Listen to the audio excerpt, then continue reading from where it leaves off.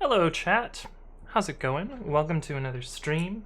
Today is, what is today? It is, gotta start the same way every time, right?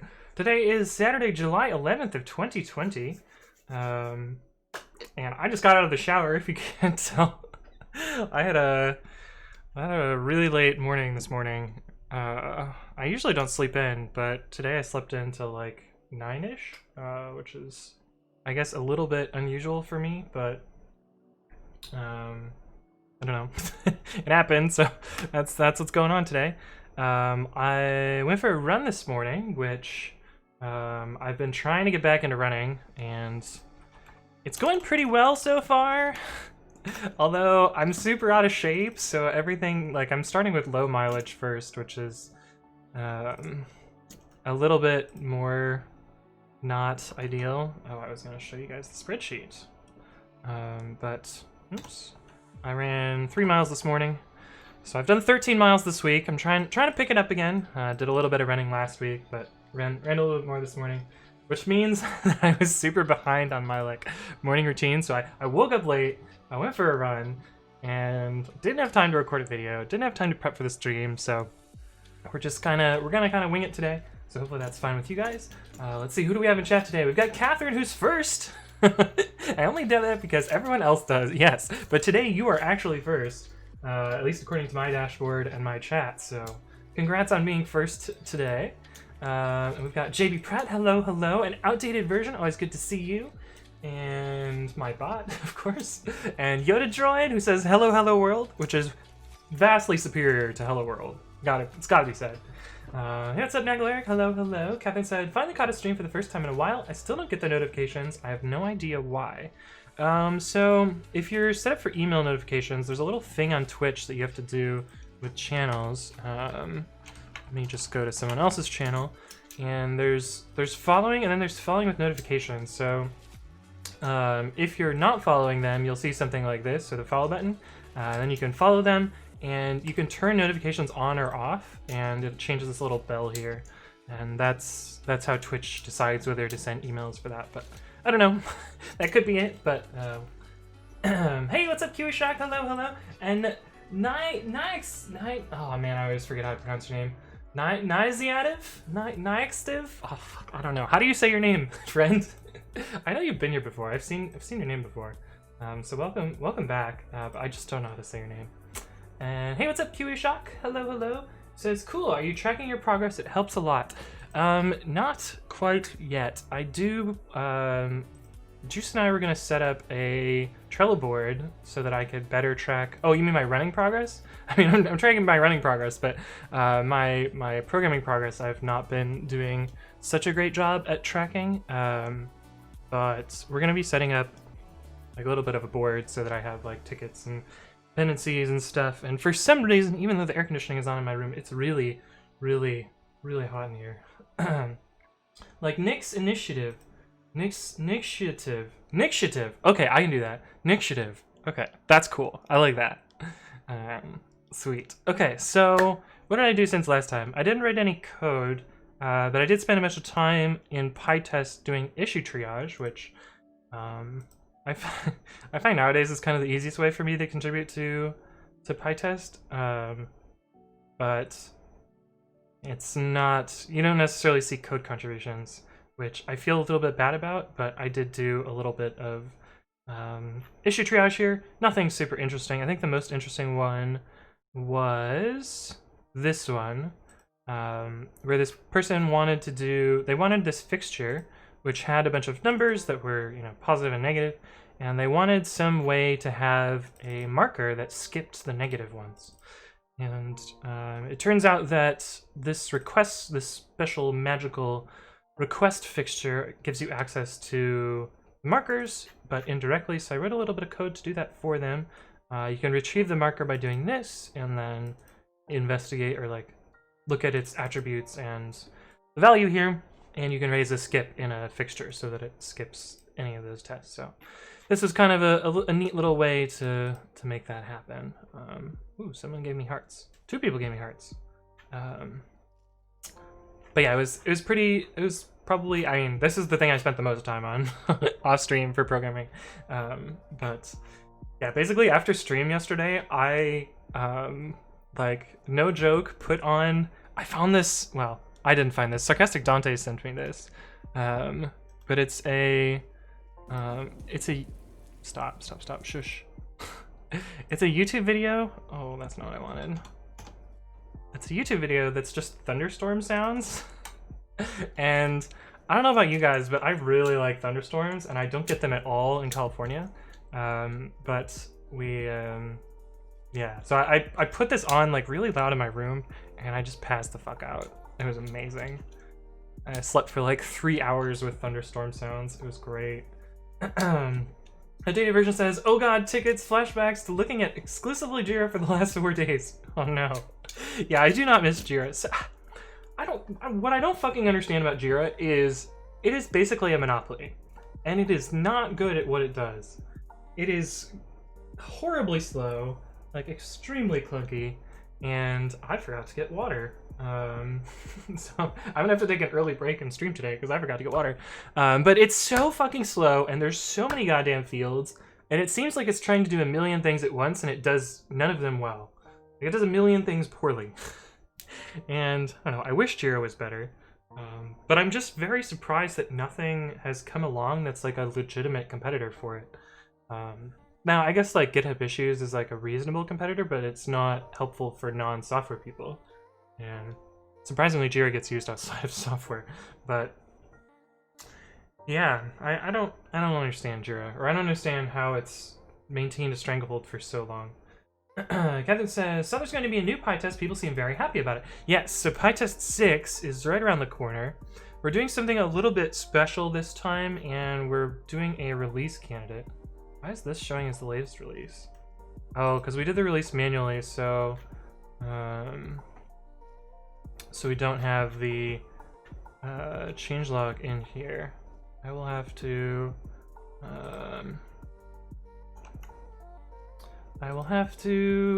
comment on this pull request, and maybe Bruno will handle this.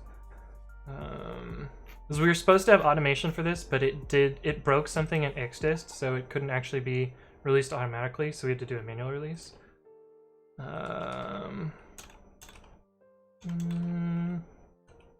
Why is this not tabulating? Oh, what is wrong? Oh, I must press the function key. Like, why is my keyboard not working?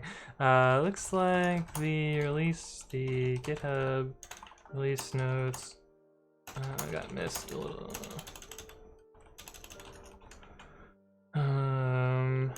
I assume this is related to the manual release, question mark? But yeah. Nixhiv says, oh god, tests! I actually kind of like tests. I think they're useful, and why is the music so quiet today? Let me turn that up a little bit. Is that better? Alright, cool. I actually like tests. I find that testing helps me understand how code works, and also gives me some assurance that things are going to work. That said, my current project, I have yet to write a test, so I'm feeling a little bad about that. But at some, like, I'm still in the, like, you know, feeling out the implementation phase. So it's, you know, if I was going to write tests now, they wouldn't be that helpful. And I don't really have things split well into units yet, because I'm not quite sure how I'm going to use various parts. So I don't know. I have excuses, but I'm not sure that they're great excuses. And Samir says hello, or as we say in French, bonjour. Hello, welcome to the stream. Hey, what's up, Pylang? Welcome back. The White says, I kind of like tests. I'm trying to teach my juniors the value of them. I see. Varun Barad says, hi, Anthony. How are you doing today? I'm doing well. I got enough sleep last night, which is weird, given that I was up way too late. But I slept in, which, you know, I don't usually do, but... And when I say I slept in till 9 a.m., which, like, might be early for some people. But I'm very much a morning person. I get up with the sun a lot of the days, and it often means that I wake up at, like, you know, 6 a.m., and that's just kind of normal for me. But today I slept in, so... Initiative says you guys are psychopaths for liking tests. Yeah. Offman says, to be honest, I always thought tests were magical. I mean, PyTest is really fucking magical. I wish it were less magical. But, I don't know, tests are helpful, I think. PyLang says, I actually like tests, a PyTest maintainer. Go figure. It's true, it's true, it's true. The White says, I like to know that when I change things, my test suite will throw up and tell me if I broke something. Yes, that's the main goal of tests. Smear says, code to test code, but who tests the tests? So funny thing about that, I actually have some tests that test testing code in some of my projects. So, yeah, so like there's some code in this like testing directory. Maybe not in this repo. All repos, find files, testing. Yeah, here we go. So here's, that one's not mine. Here's some tests of tests in my git code.dev project. I test some of my testing assertions. So it's a little bit meta, but I don't know, it gave me more guarantee that things were working. But Initiative says, I mean, I like tests, I don't like writing them. That's fair. That's fair. Sometimes writing tests can be a little bit tedious, but, you know, it's still, you gotta do it, right? Hey, just in time for tea, welcome back, who says, I love writing tests. I don't know, I think some tests are fun to write. Some tests are like, groan, why am I doing this, sort of deal, but Vern says, sleep is for sensible people only. Well, I mean, I've been the non-sensible person for a little while now, so I'm trying to finally catch up on sleep. Trying to get there, but you know, there's only so much that you can do. Off the Band says, but after using Go for a while, it all makes sense. With Go, you're more prone to writing tests. I found that in Go, I wrote fewer tests. Mostly because I think I write a lot of tests in Python to ensure types a little bit better, which I guess now that I'm using MyPy, I'm doing less of those type tests. And in Go, like when you have static typing, it's a little bit unnecessary. Although Go still has, you know, some patterns that are a little bit more loosely typed because it's a little bit C-like in that manner. But yeah, I don't know. I find that I write a little bit fewer tests in Go, but maybe that's just me. Hey, what's up, Shazrobot? Hello, hello, and Dr. Vem. Hello and welcome back. Justin Time for Tea says, I like thinking of the failure cases and not just the success. Yes. Off the Band says, oh, who tests the test? That's funny. Yeah. Pratt says, what is a test? So let me give you like a very short example. Hey, what's up, ENR Livingstone? Welcome to the stream. Thank you for the follow. Snakeder X.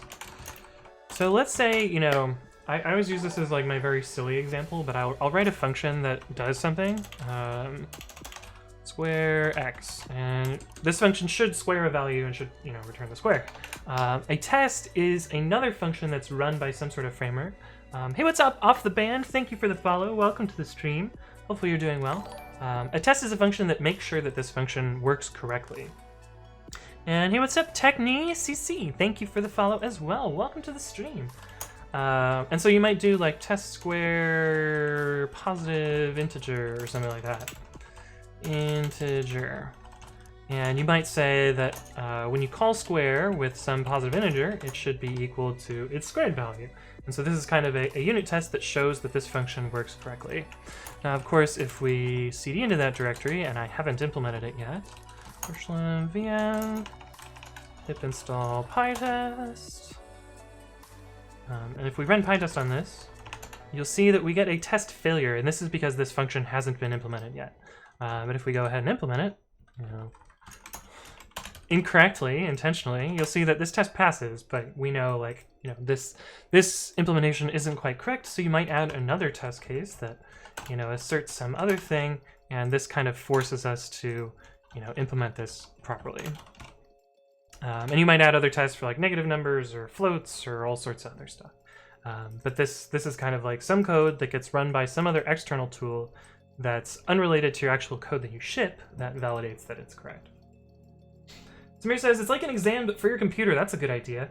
It's a test, says Off the Band. Yeah. Q-Shock says, there are a few important things before writing tests. What kind of tests? What do you actually want to test? Writing tests for coverage is pointless.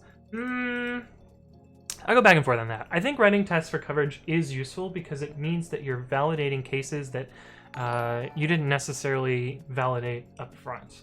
But I think coverage is actually very useful, but I don't know. Hey, what's up, Prats? Thank you for the follow, and Cyber Junkie, thank you as well for the follow. Welcome both to the stream. Welcome, welcome, as I am wont to say.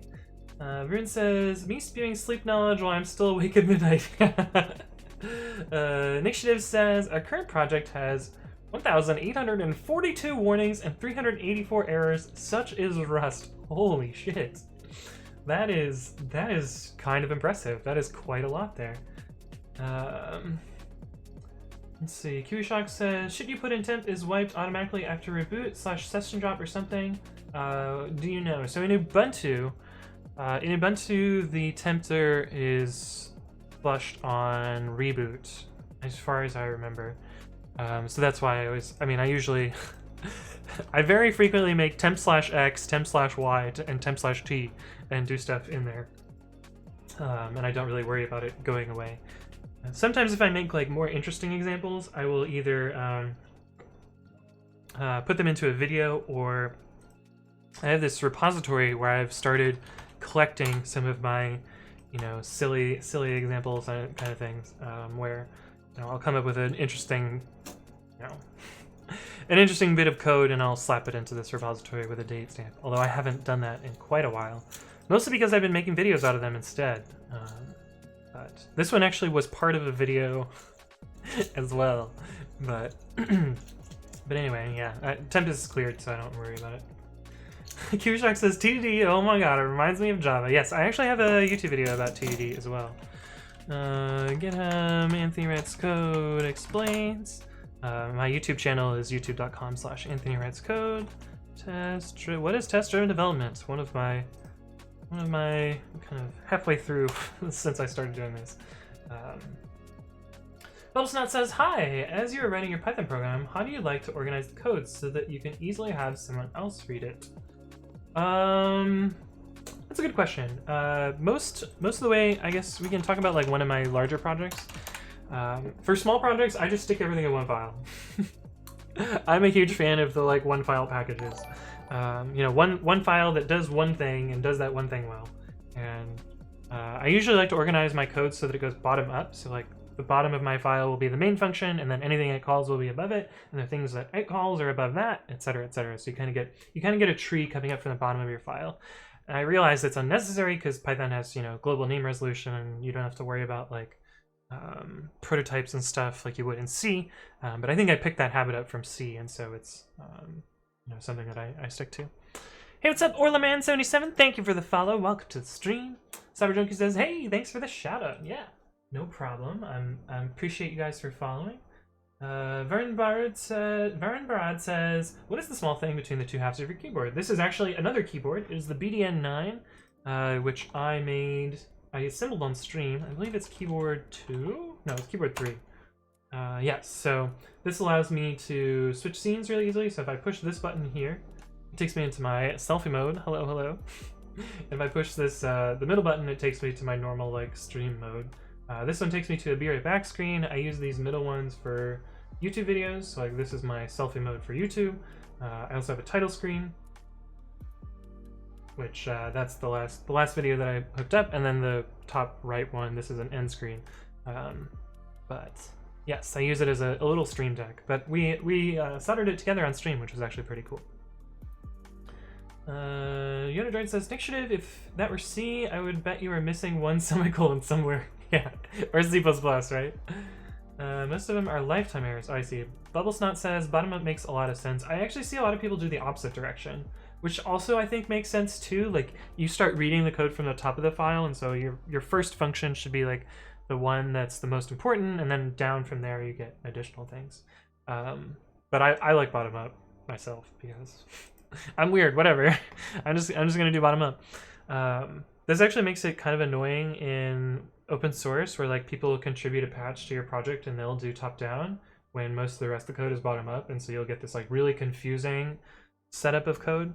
I've been meaning to write a tool which like auto formats functions, which does like a stable sort and that sort of thing. which I think would be really cool, but I kind of want to finish the other like 10 projects I'm working on first. But I think it would be kind of a cool project.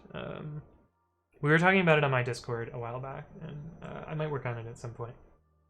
Q-Shock says, in the Red's code, I mean, coverage is useful. What I mean, focusing on coverage just because managers are someone we want to have. Yeah.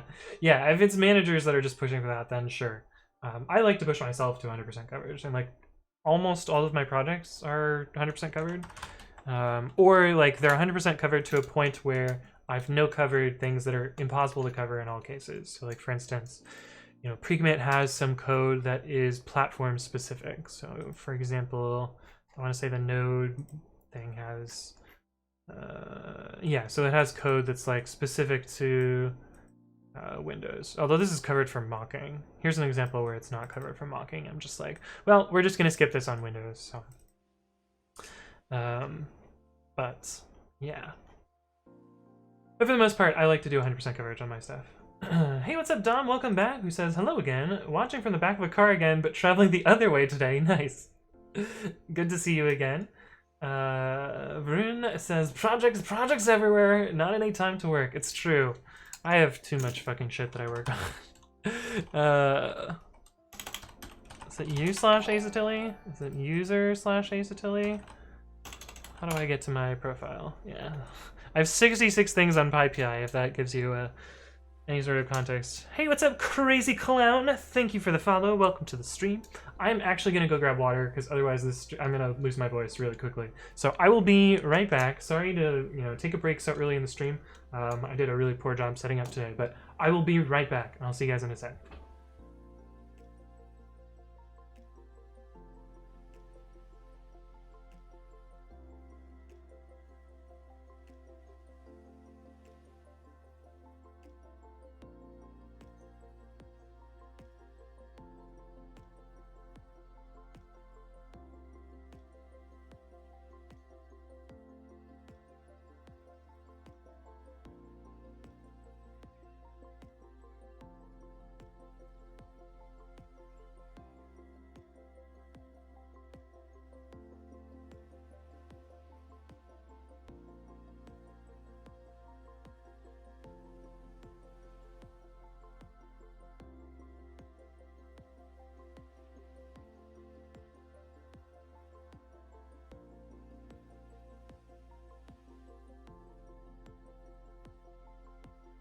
All right, I'm back. I got my water. We're here.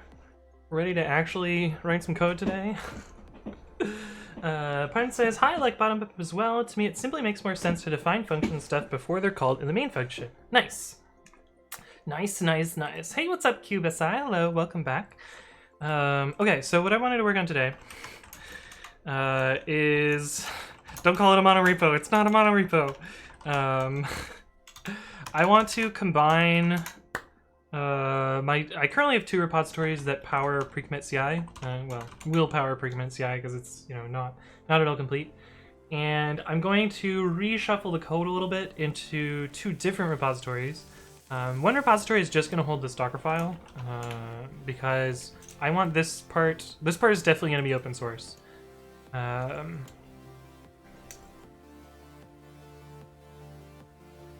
What is this? Oh yeah, that's good. This part is going to be open source so that it'll enable people to change how the CI system works, or like, add packages as needed. And I think this will get like some amount of input, external input, but the rest of the stuff I kind of want to hide a little bit because I'm not so sure. I'm not so sure how the private code will be used. But so we're gonna do that today, and I want to combine this builder repository with the web repository. I guess I should tell you guys what I'm working on first. Oh, I'm working on pre-commit.ci. What the fuck is that? So if you guys don't know, if you haven't been around the stream before, pre-commit.ci, if you don't know what pre-commit is a linter code formatter framework that also knows things about githooks that I created almost 6 years ago now. Was it 2014 or was it 2015? Pre-commit. What file is going to be the oldest one? That one probably has a bunch of updates. license. This will be the oldest file. 2014. Okay, so it's been 6 years since I created this thing. But anyway, it basically has a config file with some tools, and it knows about git hooks and installing them and running them against files. That's the basic idea. But I'm building a CI system around this tool, which will basically be zero config. It'll just kind of work. And it'll mean you won't need to do this in like Travis or other CI systems and like managing caching and all that other annoying stuff. But it'll also have some cool features like auto-fixing pull requests and periodic update and some other stuff that I'll eventually do. Hey, what's up, Ordinary Boy? Thank you for the follow. Welcome to the stream. Initiative says, how come you went with reds? I could never see myself picking linear switches. I actually didn't pick reds. If I got to pick, I would have picked browns. This keyboard was sent to me by Kinesis as kind of like a, here, try this out in stream. And, when people ask questions about it, tell them or whatever. But yeah, they make this keyboard in reds and browns and blues. I would never pick blues because give myself a fucking headache. But I really like my clears that are on my other keyboard. But yeah, I'm not such a fan of reds, but it works. So I'm not complaining. I'm not looking a gift horse in the mouth. But oh yeah, Yoda Droid says explain that very well. Hey, what's up, Kanjiel? Hello. Initiative also likes clears. Nice. What is the Redox Wireless? Redox Wireless keyboard.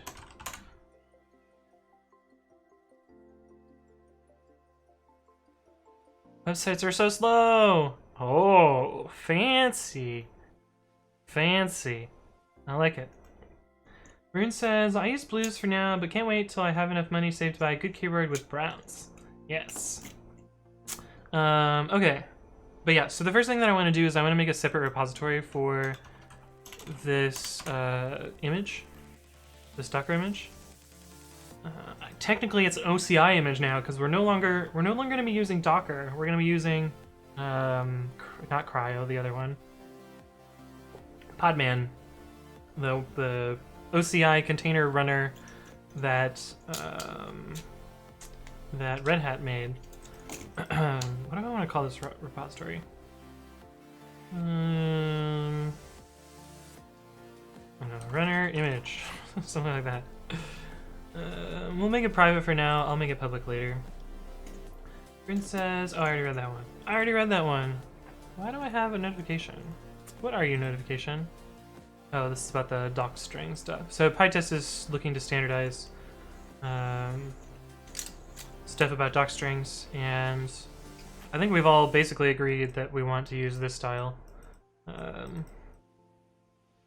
But we have not standardized on it yet, and I commented on this. This is some of the stuff that I did yesterday. I'm gonna unsubscribe because I don't care. But yeah. Off the Band says, have you used LXC? I used LXC a long time ago. Not intentionally, I guess. I used LXC Docker when it first came out. But I haven't used like raw LXC. I'm planning to use the runc wrapper that Podman provides, because I'm familiar with the Docker interface, and so I'm going to continue doing that. I assume when you say LXC off the band that you mean the containerization LXC. So I think there's several other LXCs. Linux containers, yes. Cool. Dom says, I quite like blue switches and ensures I don't have people sat next to me for very long. Yeah, that's pretty true. Why do I have so many tabs? That one's empty. That one's... we don't need that anymore. Okay. Git clone. Pre-commit.ci / builder. Was it runner image? Runner image, I think it was. Git commit low empty. Initial empty commit. And if you want to know why I do this, I have a YouTube video for this. Because I usually get a question right after I do that, like, why did you do that? What is allow empty? Yeah, and I go over the reasons for that here. Initiative says, wow, tabs in your terminal emulator, how bloated. Oh, are you mad because I'm using GNOME Terminal? It's fine, it gets the job done. It's super, super boring. Coder Duo says, what fingers do you use for pressing the bracket buttons? Isn't your right pinky getting tired? I can't properly switch to touch typing because of that. I cheated touch typing. Which characters? These ones? I don't know. Python 3. I cheat. I super cheat. I don't use the pinky for these.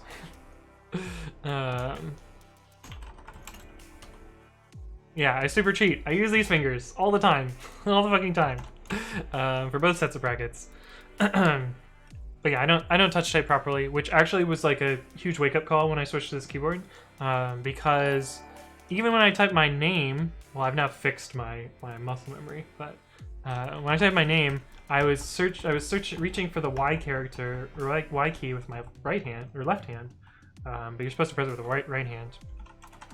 And so that was probably the biggest adjustment. The other adjustment that I found that I cheated a lot is when I typed \n for like the new line escape, I would do / and then n, and reach over here with my right hand. But yeah, I've had to adjust for that. Hey, what's up, Bug Done? Thank you for the follow. Welcome to the stream. If only bugs were that easy to get done. But yeah, I use my pointer and middle finger, pointer and index finger. They're the same fucking finger. I use my first two fingers for doing brackets because I cheat. That's what happens, Coder Dodo. I cheat. Hey, what's up, Surfcat? Who says, dude, I remember doing stuff in the terminal once when I had roommates. The one guy storms in our room. We get it. You press a lot of buttons. Did you have blues, Surfcat? Shazrobot says, going to lurk as I work. Hopefully you get some work done. Have a good day, everyone. Well, thanks for stopping by, Shazrobot. Always good to have you. Initiative says, yeah, I learned I wasn't touch typing properly when I switched to a split keyboard. The funny thing is I'm pretty sure I'm faster when I cheat at typing. I know I'm faster on a standard keyboard than I am a split keyboard, but I don't know.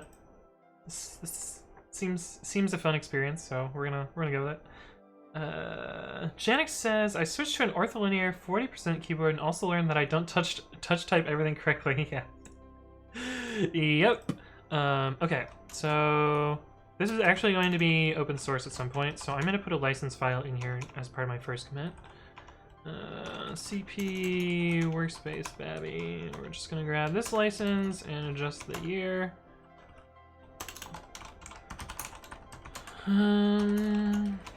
Add license, and we're gonna copy the Docker file into here.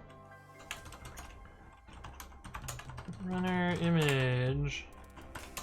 This is the image that is used to build and run in pre-commit.ci.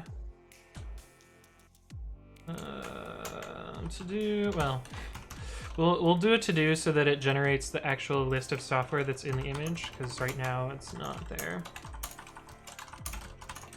Initial commit.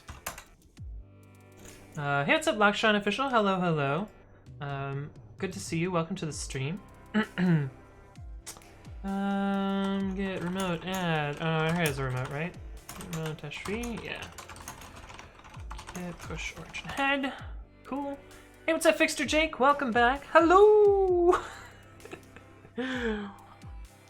How's it going? Says Fixter Jake. It's going pretty well. I went for a run this morning. I'm in a good mood. Things are going well. Yeah. I got enough sleep, so hopefully I don't look too tired. Let's see, how do I still have a little bit of circles here. Damn, I still look tired. Shit. Well, I'm not tired. I think I got enough sleep. My neck is feeling a little bit better. I still can't quite properly turn left without everything hurting a lot. And oh man, I had the worst headache last night. Probably triggered by my neck also hurting, but you know, it's getting better. Why is my collar all fucked up? Whatever. I didn't iron this collar, so it's a mess, but what are you gonna do, I guess? Fixer Jake says, I spent all morning tearing apart that API I was talking about yesterday to build out some scheduling for grabbing the JSON file. Going well so far. Nice. Cool. Okay, so we've set up this new repository, which just has a Docker file and a README.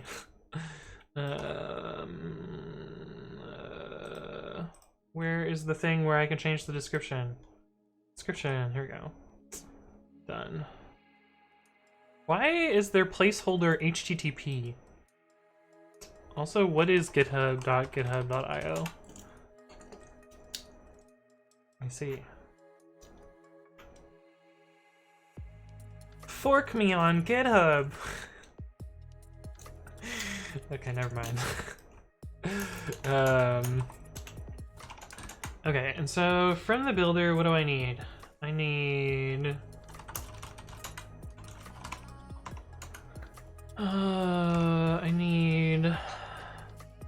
What is setup.cfg? Oh, that's probably my Pi configuration.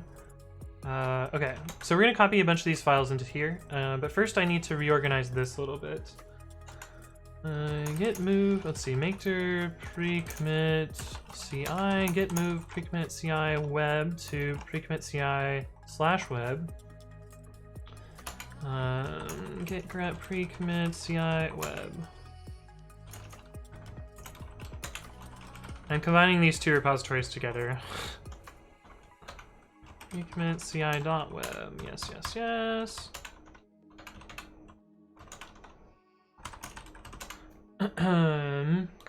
Hey, what's up, Crayola Soup? Yo, that's such a good name, Crayola Soup. Crayola Soup. Welcome to the stream. Lakshan says, I'm curious to ask, why not mechanical keyboards? What do you mean, why not mechanical keyboards? This is a mechanical keyboard. What do you mean? This is also a mechanical keyboard. And this is a mechanical keyboard. This little baby keyboard. And well, you can't quite see it, but down there is another mechanical keyboard. But what do you mean? Hey, Crayola Soup, thank you for the subscription with Twitch Prime. Appreciate it. Crayola Soup says, how are you doing? And thank you. It's going well. It's a Saturday. I'm in theory going to write some code today. We're going to be reorganizing some stuff first and making sure things still work. And then we're going to do some stuff with the GitHub API, which should go well. We'll see. Thank you for the follow as well, Crayola Soup and Lakshan Official. Appreciate it. But yeah, let me get this started and let's see if I remember how to start this thing. Proxy run nginx is one part of this. I probably have to change the IP address configuration because this always gets messed up every time. And we can put that in the background. Python 3-m pre-commit ci.web.app. Oh, we need to source the credentials. Hey, what's up? I am Zero Freak. Thank you for the follow. Welcome to the stream. Let me see if this works. We need a private window, not print. Control-Shift-P is private window in Firefox, which is what I primarily work with. What is my IP address? Hashtag doxed. There's my IP. 9101. Oh, cool. It still works. Okay, perfect. So this is my GitHub app. It looks really jank for now. I'm gonna work on the front end later. I'm mostly working on the functionality with this. But you can log in with GitHub currently. Oh, I need to actually get my... Oh, damn it. I didn't unlock my password manager. So we get to play this fun game where I definitely don't type my password on stream. So give me a second. I'm gonna mute myself as well.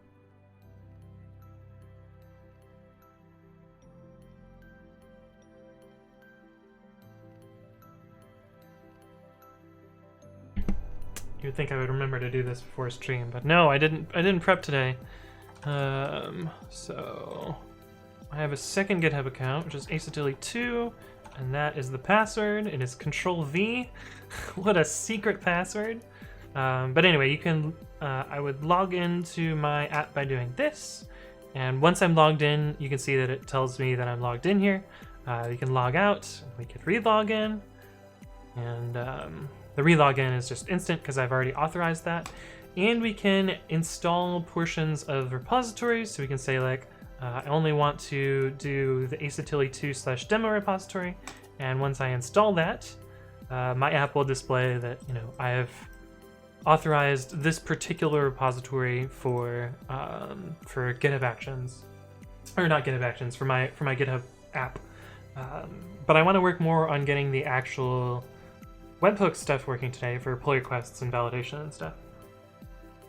But that's planned for today. That's what we have working so far. Rune says, okay, then you gotta go now. Good night and good day, everyone. Well, thanks for stopping by. I'll see you around in the future. Fixer Jake says, actually gonna write some code today, eh? Yeah. Sometimes we don't write that much code on stream because, you know, we try, but we don't always get there. Hey, what's up, Art Reese, or is it Rec? I don't know. Either way, thank you for the follow. Welcome to the stream. Good to have you. Catherine says, have a great day, Anthony. I've got a wedding to go to today. Catch your stream later. Well, thanks for stopping by. It's always good to see you as well, Catherine. Carla Soup says, awesome. I just started my journey to becoming a full stack web dev. Nice. That's actually kind of where I started. I mean, ish. I started building, I guess, like the first like large chunks of code that I wrote was, wait, which way do I comb my hair? Is it this way or is it this way? I can't really tell. I think it's this way. Who fucking knows? Most of my like oldest code that I wrote was with my friend. We made a bunch of websites. I think one of them is offline right now because there's like an application error that makes it broken. I haven't talked to my friend in a really long time. I actually feel kind of bad about it, but I should call up Aaron and see how he's doing and maybe work with him to get this working again. I think the problem with this website is it was hooked up to a database, and this was before I wrote good code. So I'm pretty sure there was a SQL injection, and my guess is that somebody finally, you know, dropped an important table or something and broke the website. The website doesn't actually need SQL tables. It was using those for logging purposes, which maybe not the best idea, but whatever. I didn't know better. I was like fucking 14 years old when I wrote this website, so but anyway, I did a bunch of websites, so I was like kind of a full stack developer. But my first like paid job was front-end development, oddly enough, which I more transitioned into full stack web dev and then largely back-end, and now I do infrastructure stuff. So Cybergenic says, hey Anthony, just heard about Quines. Have you heard of that? It's pretty crazy. Yo, Quines are pretty nutty. So if you guys aren't familiar with what a Quine is a program that when run produces its source code as output. So the program is the same as the source code, essentially. And they have like various complexities and rules. Like some of them are like, well, you can't just cat your own file. That'd be cheating. But like, you know, if you want like a very simple,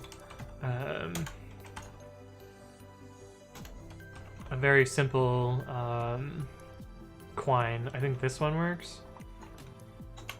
Yeah. So if we cat t.sh and we bash t.sh, you know, they produce the same output. So this is an example of a very, very simple Quine.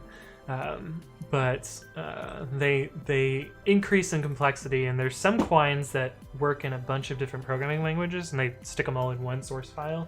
There's some crazy stuff you can do with Quines, but they're pretty cool. Quine programming. Quine computing. And then there's multi-quines, which are quines that like, you know, transfer between a bunch of different programming languages and eventually loop around. Man, those are fucking crazy.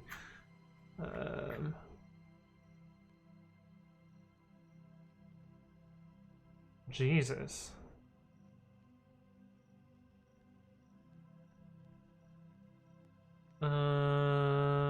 What?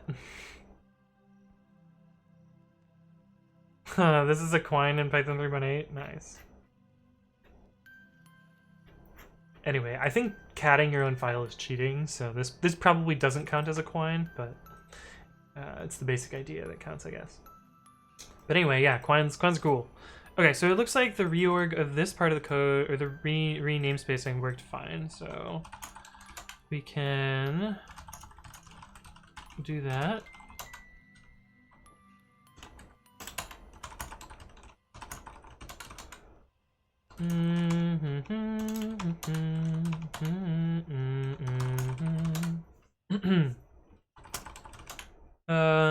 But yeah, that should work well. So, renamespace, pre-commit, renamespace to pre-commit.ci. And this will allow me to stick the builder and other code into this, and so we'll have one kind of centralized code base sort of dealio. Git push origin head. Oh, I forgot to push this code yesterday. Crayola Soup says, is there ever good code? All code is bad code, you're right. But this was particularly bad code. This was unsafe, security problem bad code. Hey, what's up, Team Ultra? Hello, hello, welcome back. Good to see you. How have you been doing? Let's see. We can get rid of that. What is this plan file? Outside, I think I've already implemented this plan, so I don't think I need this file anymore.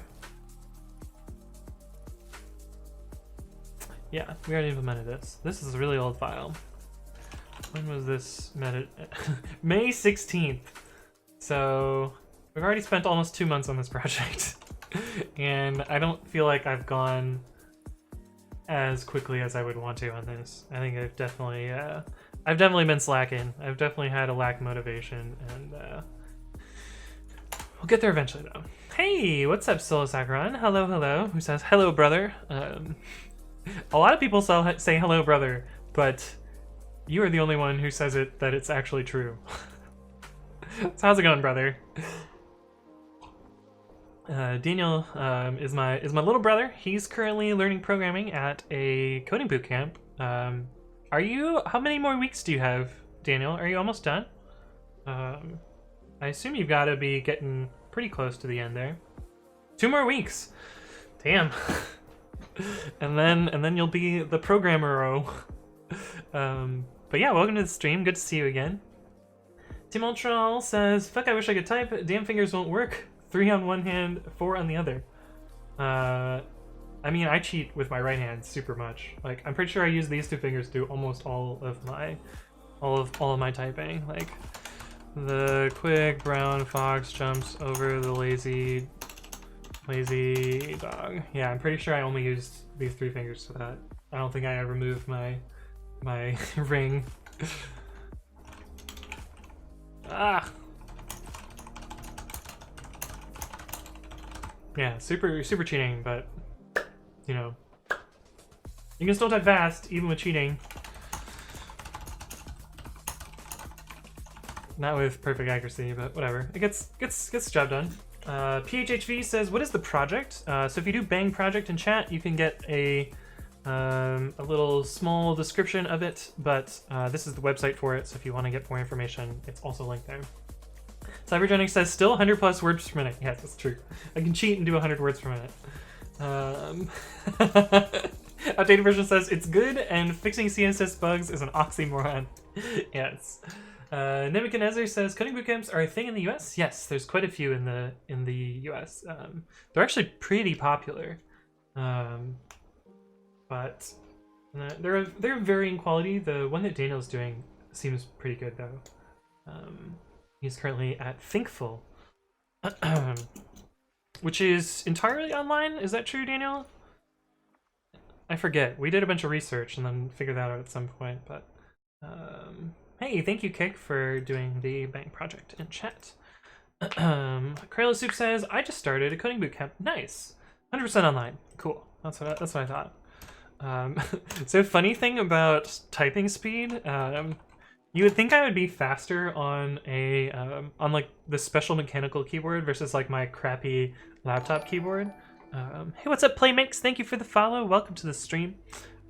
I did a type racer on my laptop, like in the worst position possible. Like I was laying on my bed like this, and I still got like 110 words per minute on my crappy laptop keyboard. So I don't know.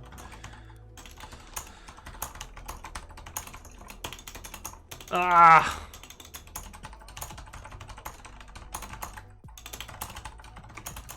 No, why would you do this?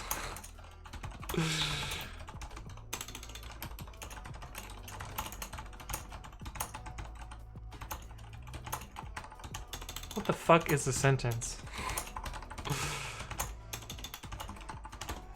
That was awful. Oh, it's Dr. Seuss. Of course it's wacky. That was a really bad one. But yeah, I only type like reasonably fast on my crappy laptop keyboard with the worst posture ever. But Shazarot says, my face when I almost paid 20,000 for Hack Reactor. I mean, some of the coding bootcamps are that expensive. Like, it sometimes happens, I guess. Silasagran says, I had to fix a bug in the project I'm working on that uses React references to manipulate the React DOM, and changing the page crashed the app. It's basically only doing the ref manipulation if the element exists. Ah, that makes sense. Yeah. Hey, what's up, the numbers guy? Hello, hello. Welcome to the stream. Okay. I think I need to push this one, origin head. Maybe I already pushed that. Hey, what's up? My handle is not available. Thank you for the follow. Welcome to the stream. Is that actually your handle? I mean, that does go to a real Twitch page, so I assume that's actually your handle. Interesting choice of handle. Thinkful is 16,000. It's a good way to learn, but they are two years behind on the React tech. Well, the nice thing about React, and with most programming stuff, is it's fairly easy to learn, or to extend your knowledge on your own, basically. Gives you a chance to, like, you know, do some self-learning, which I think is one of the most useful skills in programming, is the ability to, you know, find a problem and find information online and teach yourself that way. Of course, like guided stuff is also useful too, especially when you're starting out. Krello Soup says, I'm doing New Camp. It's about 2K. Have I heard about New Camp? I forget if I researched that one or not. I don't know. Daniel and I set up a spreadsheet and had a bunch of information there, but I don't remember whether we looked at New Camp or not. Chesterbutt says, I decided to get a degree in CS over the bootcamp since I never went to college. About halfway through right now. Was best for me, I think. That makes sense. You know, traditional school versus bootcamp is a trade-off that a lot of people need to make. Like, if you have the time, you know, going back to college also makes a lot of sense.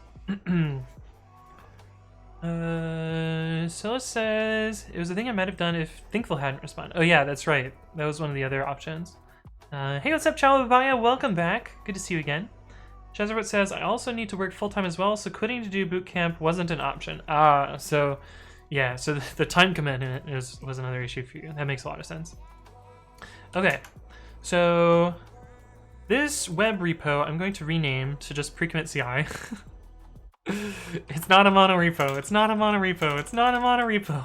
It's kind of a monorepo. God, I hate myself. I never thought I would make a monorepo. It's not really a monorepo. It's like one app that happens to run in 2 or 3 different ways, so I feel not so bad about doing this, but we're just rename. Here we go. Pre-commit.ci. Done. Sola says, I know Thinkful had a bootcamp option for people who were working. Oh yeah, so they had like flexible evening hour things or whatever. Hey, what's up, Ethan? Hello, hello, welcome back. Sola says, but they might be killing it. Oh yeah, because people, you know, weren't doing it as much, or... Ethan says, it's not a monorepo, it's an Uno repo. Aka Ike says, I'm trying to install Babby on a Raspberry Pi 4, but it doesn't work. Are you getting a particular error message? You might need to build... you might need to build the regex library from source, because you're probably targeting ARM, and I don't know how to upload arm wheels, but I can show you how to do that. It's a little bit of work. github.com Isatili oniguruma cffi and bin clone. How does this work? We need this directory.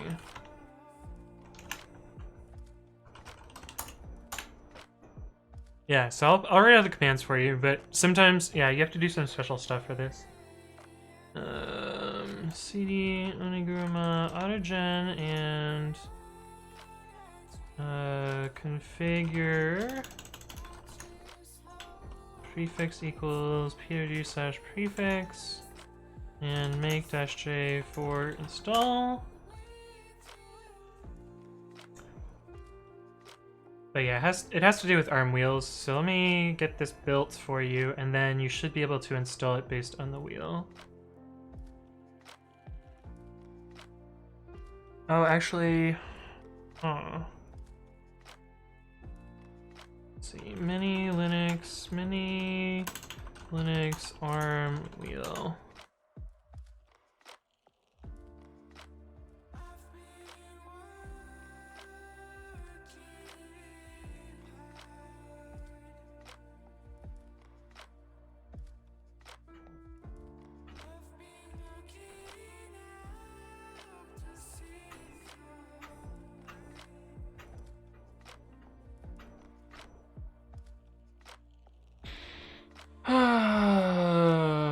Okay, so maybe this is gonna be more work than I expect, because I don't think I can run audit wheel. We'll try it though. We'll see what happens. Actually, I think I might be able to change it to static. Let's see.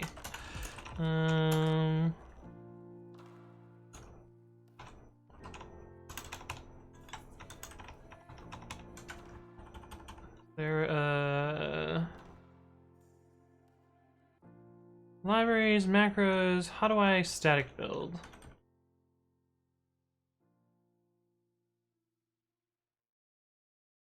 Oh. This is the static build. So maybe we can just do this.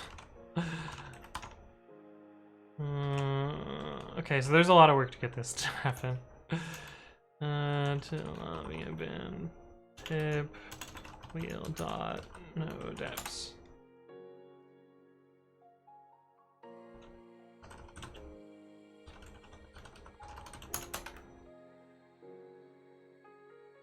LD returned what? Where's the error? Cannot find onig_s.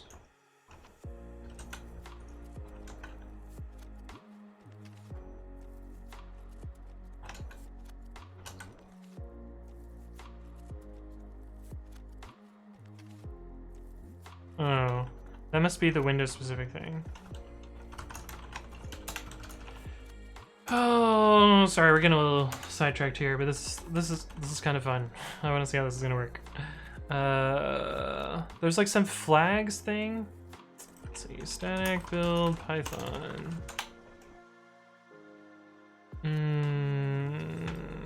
Setup.py static build. It's like dash static or something like that. Not a statically linked library.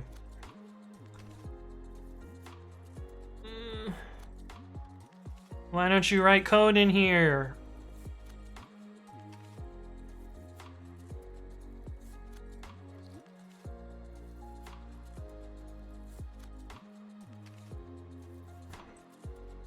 Extra link args equals static.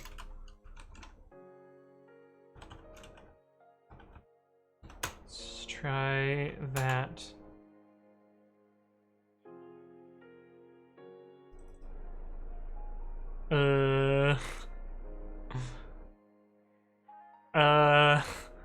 Relocation RX86 against hidden symbol. What the fuck is this?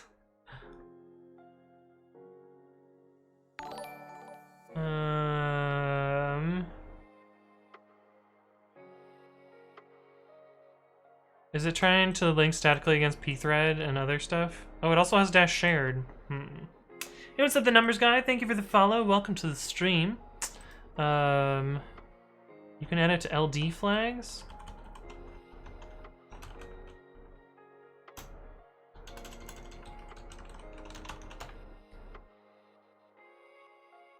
Oh, that did work. Oh god.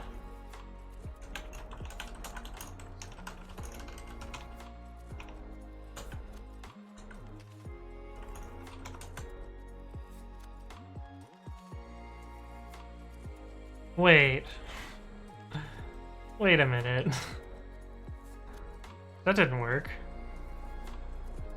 It's linking against an old version of this.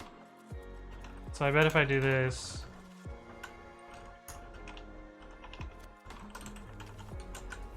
Why does this work?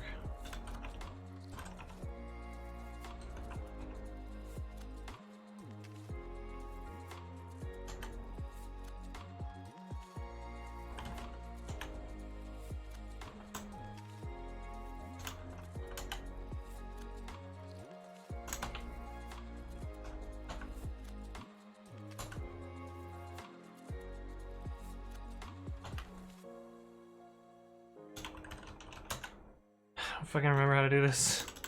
Stir? Fucking whatever. I don't know. Something weird. Never mind. I don't know if this is easy. You could install this library to your system, which you probably don't want to do. Or you can build it in Docker. There is an example Docker file somewhere.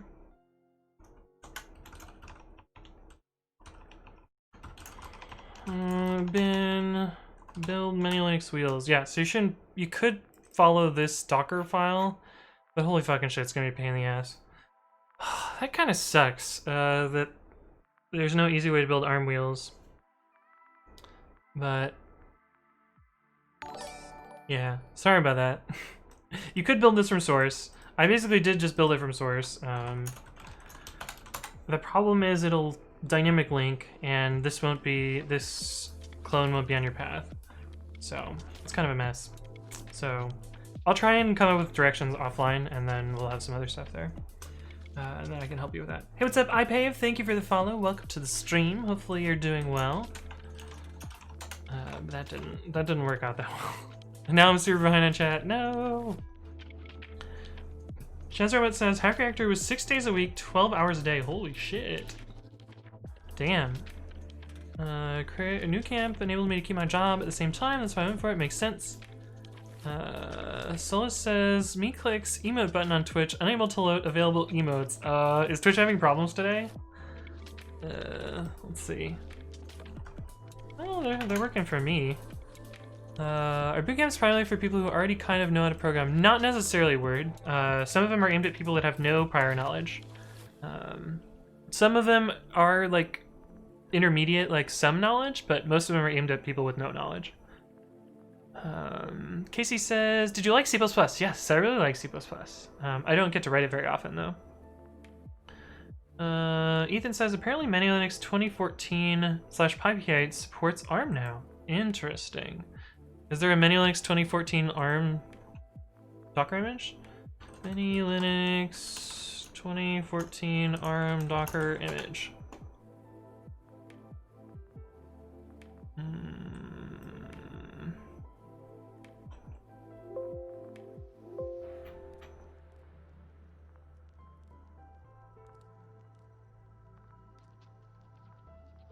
It looks like there are. Okay, so actually this is a lot easier. Where did you go? Aka Ike. You should be able to take the script in here. Then build many Linux wheels. You should be able to change this line here.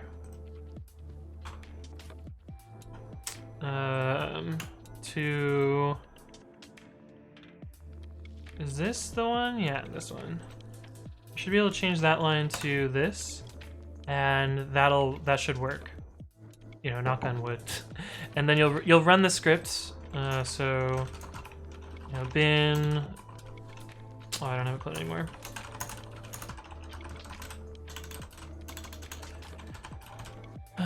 Oniguruma CFFI. You'll do bin build menu Linux wheels 0.0.18, and that will do the buildering thing here. And you should end up with a wheel inside dist, and then you can install this, and then you'll be able to install Babby. So that should work. Thank you for that, Ethan. That was helpful. Where it says 12 hours a day for a week straight seems really intensive for someone who's brand spanking new and clueless. Yeah. Hey, what's up, Proghead? Welcome back. Hello, hello. GG Serve G says, haha, Python Golang is the best. We found the fanboy, guys. We found the fanboy. Ethan says, somebody asked for ARM wheels of typed AST. I see. Solis says, Thinkful had a prep course before the actual course, and if you can pass the prep course, then you can take the actual one. Yeah, that makes sense. Shazarbit says there was a test to get into Hack Reactor. They wanted pretty basic knowledge already. Makes sense. Yeah, some of them have pre-qualifying tests. RHR says, damn, that switch from the dark to white in the browser is killing me. Install Dark Reader or alternatives. You guys with your dark mode, man. RHR says, have you played Dead Ahead Mobile? I've never heard of that, RHR. I don't know what that is. Yoderdroid says, my Docker container build compiles modules from source, even though I know binary distributions are available. What am I missing? You probably have too old pip. You need at least pip 9 for mini Linux support. Or if you're using Alpine, you're just shit out of luck. So don't use Alpine. Hey, what's up? Hello, Denmark. Thank you for the follow. And Newfly with the raid. How's it going, raiders? What's up? What were you working on today, Newfly? And let me give you a shout out so that I can get my people to check out your channel too. But thank you for the raid. Welcome to the stream, and thank you for the follow. Really appreciate it. Let me give you a little spiel about what I am, or who I am, and what I work on. So my name is Anthony. I primarily work on a lot of Python open source stuff. So I'm a maintainer of like PyTest, Tox, Flake8, PyFlakes, PyCodeStyle, a bunch of code formatters and code linters and things like that. And my baby, which is pre-commit. This is a thing that I created. The idea behind pre-commit is it manages linters and code formatters and knows how to install them and integrate with Git hooks. And the basic idea is you set up a small config file which says which things you want to use. It knows how to do Git hooks, and it knows how to install those tools and then run them against your files. And today we're working on pre-commit.ci, which is a CI system based around this. It's not complete yet, but it will eventually be a thing. Hey, what's up, Los Angeles FM? That's a good name. Thank you for the follow. Welcome to the stream. Good to see you. But yeah, that's what we're working on today. I'm doing a little bit of code reorganization, and then we're going to be playing with GitHub webhooks, hopefully, if we get to that. But yeah, welcome raiders. We were working on an x86 kernel/operating system in C. Holy shit, that's some hardcore stuff. Damn, I've not done that low level in quite a while. But Kernel Soup says dark mode is life. BTC Fly says Pog. Solus says, if a major website doesn't have a dark mode, I don't use it. What am I? You're a sucker for dark mode. James Wine says, pre-commit is my favorite thing in the world in some of my latest projects. I'm glad you like it. That actually means a lot to me. It's my favorite thing too. Of course, I'm a little bit biased, but. BC Fly says, nice pre-commit hooks to run unit tests, etc. Yeah, mostly I like to focus on linters and code formatters for that. Because I find that unit tests can be a little bit too slow for commit time. They do make a lot of sense at like push time, and even though pre-commit is called pre-commit, it does support other Git hooks as well. So it supports commit message, pre-push, pre-merge commit, prepare commit message, and post checkout, and what else? Oh, here we go. Merge commit, push, prepare commit message, post checkout, post commit, or, well, this is a kind of special stage. So it does support a bunch of other Git hooks, even though it's called pre-commit. But that's just because it's maybe a little bit poorly named.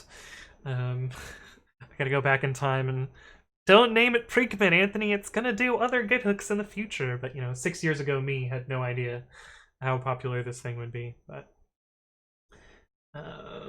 James Wine says, I don't have to deal with the bullshit to run Black, Flakegate, iSort, Darkblend, etc., etc. Yes, that is most of the selling point, is like you don't have to manage installing all of those things. It just kind of does all that for you. Hey, what's up, GM Knight? Hello, hello. BTC Fly says, CSS has a proposal for a media query for prefers color scheme dark. Yes, I have actually seen, actually I think it's implemented. A lot of browsers already implement the media query for that, so if I were to, open Twitter, which is in light mode, I'm so sorry, and then, is it settings on Windows? Turn on dark mode for apps. Choose your default app mode. I think if I click dark, yeah, then Twitter will automatically adjust. I actually really don't like dark mode in Twitter.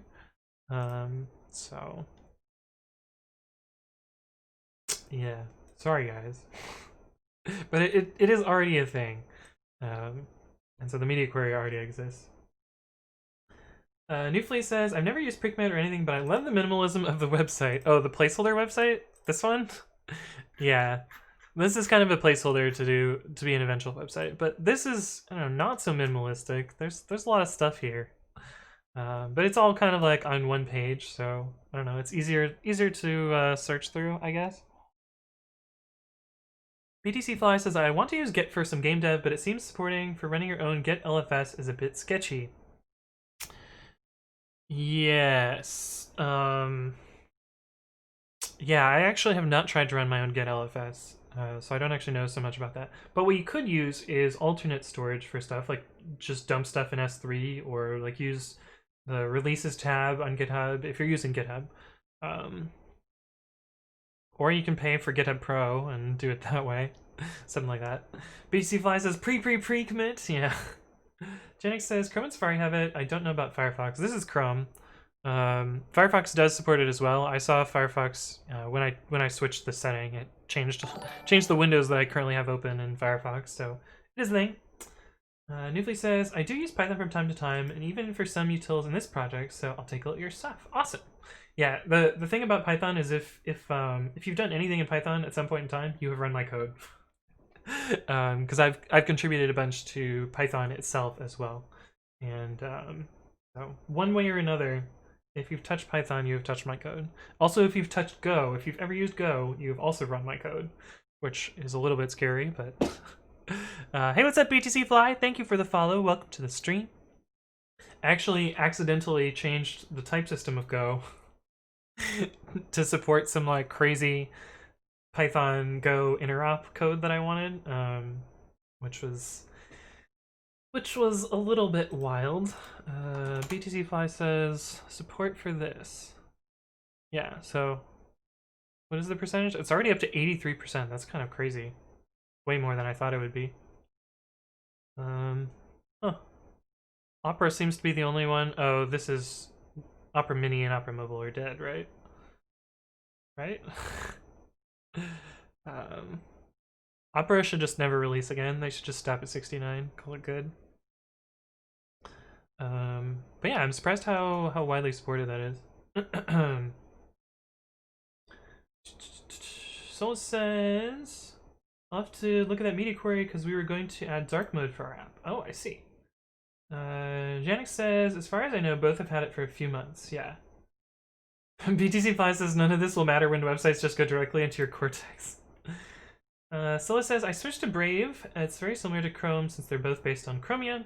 Yeah, I've heard things about Brave, although Brave did that real sketch thing recently where they were injecting affiliate links, Amazon links to stuff. you know, modifying your page content out from under you to make money off of it, which seemed a little bit sketchy to me. But I don't know, I've heard good things about Brave. At least it's not Chrome where you're just like injecting your data directly to Google. But Rail Soup says, I love Go. I have mixed feelings about Go. There are parts of it that I really, really like, and there are parts of it that I really, really don't like. Also, their new generics proposal, I'm a little disappointed. Just a little bit. Because I think generics are great, but I think the way they're approaching it seems not the best. But oh well, I'm not the language designer, so what do I get to say about it? BC Fly says, Opera always struck me as the odd one out, like Dr. Pepper. Give it a try. What's the worst that could happen? Yeah. So I remember when Opera actually had a decent market share. Back in like 2008, 2009, it was somewhere around 3 to 5%.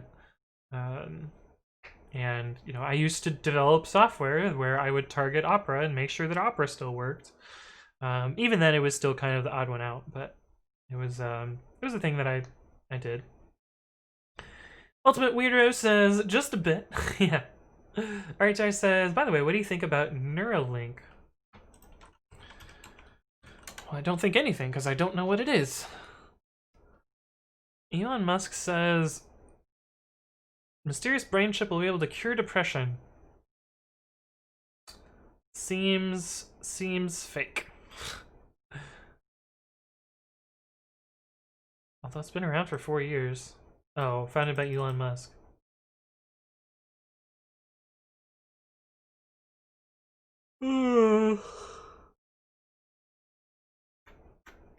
I don't know.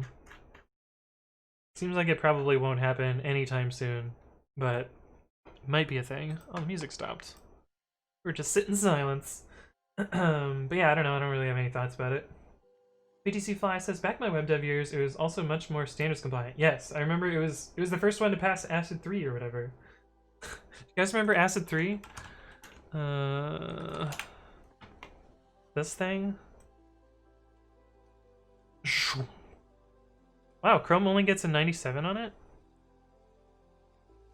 Huh. Does Firefox get on it?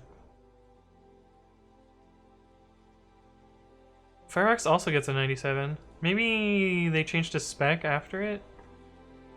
What was the one with the smiley face? This one.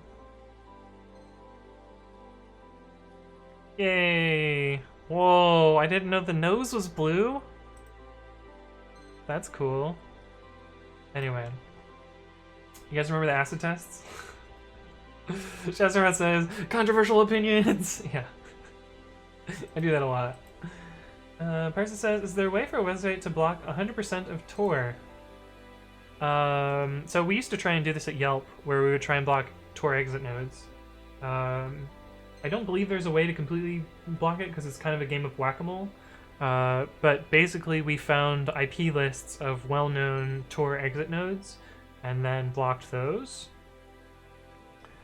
So websites can do IP address-based blocking for the exit nodes, and that's one way to block Tor. And there's, reasonably well-published lists of those exit nodes, so it doesn't surprise me that it's that difficult or easy to find them all and block them all. But got more notifications. What's going on here? Oh, okay. This is probably just a response to this. Give this release. Alrighty, sounds good to me. Yeah, I was just curious why they didn't show up there. That's no big deal. Let me fix that. Cool. Yay, get to delete some emails. Ooh, somebody wants to do a podcast. I've gotten so people have not asked me in so I've gotten no podcast requests for 6 to 8 months, and I've gotten 3 in the last 2 days. So I don't know what changed, but suddenly someone was like, "Let's do a podcast." And I mean, I'm down. Seems fine. I am reasonably good at talking to myself, so my problem with podcasts, I guess my problem with people in general, I have a really hard time understanding spoken word unless I can see their face, which actually lockdown has been really difficult for me because everyone's wearing masks, and when you're wearing a mask, I can't understand what you're saying, like, at all. So I must seem like a complete fucking idiot when I'm talking to people, and I'm like, they'll say something and I'll sit there and be like, what the fuck did they say? I'll like reparse it 2 or 3 times in my brain and then I'll reply, or I'll ask them to repeat it like several times. Oh, it's just bad. But when I do podcasts, if I can see people on like Skype or something, it goes great. But if I can't see the person, I just sound like an idiot. But anyway, I know it's not a uncommon thing. Other people have the same problem, but it's a big problem for me. Persa says, I always thought it was better to require login than banning Tor. Yeah, I agree. That was what I was arguing for, but Yelp was like, oh, we see so much abuse from Tor and blah blah blah, and I was like, well, all right then. Hey, what's up, Sarcastic Dante? Hello, welcome back. Good to see you again. BTC Fly says, Pogucast? No, Pogucast. I see. Gotta slip the Pog in there, too. Hey, what's up, Sweeku? Would a live transcript help? Probably, but I don't know. Getting live transcript is kind of expensive, and like, I don't know. I don't read that fast either, so like a lot of my bottleneck on typing speed is reading speed. It's not actually typing speed. What is this new drop down? Why does this say code here? Oh, is it like download the code? Why? Huh. Anyway. Hey, Rubadub TV! Haven't seen you in a while. Are you back streaming again? How's it been, friends? Check out Rubadub TV. They stream programming. You were working on what, a platformer game in JavaScript? No, I feel like it's been like almost a year since I've seen your stream. You took a break for some reason, maybe? An action MMO RPG, yes. Took a break for a while, okay. I'm glad, I'm not misremembering there. But are you back now? Been back for 2 weeks? Nice, awesome. That's really cool. BTC5 says they should phase in new features optionally. Yeah, they do that occasionally. They'll do feature preview. I have feature preview enabled, so this might be part of the preview. Hey, what's up, CI Hengara? Thank you for the follow. Welcome to the stream. Hey, what's up? It's JPhils. Welcome back. Good to see you again. That would make me think it's a button for VS Code given the whole MS connection. Oh, isn't VS Code lowercase code though? It would make sense though, and if GitHub had better integration with VS Code, that would make sense. Revenue TV says, I am back! Nice! Building that momentum with the project. How's everything with you? You've grown a lot since I've last been here. Yeah, my channel's been popping off. It's actually kind of wild. I've been doing well, other than I got laid off from my job, but it's been giving me more time to work on stuff that I want to work on, and streaming more, which I'm excited about. I'm building this CI system right now, which has been slowly progressing. It's been about 2 months of working on this. Mostly, I was gonna say on and off working on this, but it's been mostly off, to be honest. But we're working a little bit more on this today, which should be pretty good.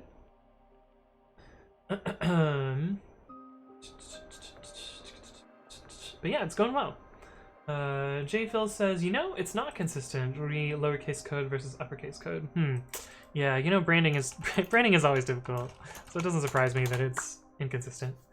Robodub TV says, nice, that sounds great. Sorry to hear about the layout. Is it COVID related? Yes, or I assume so. I mean, the Lyft business can't be doing all that well when people are not taking rides and stuff, so it doesn't surprise me all that much. Real Soup says, what OS are you using? I actually have a YouTube video for this. I believe it's in this FAQ playlist, so you can check out that playlist there. I talk about what operating system I'm using, but spoilers, it's Windows. But I'm using Linux in a VM. Reza says, I managed to break the Tor filtering with a single Tor RC statement. Exit nodes, strict nodes 1. I see. I've never actually used Tor. Sarcastic Dante says Linux, Windows Manager, and some other shitty OS. Yeah. I mean, you're not wrong. You are not wrong there. Oh, what is this email?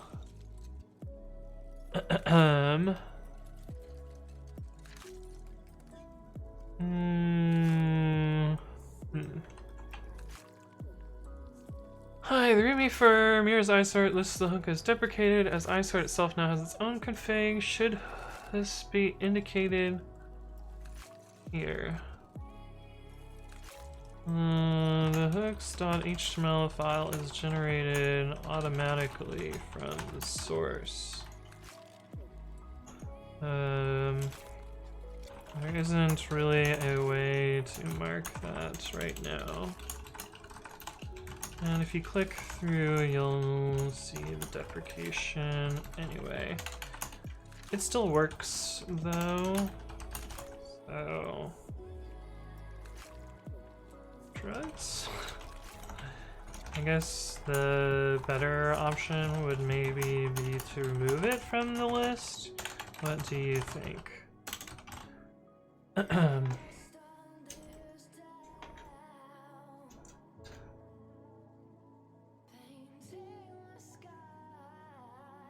But yeah, the page that he's talking about, this is purely generated.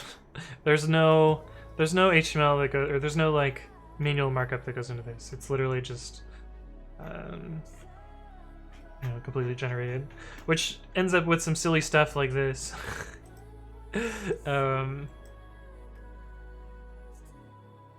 Why is this different? Oh, it has a description because why?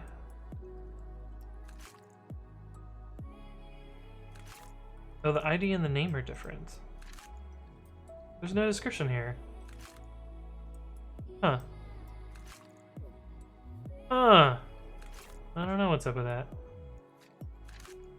But anyway. Yeah, that's the thing. Oh, VM, yes, I'm working on a VM. Crow Soup says, I do the same thing. I would like to find a way to get multi-monitor support working better. I have not tried multi-monitors in VirtualBox, although I used to run multi-monitor in Parallels on my work laptop when I worked at Yelp, before I was just like, fuck it, and installed Ubuntu directly to the MacBook. And Parallels did not have good multi-monitor support. It like kind of worked, but did not work all that well.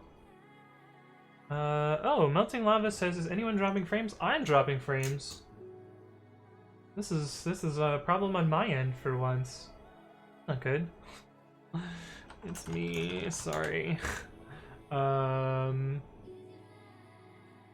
It seems to have stopped, so maybe it's fixed now. I don't know what happened there, but hopefully it improves.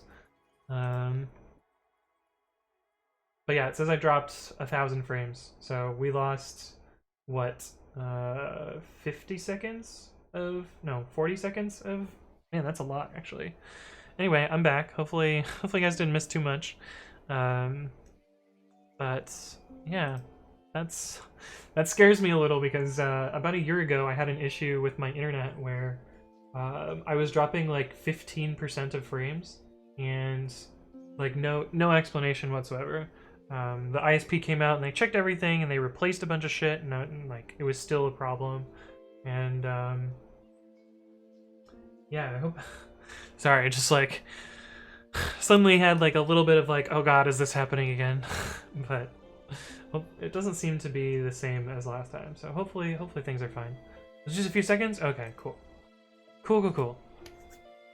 But I really don't want that to happen here. Okay, so let's combine, or let's move this repo. Actually, we gotta delete the virtualenv.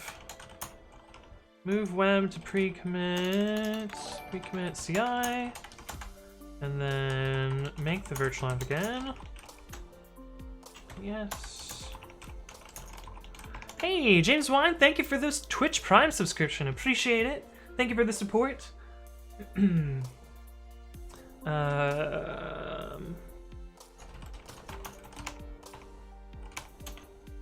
Yeah, so now I'm gonna install all my dependencies again. I had to delete the virtual env because virtual envs are not portable.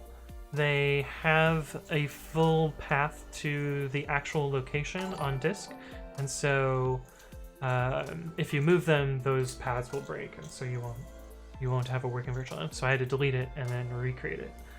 Hey, what's up, Dolly P? Thank you for the follow. Welcome to the stream. You can create multiple windows in VirtualBox? I don't actually know. I don't know. Hey, what's up, Basic PH? Hello, hello.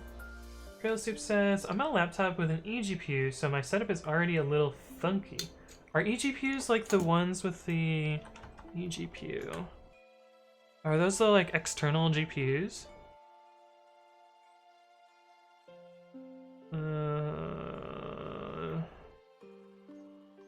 What is an eGPU? They're like the ones you plug in over like USB 3 or whatever, right?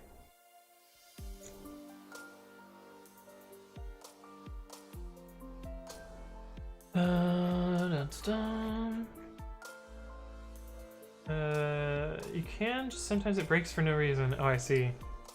I see. Okay, yeah, they're the plug-in GPUs. Oh, this we need to Control C.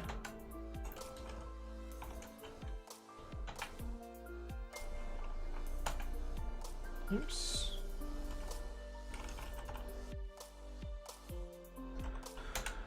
Oh, we got it there. Is this wrong? -M. See if this still works. Okay, cool. So the app still works with after the rename. We need to rename this though. Git remote set URL origin git at github.com pre-commit.ci / pre-commit.ci. Make sure this still works. Cool. We don't have a readme, so that's fine. Okay, so let's move over the builder code now. Plug it in with Thunderbolt. Oh, okay, that makes sense. Jonix says it's enclosure plus an actual GPU. Okay. I guess that makes sense. So like if you have a laptop that doesn't necessarily have as much oomph as you need, you can plug in like an external GPU to do some additional work. Although, isn't some of the benefit of like PCI buses the like speed of light between the one portion of your motherboard and the other? So I guess like a Thunderbolt cable wouldn't make it that much further away. I'd just be worried about the latency. But I don't know. What am I talking about? Man, the thing that always blows my mind is like your brain has some amount of processing time, so when you see something, it's actually like slightly in the past, and then your brain is compensating for it to be in the present tense, and so like, you know, everything you see is either like a prediction of what you're about to see, or like, you know, a time travel. My brain hurts. I'm not gonna think about that. But anyway, okay. So the first thing that we need to do in order to combine these two projects is we need to take the requirements from this thing here and add them to this project over here. Although, I just realized the Docker image that I made is not quite right.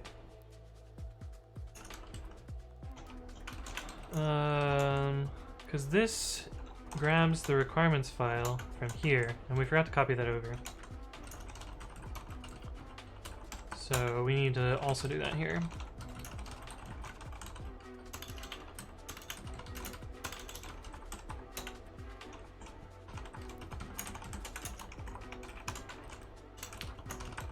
Pip install requirements tools.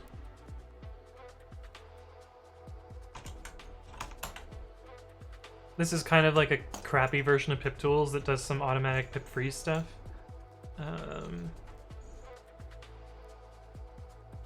But it's what I tend to use, so it works pretty well.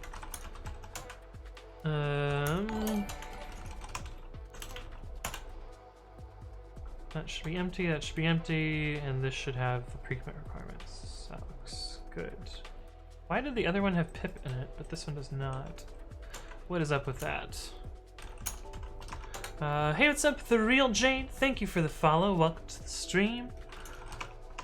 Requirements.text. Yeah, why does this have pip here?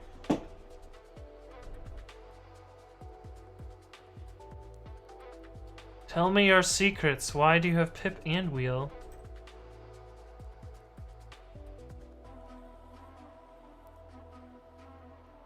Where did they come from? Where did they come from?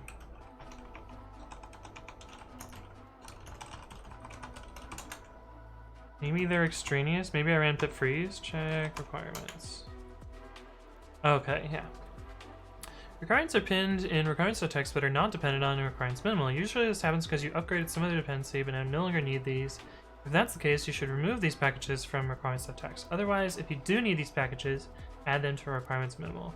Okay, yeah, I must have just ran pip freeze because these will come along from there. That's what happened. You lose about 10 to 15% of the GPU performance. That makes sense. Shanzarbit says, stop! What are we stopping? What did I do?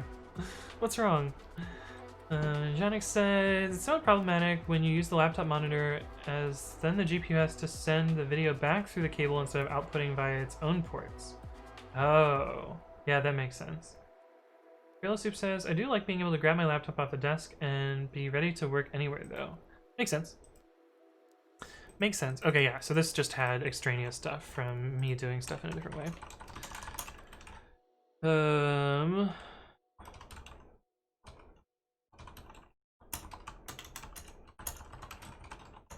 Let me make sure this still builds properly. Because we moved repositories. It's weird that Builder doesn't seem to do any build caching. That's like kind of unfortunate, but maybe it's okay. But Shara says that was referring to the brain lag. Oh yeah.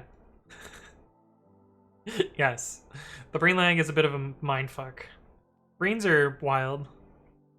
I remember there was this girl in my high school where if you mentioned brains or outer space, she would just like crash as a person and just like could not function if she thought about brains or outer space. I didn't really understand it then, but now I kind of understand it. But like, that poor girl. Just letting this build, making it do its thing.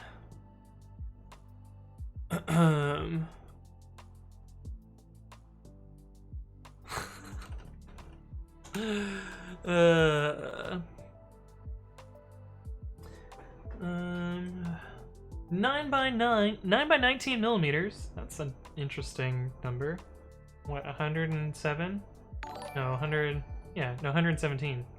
Thoughts on the importance of certs for somebody studying computer science compared to just contributing to code bases and making projects?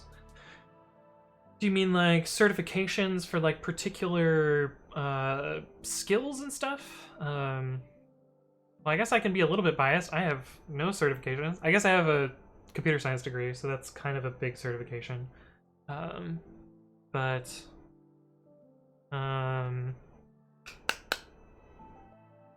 Yeah. I don't I don't know. Certifications can be useful depending on your industry. So if you're in like enterprise software, they're more useful there than they are in like, you know, startup-y land. But I don't know. I don't have any like particular sub technology certifications, so I don't know. I just get my shit done. I work on projects and ship them and stuff. Sola says, all I remember from my high school was this girl in Orgo who had the strangest sneeze. Oh yeah, I remember her. Hey, what's up, Hungry Hippo? Hello, hello. Welcome back to the stream. And thank you 9x19mm for the follow. Welcome to the stream. Hopefully your day is going well. Mine's going pretty well.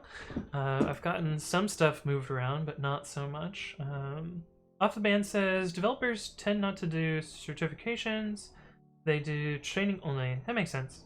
Fixer Jake says, cybersecurity and networking, yes. For development, maybe not as much.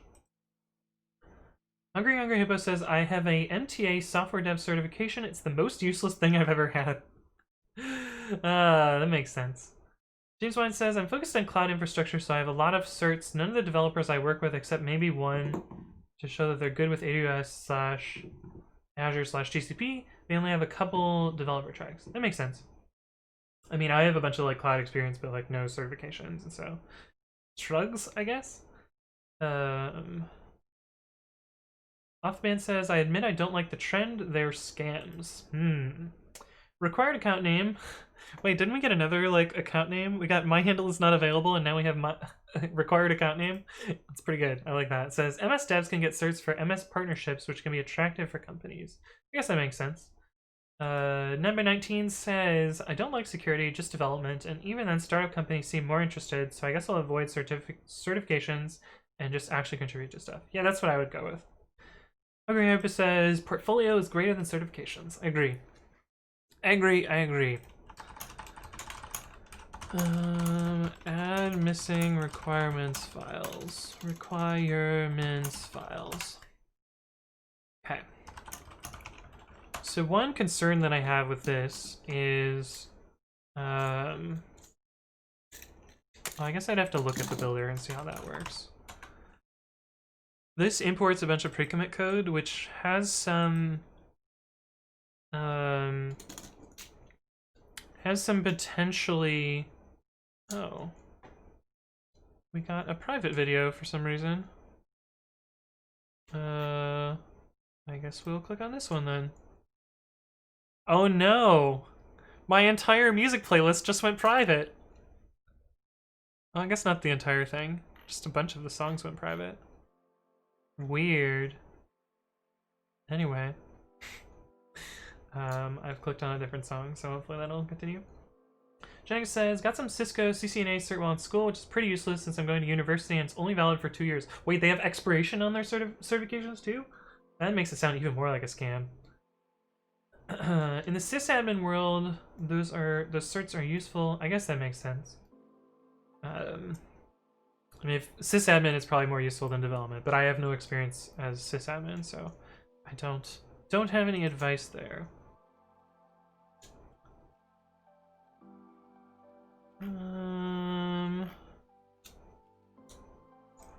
Where does prefix get used? Prefix. Oh, as a dummy value. Yeah, so the pre-commit version could drift here, and that could be a problem. But it's not a problem, and I can't think of the last time I broke the interface there, so I think it's okay to let them drift a little bit.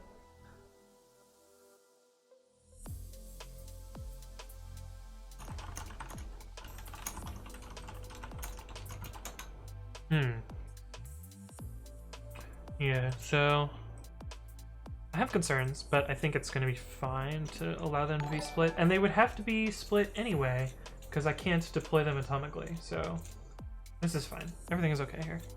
Hey, what's up, Incompetent Ian? Thank you for the follow. Welcome to the stream. I will have to be careful anytime I do some sort of transfer there. Do you remember the name of the drop song? Because we can see if that one is gone or not. Ian, Ethan? I almost said Ian. Forget the name of the drop song. I always forget the name of the drop song.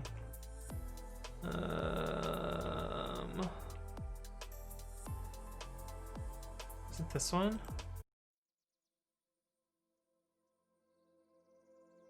Is this the drop song? No. Maybe? I don't remember.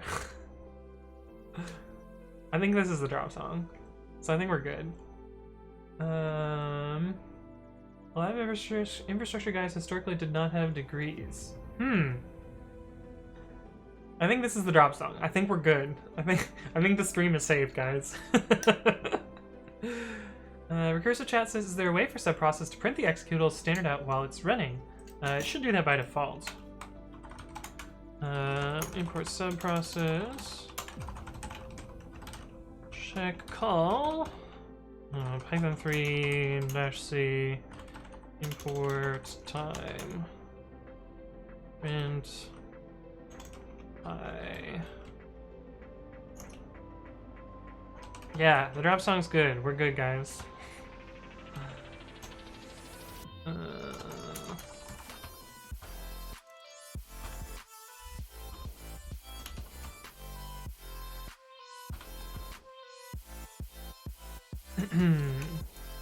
Yeah, so this prints it as it runs. But what I assume you're actually asking for is you want to be able to get the output in process while also writing the output to the output. And that becomes a lot more difficult. And I have not found a way to reliably do it, but you can do it with like a select loop and do some other stuff. Oh, you can do it with popen as well. Subprocess.popen with this same command. Except I fucked it up. And then proc.communicate will, wait until it exits, and you can see that the output is going there. But check call is just a wrapper around popen, as is run and all the other APIs.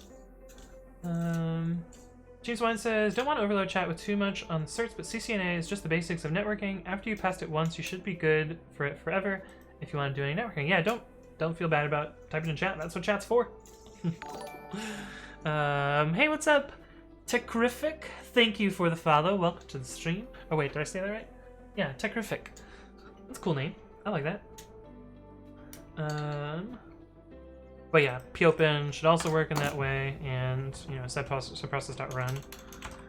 Run is a little bit different. You'll get a result object, which will have like return code and other stuff in there. Tweeka says, hey, in the Red's code, is there a way to convert a string module parameter into a module parameter? Wait, those are the same things. I'm using curses and I'm reading in theme colors. Basically, I have foreground equals curses.color green and background equals curses.color black. I tried getattr, but I'm not having any success. Yeah, sure. So if you have a string that's like curses.color green, I would suggest to write it like this instead, just to be a little bit more or less ambiguous. That way you can do like os.path::join. And so what you would do is you would pull the module part out. So you would say like mod part and attr name equals s, probably an underscore, s.partition on the colon. And so now you have curses and you have the attr name. And then you would get the actual module by using the import built-in and mod part, and you'll do this special thing that looks like absolute fucking nonsense because it is absolute fucking nonsense. This second parameter will cause the import built-in to do what you want it to do. Otherwise, it will do the thing you don't want it to do. And it doesn't matter for things without dots in it, so this will get us the curses module. But if we did mod part 2 equals s2.partition:, if we do import on os.path, it'll give us the os module, which is not what we want. We want the os.path module. And this little friendless thing will give us the os.path module, which is actually provided by the POSIX path module on POSIX platforms. But anyway, so that's how you can get the module. So you see we have our module here, and we have our attr name, and then finally you can use getattr module and then attr name, and that'll give you the actual value back. And so that's how you can retrieve that part there. And I can post you this in pastebin.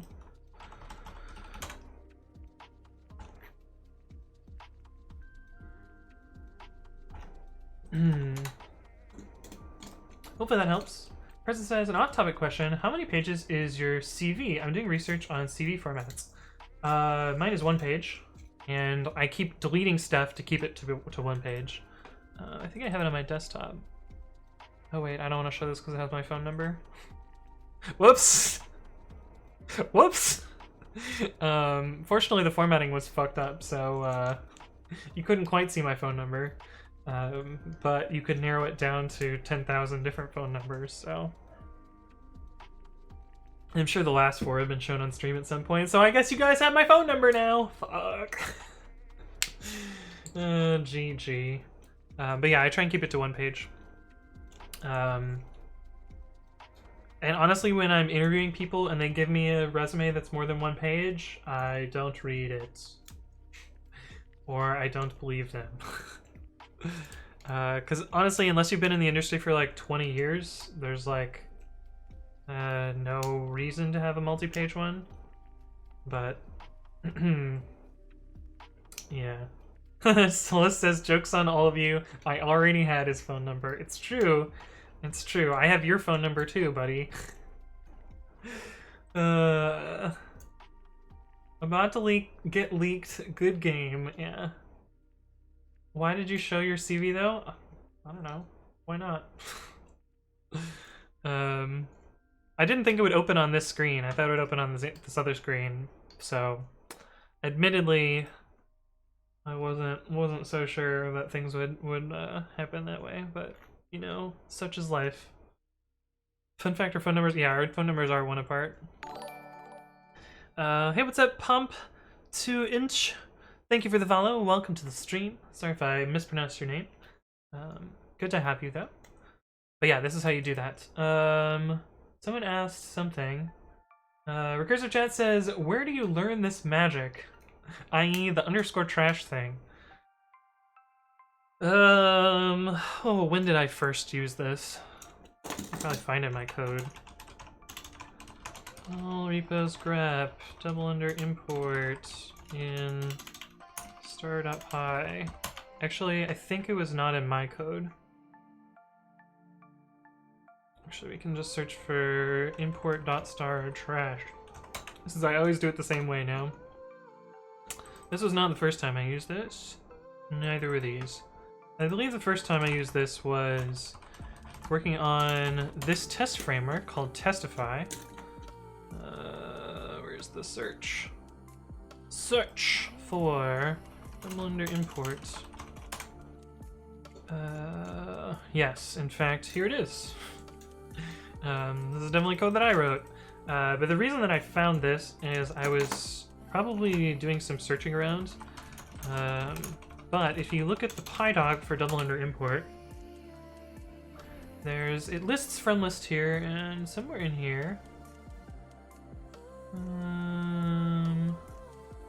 the from list should be a list of names to emulate from blah blah blah import, or an empty list to emulate import name.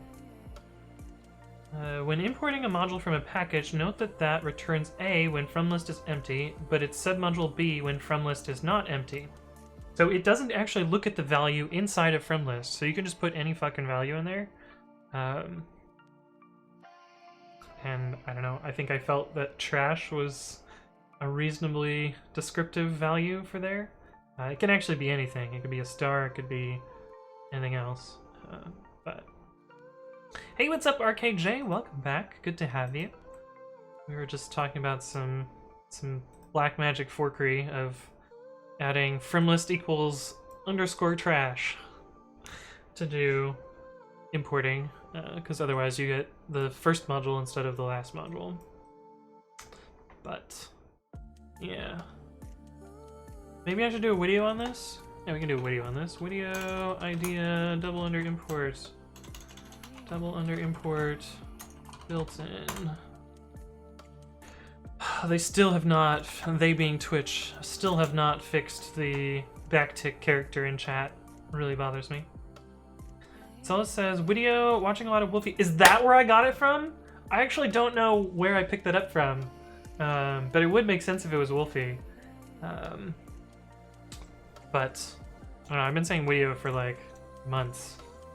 It's probably where you got it from. It would make sense. But I don't call myself a YouTubeist or whatever he says. So, I'm a goofy guy. Okay, but let's actually work on the codes instead of this distraction here. We push this? I think so. The missing requirements files, cool. No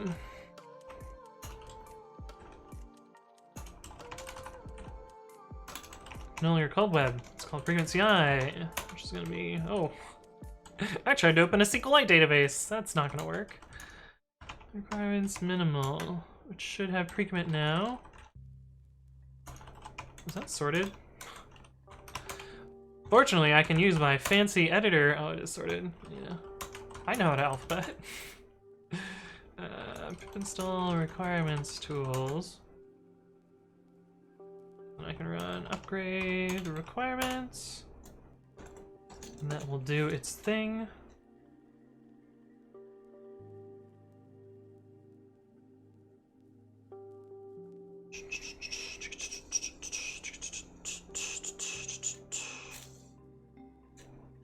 Cool. So that will add pre-commit as a requirement as well as all of its dependencies. It also looks like we upgraded some dependencies as well. What is Pi pulled in from? PyTest? Wait, we have tests? I don't remember having tests.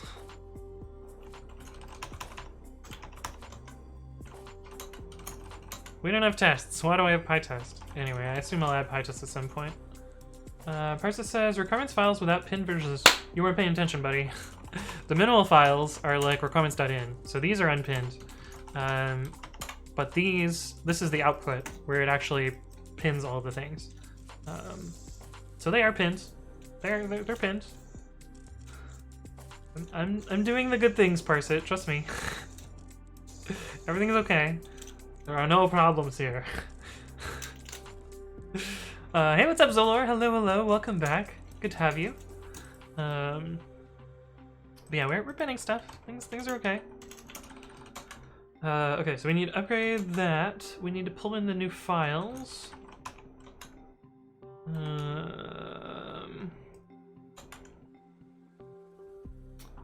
Oh, setup.cfg. Okay, good thing it didn't actually open the creds file. That would have been real annoying.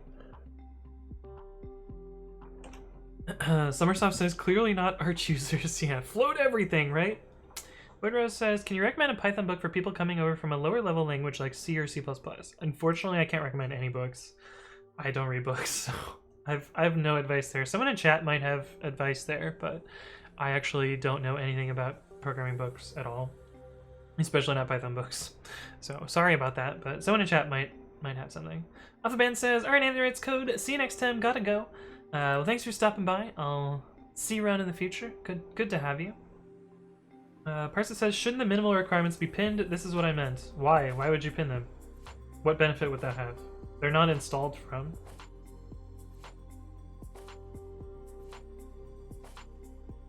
There's no reason to pin minimal requirements. Ever. Like, ever. There's no reason at all. You should not pin minimal requirements.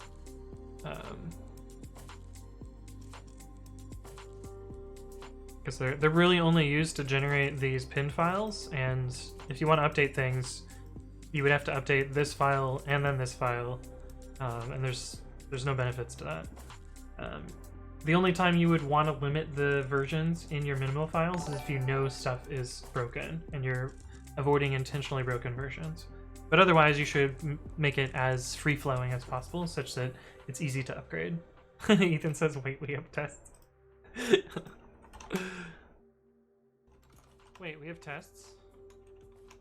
I don't remember having tests.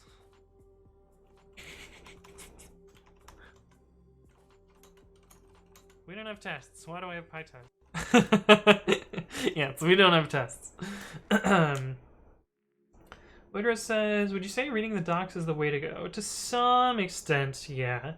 But also, like, you know, getting good at Googling and other stuff is probably your best bet.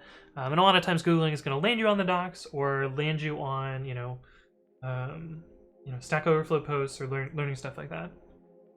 Hey, what's up, Jack123? Hello. How's it going? I don't know that I've seen you before. Welcome to the stream, if this is your first stream. And it's good to have you. Summersoft has some recommendations. That's good. RKJ says, what's the point of the minimal file? I think I just missed it. So, actually, I believe there's pros on this, not YouTube. Yelp / requirements tools. Basically, the minimal file is a way to say like these are the things that I depend on at a high level, and then you know, I don't particularly care how those things implement their underlying dependencies, but I don't want them to break out from under me. And this goes into more details about how that works, so you can kind of see how that works. But the idea is that like the minimal represents your like base layer, and then it freezes it to all of the dependencies.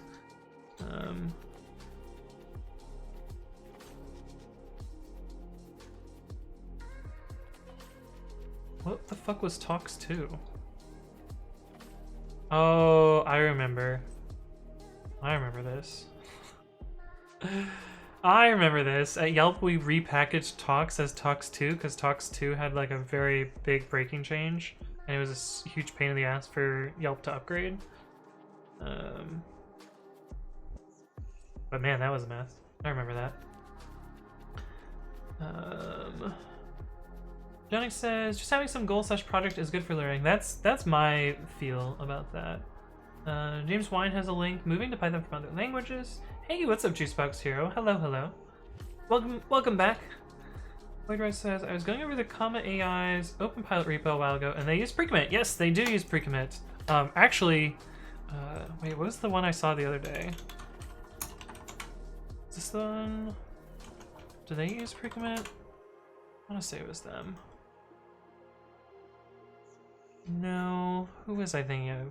One of the like car companies, one of the like auto driving car companies uses pre-commit, and I saw one of their cars on the road today, or yesterday, maybe it was 2 days ago, and I was like, in a weird way, my software is running that car. But it felt kind of cool. Parts that says, oh no, the juicy girl is here. Bonk.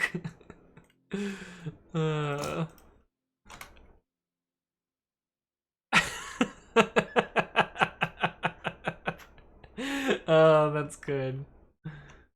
We have tests? She says, been here for 30 seconds and somebody is already in bonk jail, indeed. What is comma.ai again? Oh, that's the one I was thinking of. Okay. Yeah, that's the one I was thinking of. But yeah, I saw one of their like test cars on the road, which is pretty cool.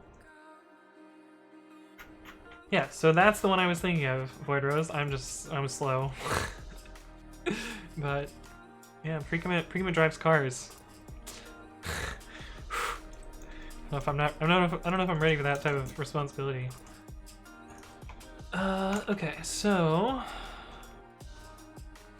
pre-commit web data store. So I need to move around these data store files at some point because this is not gonna work in prod. Jay says, is this for me? Are you in horny jail, Parsit? But yeah, we can make their pre-commit.ci builder. Give that an init.py, and then we're gonna cp in the files from the builder code. Pre-commit.ci, no, builder, build.py and run.py. And what, datastore.py as well, datastore. We need to put queuing somewhere. On storage.py. And queuing. I guess we'll try and not rewrite too much stuff in the first version of this. So let's do that. Pre-commit.ci builder. Did I typo queuing? I did. Wait, how do you spell queuing? Which one is the right spelling? Queuing. It's with the extra E, right? Oh no! They're both okay. Oh no. No. Which queuing is it? The non-American way is correct. Which, okay, so this is the Oxford Dictionary. This is also the Oxford Dictionary. I think RKJ's spelling Q-U-U-U-U-U-ing. Q-U-U-U-U-U-ing.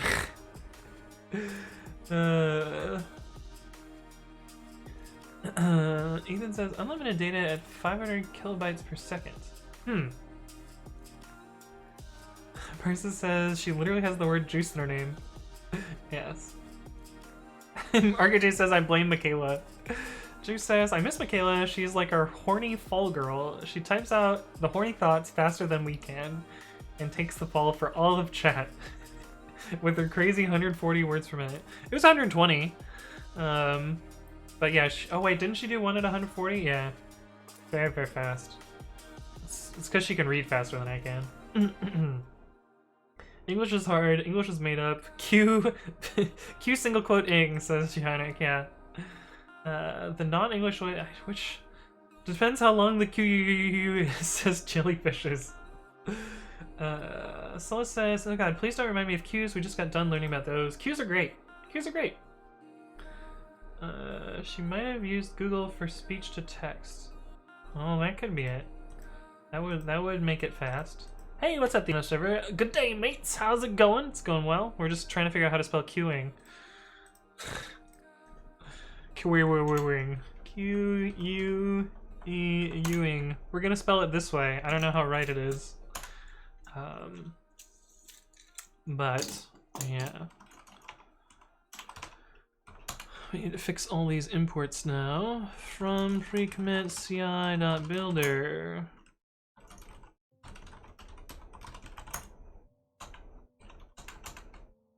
No imports there. No imports there.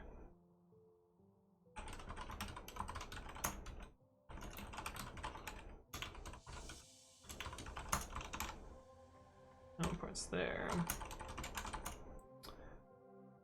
But let's see if this still works. Python-m pre-commit.ci.builder.build. Builder demo pre-commit config.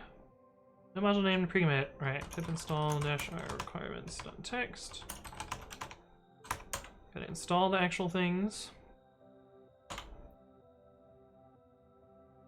See if this still works. Hopefully it still works.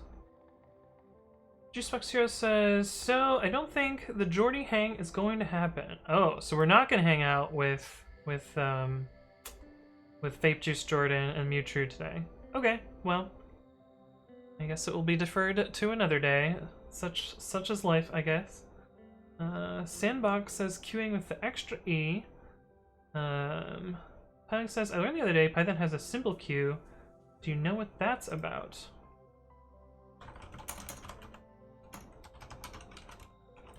This one? Simple unbounded reentrant FIFO queue. I think this is the non-multiprocessing, non-multi-threading, whatever, non-synchronized queue.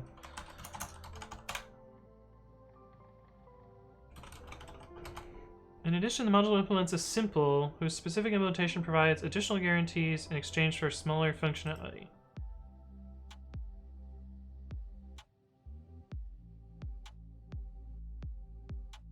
Whoa, this is new. They've put the definitions. That's a really ugly underline.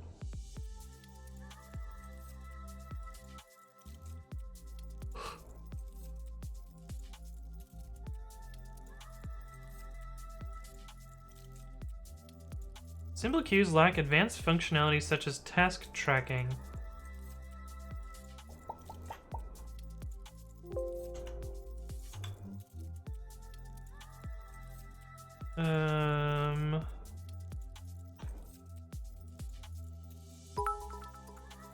Hey, Suiku. I got it working. Thank you. Thank you for the bits, friend. Appreciate it. Glad that code worked well.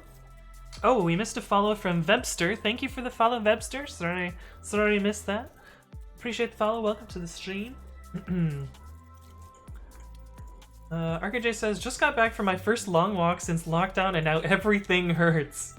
I know that feel. This is like my second week running since lockdown and yo, everything hurts. Everything hurts. Ju says, my friend is getting tested on Tuesday, so we'll know if it's okay then. I see. Right. Makes sense. Piling says 3.7, the source code is pretty clean, just why though? So I believe that you know, handling tasks is a lot more complicated. Wait, is it new? Is that what you said? Simple, oops, that's the wrong tab. Simple queue.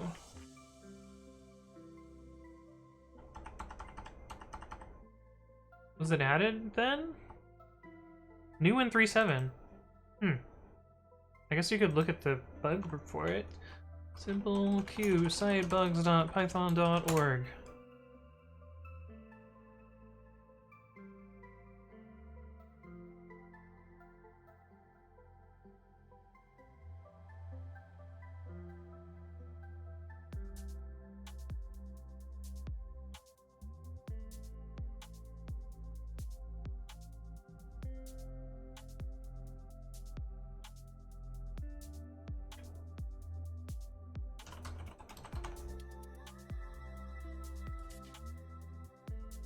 Oh, maybe multiprocessing already had it, and this is just an import?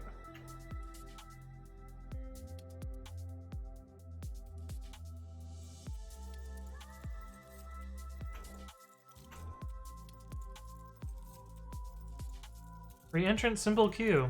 I guess this is the bug that introduced it.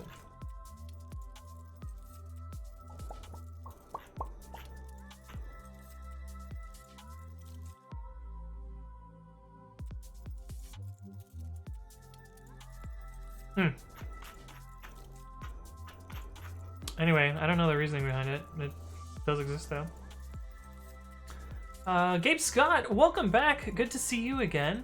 I love running. Are you training for a race or anything like that? So, right before lockdown, I ran a marathon, and I was a little disappointed with my time. I was going to train for another marathon in October, but there's no fucking way that that's gonna happen. There's no way things will be open enough for, you know, thousands of people to get together and breathe and sweat on each other. So I'm not currently training for anything. I'm just trying to get in better shape, because you know, staying inside for months and months and only like doing stationary exercise. You know, I've put on like 10 pounds since quarantine. I feel bad about it. So I'm gonna start running again, because that's like the easiest way for me to either maintain or modulate my weight. Because for whatever reason, when I run, it makes me want to eat less, and I also lose weight at the same time. So it's kind of like a win-win sort of deal. I also think that like part of the reason that I eat more is because I'm bored, and like if I have something to do, I'll eat less. I don't know. But yeah. But yeah, Gabe Scott is one of the people with the founder badges, which is one of the original subscribers to my channel. So I appreciate you coming back. It's always good to see you. 10 pounds, pfft, amateur. Yeah. Gabe Scott says, I eat way more when I'm putting in lots of miles. So if I do long runs, I will eat more to compensate. But like, relatively, I eat less when I'm, you know, being active and running a lot. Juice says, I've gained 4 pounds since I started hanging out with Anthony, so I think it's his fault 10,000%. Yeah, it's probably my fault. Let's be real. Piling says 10 pounds of mental mass, no worries. Roller says it's all the cookies. It's definitely all the cookies. It's definitely all the cookies. And actually, I made cookies last night, so I'm not helping this situation in any way. So yeah.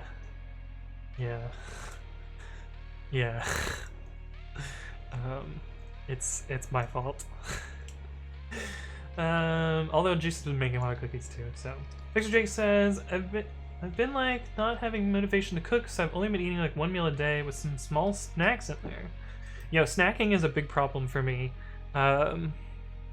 I've actually tried to stop having things in my house because otherwise I will just snack on them. But I'm not very good at that either, so I currently have a bunch of snacks. But yeah, snacks are dangerous, man. She says you're not wrong, yeah. Sola says, congrats, thank you, brother. Okay, so this works.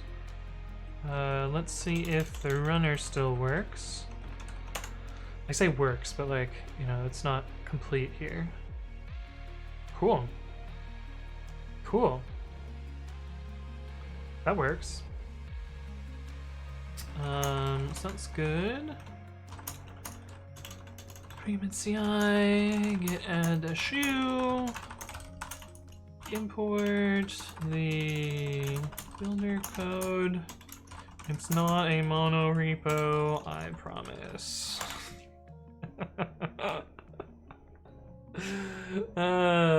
Piling says, what kind of snacks?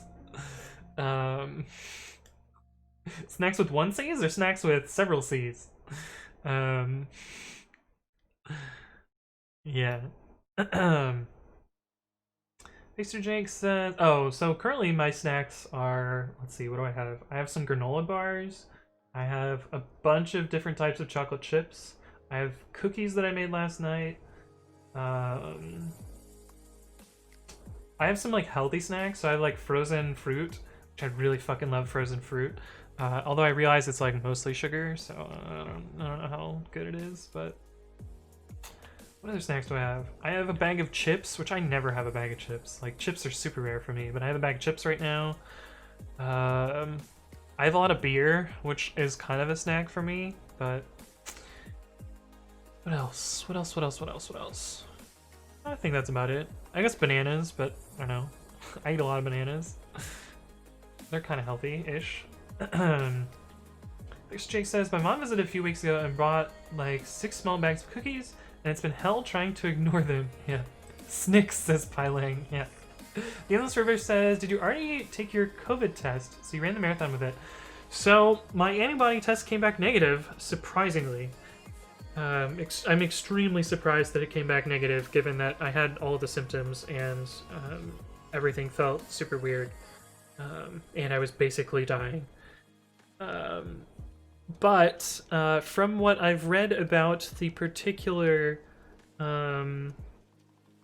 antibody tests is that they decrease in accuracy as you go further away from the 2-week period of symptoms. And so I had actually taken the test almost 2 months after, almost 2 months after I had the symptoms, and so that decreased the likely, or like the false negative ratio, but also the test has a reasonably high false negative ratio to begin with, so it's like not a complete guarantee. But I don't know. I'm still continuing to be cautious and safe about it because they've also shown that reinfection is a thing too, and so like. I don't know. Science still doesn't know all that much about COVID-19, oddly enough. You would think that with it being a global pandemic that we would have more information about it, but who knows. Juice says, when you say snacks, Anthony, it reminds me of this. So risky. No step on snack. Yes. Oh, fucking love that. Dave Scott says, did you lose taste and smell? Yes, I did. I did lose taste and smell, or I had greatly reduced taste and smell. I didn't completely lose it though. Bird Jesus is my homeboy. Some throwbacks to Twitch Plays Pokemon says, are you using the Pop Shell GNOME extension for window management? Nope. I am window managing I'm using the Anthony window manager where I manually arrange my windows. It's terrible. Hylas says you should try the serology test. Is that the one that I took? Yeah, this is the one that I took. Unless this is a newer one. But I took basically, blood draw, antibody-based test, and came back. The levels were normal/negative, is what it said. But anyway, such is the way of things. Import the builder code. Let's see. We can move the demo to here, and we can move the notes to there. And what else? What else? Do we need anything else here? I don't think we need anything else there. I think that's it. Burgess is my homeboy says they initially greenlit half-baked antibody tests in April. By now, it is known that there are only 2 companies with accurate tests, Roche and Abbott. Those are the ones the New York State testing centers use. I see. Yeah, well then it's possible that I took one of the crappy tests, so... Oh, whatever. It's fine.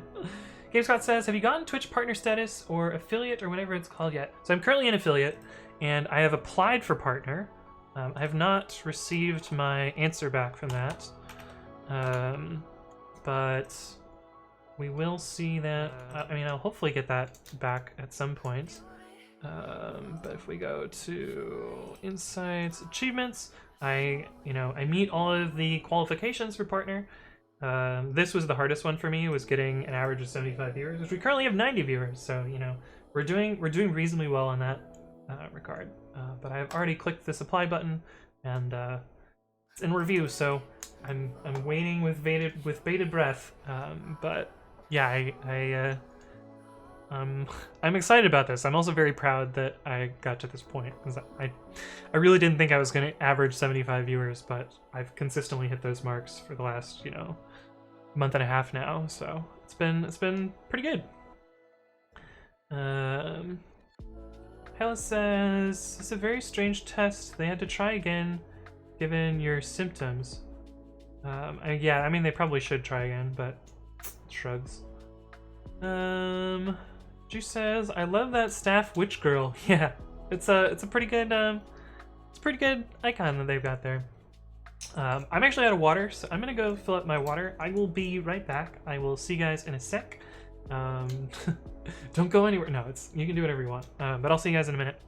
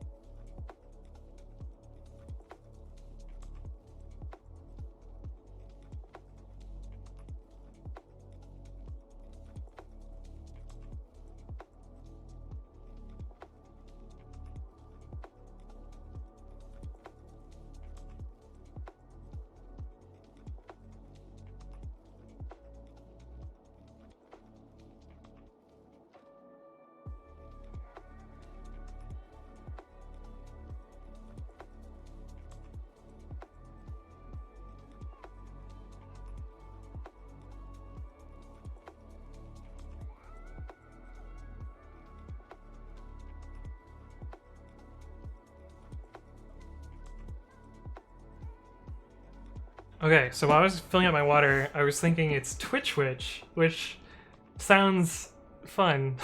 Twitch. Maybe it was sounded better in my head. I don't know, but anyway, that was what I was thinking about. I also had to open up my dishwasher because it was beeping at. Oh, did I forget to unplug it? Hopefully I unplugged it. Oh well. My dishwasher does this really annoying thing where if I don't unplug it, it'll just like continually beep for like hours and hours every 5 minutes or so, or every 5 minutes it'll beep, which is really annoying. Hey, what's up, Sador and Tugnito? Thank you both for the follow. Sorry I missed your follow notification, but welcome to the stream. Good to have you. Hyla says, only thing I can say is to be careful when getting in touch with other people in case you're able to infect others. Oh, so when I was, you know, I haven't had it for 3 months now. It was back in March when I had the had all the symptoms, so it's been a very, very long time for me. RKJ says, you've got an inside agent, so you should be fine. Yeah. That's how it works, right? Juice says she's 100% as cute as real staffers. Brave Lolheart says, you can be the only person who can stream with wearing a shirt. Are you saying that other people in science and technology just like, you know, strip down for their viewers? Is that what you're suggesting here? I only do that for gift subs. I don't know what you're talking about, Brave Lolheart. Hey, what's up, Avalbona? Hello, welcome back. Good to see you again. Hey, what's up, 201 Created? It's a good name. I like that, especially that it's in all caps. That's pretty good. But hello. To which says Juicebox Zero, indeed. Okay, cool. So this does work. Actually, I should check if the queuing demo works. pre-commit.ci.builder.queuing, and we actually need to move that module because it's not. We need -i. It's not just for the builder portion. It's actually being used on both the reader and the writer. Juicebox Zero has gifted a sub to Brave Lolheart. All right. I see how it is. There we go. Yes. Now we can have another another creator not wearing a shirt, right? Hyla says there's reports here of people in Italy that took 2 months to get a negative result. I mean, it was about like a 2-month period since I had symptoms, so who knows? Sola says, so when you're working with other people, Anthony, how often do they mess up RESTful responses for status codes? Man, people are really bad about RESTful verbs and response codes and you know, data structures and responses. I'm even bad about it sometimes as well, but you know, for the most part, I find that like if you look up the codes that you want, you can mostly get it right. And honestly, pretty much everything should be a 200 or a 400. Anything else is like, eh. Occasionally you'll use 204. Occasionally you'll use 204. I think my website actually uses 204 for the pre-commit stuff. Pre-commit.ci web app 204.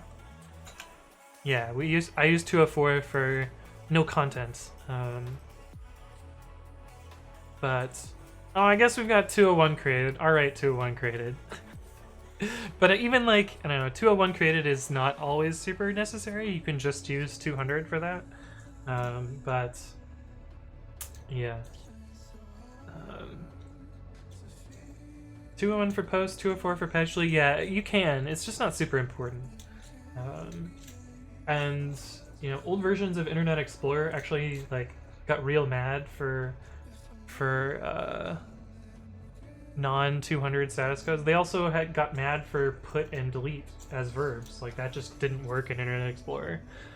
So for the longest time, like you used post for everything. But I don't know. Things get adjusted there, I guess. The one that always trips me up is permanent versus temporary redirect. I always have to look that one up because I can never remember the right one. Also, I don't remember which one is the one you're supposed to use for like link juice or whatever. But the best code is 418. Yes, I am a teapot. Indeed. Roller says this is what pasties are for. Oh, you mean to cover The nips. See, they don't sell pasties in sets of 3 though, so I don't know. I don't know what I would do there. Summersoft says, I had MDN status code page up for a month or so. JL says, is 204 for caching?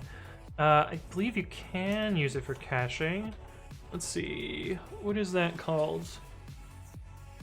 HTTP caching response. I believe it's like content has not changed. Cache control.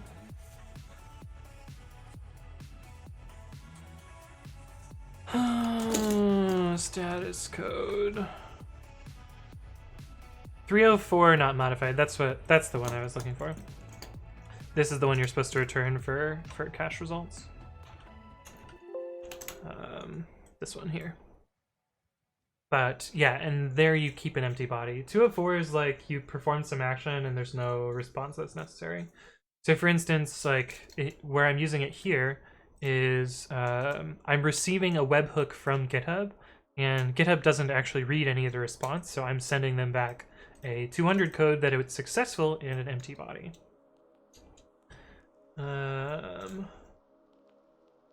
Let's see, required account name says 401. What is 401? HTTP 401. Unauthorized. Oh yeah. But isn't 403 better? Status is similar to 403, but in this case, authentication is possible. Oh, I see. That makes sense. So like they authenticated, but they were not authorized. So they like had a valid login, but did not have access to a resource. That makes sense. Abaddon Buzzer says, what is the story behind I am a teapot? If I remember right, it was an April Fool's joke. A teapot backstory. Well, of course that's not gonna...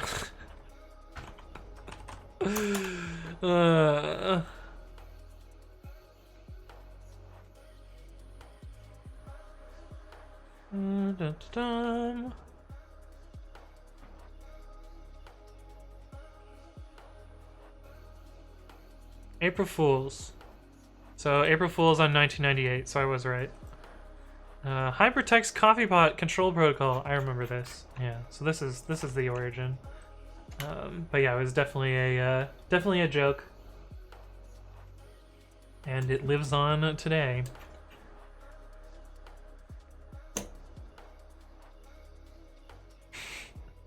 I like how they localized the scheme. Why would they localize the scheme? Anyway, that's what that's about. I thought I had opened W3 Schools for a second, but it was w3.org, which is unaffiliated. I thought I was gonna have to take a drink. Actually, wait, it said I drink for other people opening W3 Schools. I think I would have to finish an entire drink if I opened W3 Schools. Then he says, I think it goes back to a webcam putting in a copy machine. Maybe. W3 Schools is only okay for CSS? No, it's not even okay for CSS. You should always use MDN. There's no reason to use W3 Schools. Like, never, ever, ever.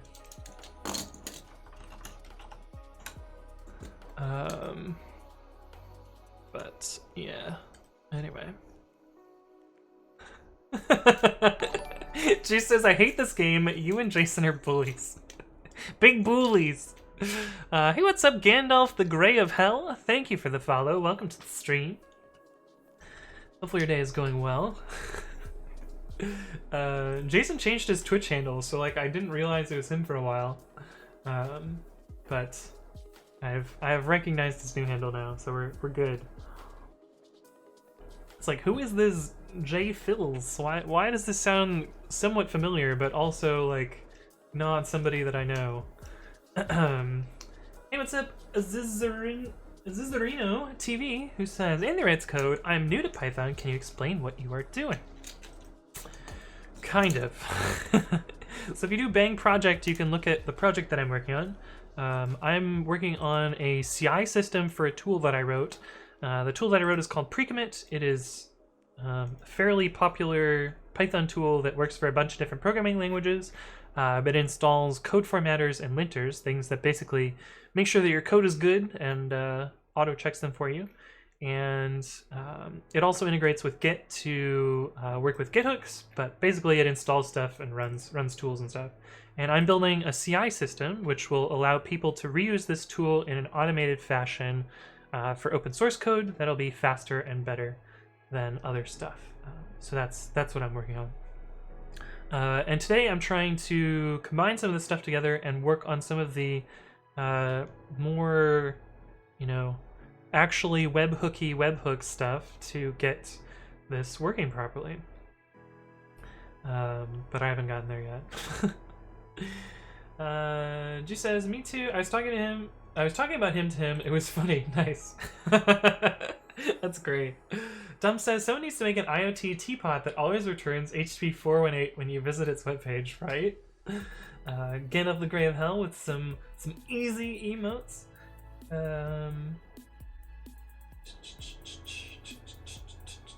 Oh, I really like this song. This is some good jams. It's not quite the drop song, but something about this song I really like. Anyway, here it is in the playlist if you guys want to see it. But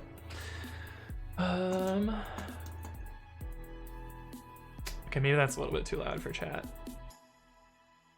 There we go. Anyway. Get Up the Grave Hell says, the X lift in your stream title got me. Yeah, you've been baited. You've been clickbaited. It is true. I did work at Lyft. I was laid off as part of the COVID stuff. But gotcha. Applebonus says, Anthony, can you recommend some resources to get started with GitHub Actions besides the official documentation? Honestly, for GitHub Actions, my main advice is to copy and paste other people's code and then figure out what's going on there. That's actually how most of what I've been, doing with GitHub Actions has gone. It's been like find someone else's action that works and like figure out how they either like parameterize stuff, or pass variables along, or other stuff like that. I have had to do some spelunking through the documentation, but honestly, most of it has been like copy paste from PyTest or Tox, or I guess Tox isn't using GitHub Actions, but I guess most of it's just been from PyTest. But yeah, find something that works the way you expect it to, and like go based on that. Or I don't know. do something like that, I guess, is my advice there. The official docs are very verbose and not always the best, and don't have great examples, so they're not always the best to go off of. But they're okay. At least the full YAML spec is there, so the full YAML schema is there, so it's not the worst. JL says, by the way, I saw that you were using Podman. What is the difference between Podman and Docker, and why would you use one over the other? So Podman and Builda and Cryo, and I believe there's 2 other related tools, are Red Hat's fork of Docker at some point. Well, it's not really a fork. It's kind of a re-implementation of the OCI, the Open Container Initiative specification. And it's basically an alternative implementation. And for me, the reason that I want to use Podman is kind of 2 factors. One of them is the Docker daemon currently requires to run as root, and so you have like a rootful process chilling out on your machine, which means that if a rogue container were to find an exploit, it would be able to potentially escalate to root very easily. And there's documented root exploits in Docker, and like it happens probably every couple months. And since part of my CI system will be running people's arbitrary code, I want to be very careful about my privilege escalation pathway. And so my plan for this is to isolate the privileged parts from the non-privileged parts. Hey, what's up, Simon On Demand? Thank you for the follow. Welcome to the stream. So the plan that I want to have is like I have one main user that's running the like queue pulling loop, and doing all of like the AWS connections and all the stuff that requires privileges.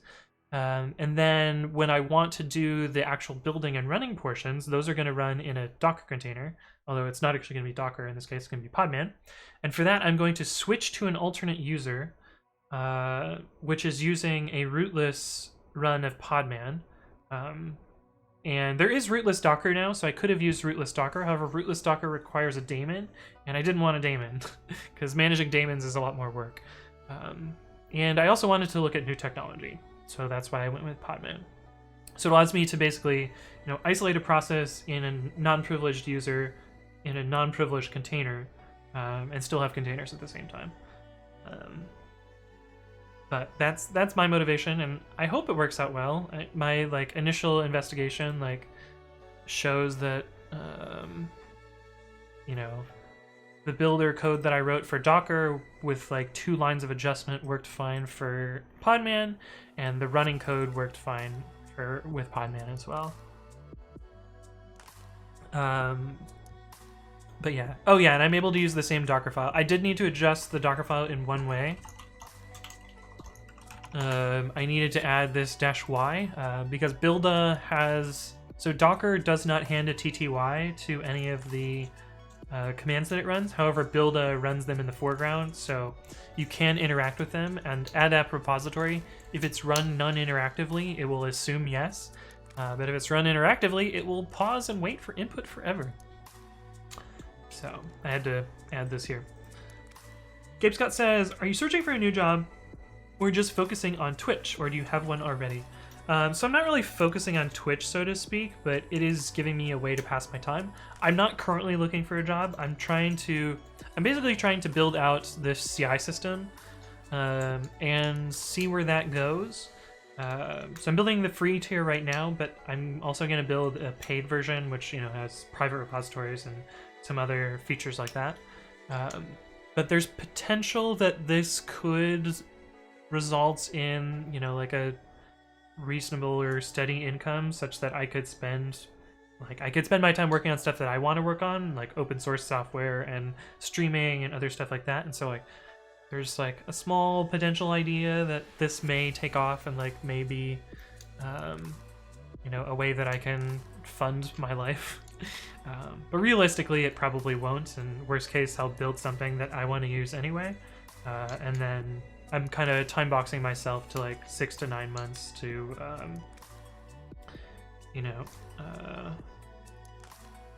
to finish this up and then search for a job again.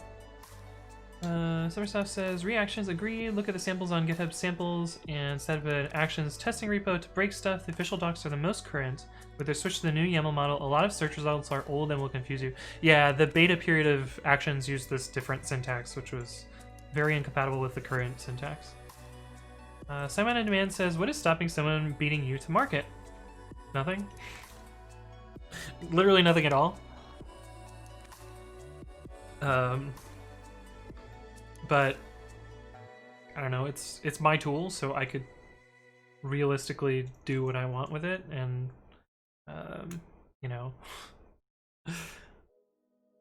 adjust faster than they can.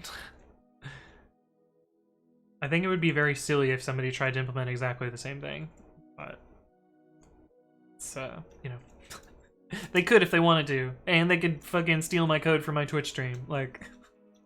They absolutely could. Would they? Probably not. Sweeker says talent. I mean, don't pat me on the back too hard. Honestly, they could probably get to market faster than me because I've been going really slow on this project. But, yeah. Anyway, let's see if this thing still works. In Q1, G1, data 1.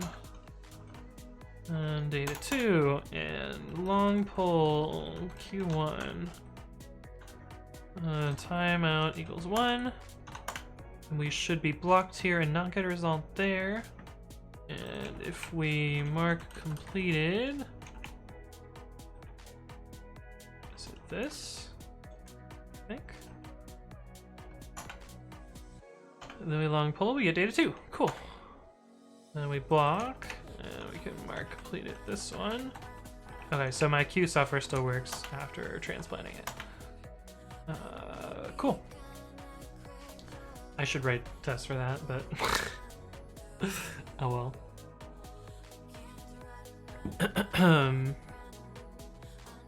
Cool.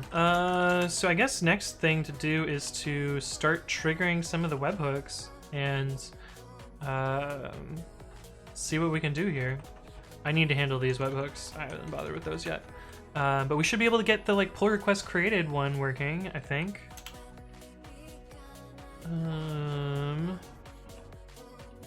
So let's run this. No, not that one, not that one, not that one. Where's the damn app? Oh, we got it. Is there a control oh, there is. There we go. Okay. So we'll run the app. And in theory, it should be set up here. So I should be able to go to this repository and make a commit. Is that going to trigger it? Yeah, that should trigger it.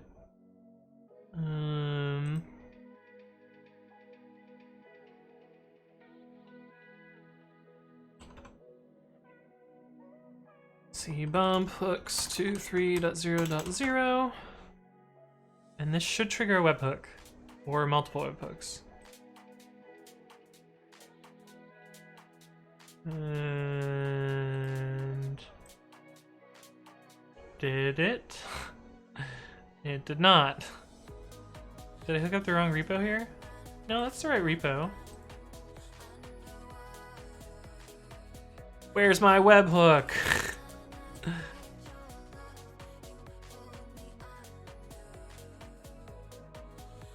Damn it.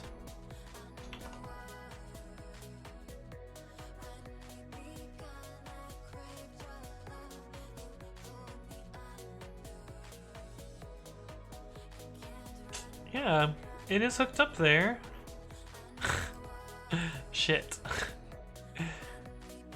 Why didn't this work? Let me look at the settings for this off camera. Settings.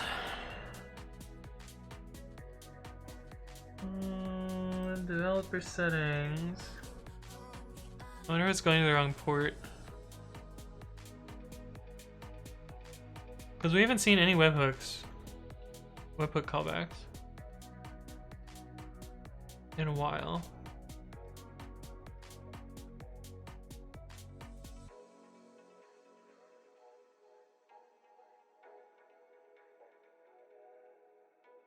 And it is authorized in both places.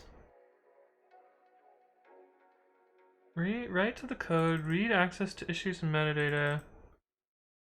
Oh, the app is not set up with all the other hooks, it looks like.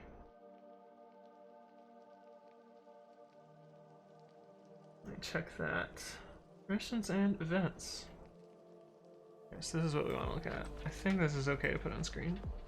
Actually, I'll move it off screen before that. Actions, no access. Admin, no access. Checks.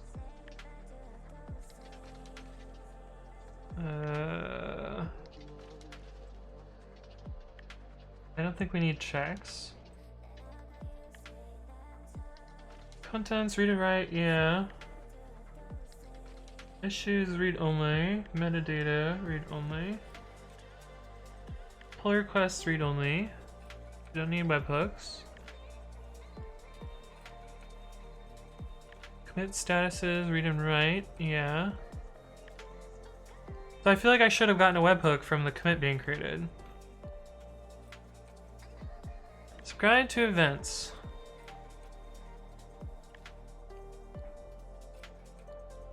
Oh.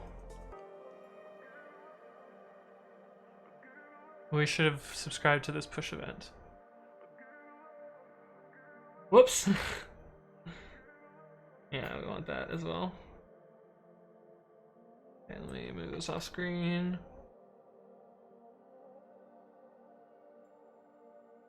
And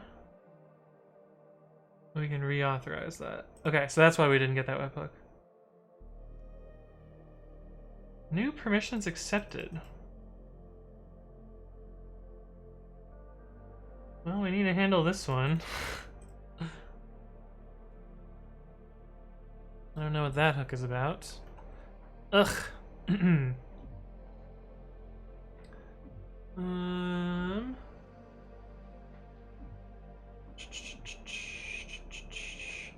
The server says it's coming together. I'm excited. Ethan says I should probably write tests for that. We have tests, yeah. Summerstaff says multiple webhooks. That is one downside. App webhooks also get triggered with every action that is run. Mine deals with over 100 requests for one app. It is what it is. You need checks if you're using the API to update. I don't think I'm using checks though. I think I'm just using commit statuses. We'll find out eventually though. Sweaty Grundle says, is the stream frozen or is he just sitting really still? I was sitting really still. I also dropped some frames, which has me a little bit concerned. But yeah. Can you hear the audio, Sweaty Grundle? Am I muted? I'm not muted. I was sitting very still. I was reading. I'm good? Okay, cool. You guys have me concerned.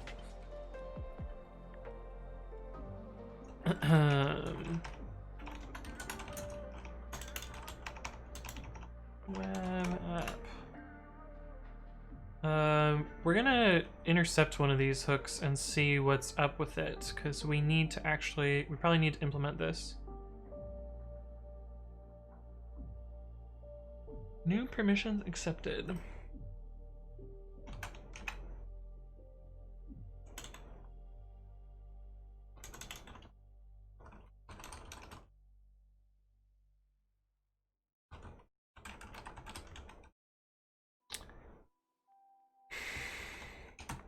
I should probably do this as like decorators or something.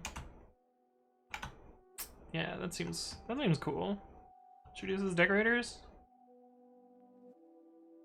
Yeah, let's decorators.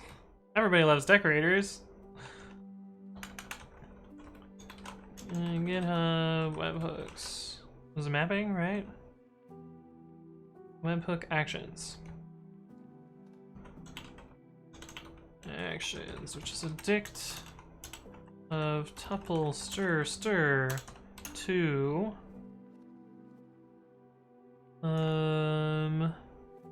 callable request none.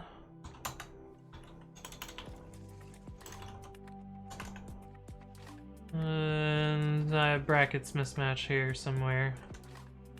There we go. GitHub webhook. Noun stir action. Wait. What do they call it? They call it event and action.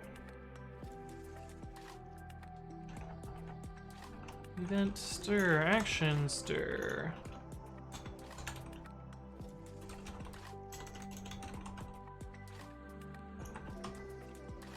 Callable TT. Def GitHub webhook decorator func t return func. But we also need to register it. GitHub webhook actions event action equals func. Return GitHub webhook decorator. So we should be able to do. Actually, we can move this down. And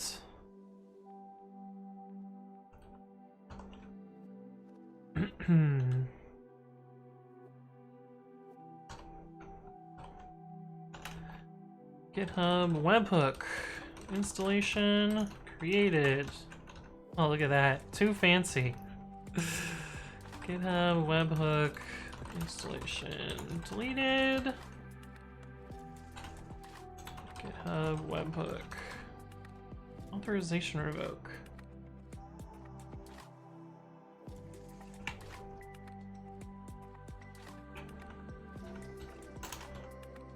And then we'll do one for GitHub webhook installation new permissions accepted.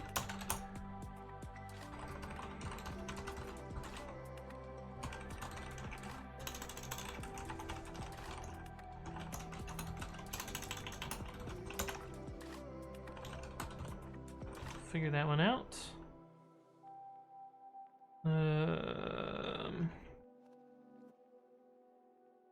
So we've done all of these. We need to do these.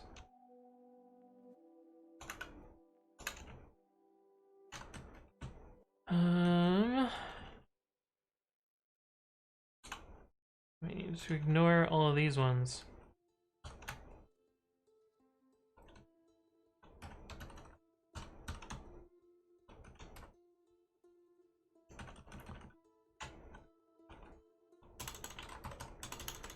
GitHub. What did I name my decorator? I already forgot. GitHub webhook. Webhook. I think I can stack these. GitHub webhook. I also need to make the type var at some point. GitHub webhook. GitHub webhook. Cool.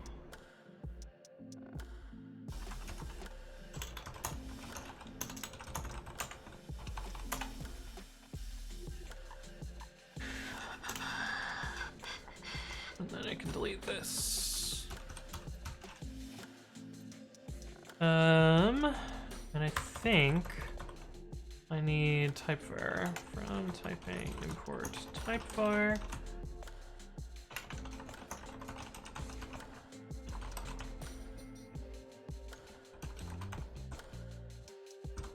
It's callable any? Ethan, what am I supposed to do here? Help. Can I just do this? MyPy, that file. I should pre-commit run MyPy. Run MyPy files, pre-commit.ci web app. Of course, it's not installed. What's my OpSec says Mongo is bad. 19 hours in, it's still not finished. Oh, I forgot callable. Typing import callable. Incremental types an assignment expression has type T. Target has type.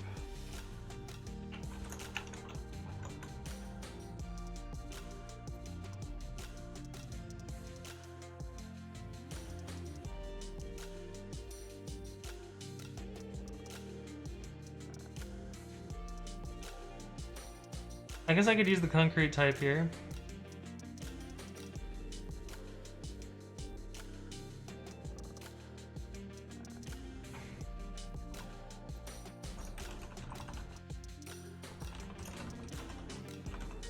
I guess I could use concrete types here, and then I don't need type var.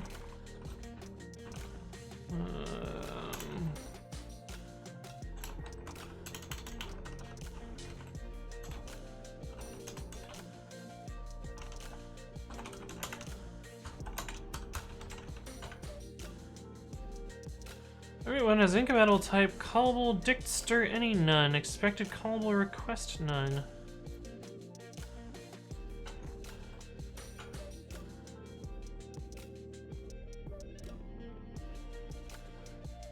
Yeah, why does this think that it's request?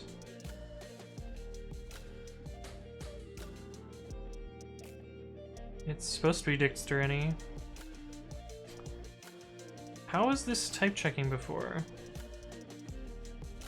Where did I get request from? None of these have request. This one has request. Where did I get this from?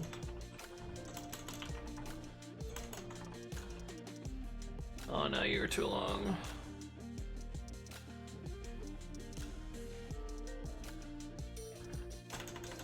I think I'm gonna get rid of GitHub on the beginning of these.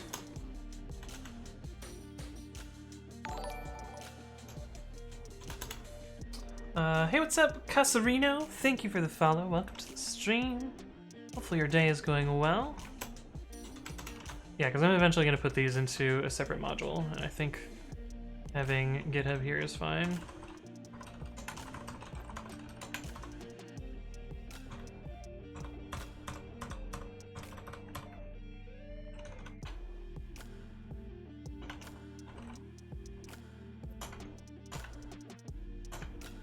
Oh, I bet I copied it from this one. Huh, that would do it.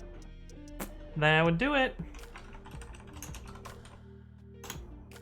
this is a pretty easy update there. Hey, and then MyPie's happy. Nice. Abaddon Buzzer says, patiently refactored. Hey, what's up, Nerdy Laka? Hello, hello. Welcome back. Sauce says, now I feel like I did mine wrong. I hand-rolled all of the JWT stuff for the installation auth. Yeah, there's a JWT library. It was super easy. I think that was like the easiest part of this project.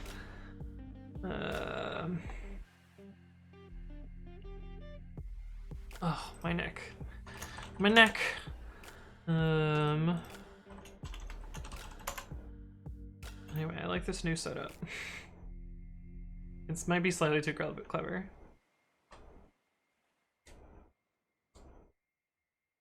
But we should be able to debug this thing here. So let's try and restart. Let me make sure that logging in and out still works. Why have we lost the domain?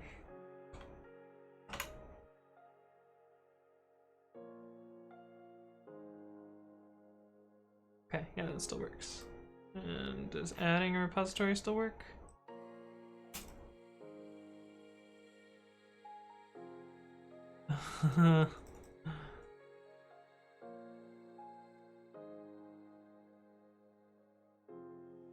Oh yeah, this is one that we know is not implemented, so that's fine. But we did post a different webhook there. Okay, so I know that I don't have that one done yet, so that's fine. But if I go and change the app permissions, which I have to do off screen, because it shows the fucking secret in plain text. Damn you, GitHub. Developer settings, this app. Let's remove something from the permissions. Branch or tag creator, oh, I had that one already. Issue comment.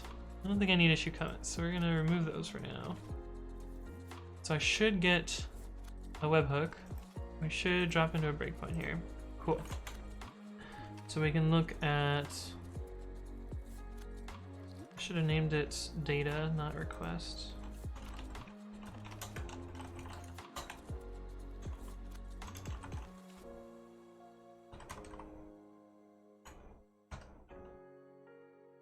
What is in here? What is in this thing?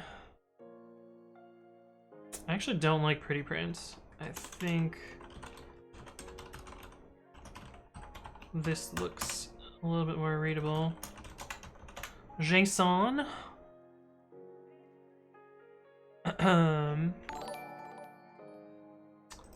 Hey, what's up, Roland V Drums? Thank you for the follow. Welcome to the stream. Hopefully you're doing well. New permissions accepted.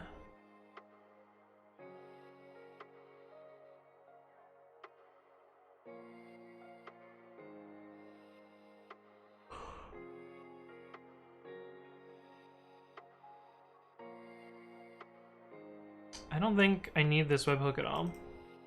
I don't think there's anything useful in here. But I'm going to save this to a file in case I need it at some point.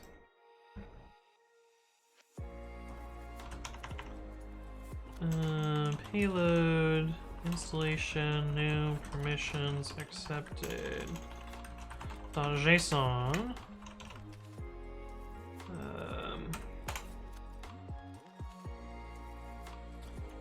So I think I can ignore that one. Web app.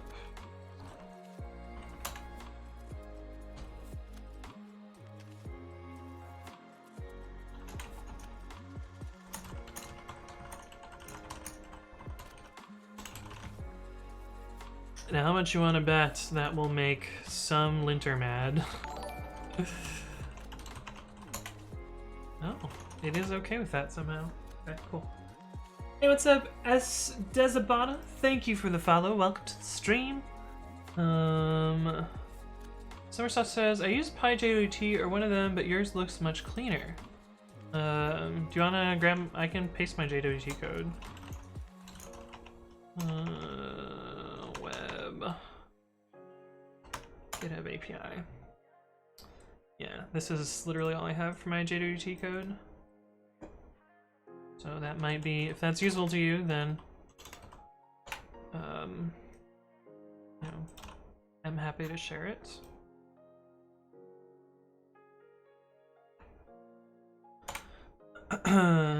Juicebox Hero says, when you're done streaming, do this, yeah. Is this a risky click on stream? I'm trusting a link from staff. Neck pain, stretches and exercises. Okay. It can be good as afraid to click, right? Cassarino says, what is he coding? If you do bang project, you can look at what I'm working on.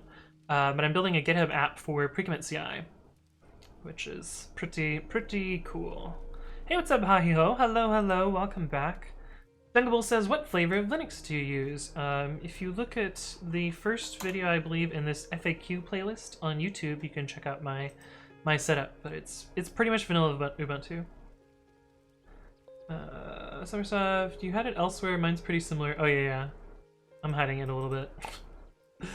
It's in another tab.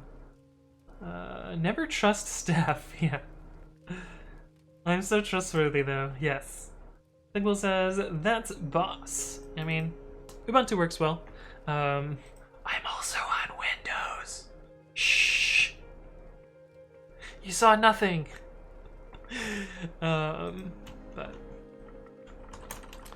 anyway, I think we can ignore the update one. So let's restart this now. Oh. It gets into a weird state when I debug and then continue for whatever reason.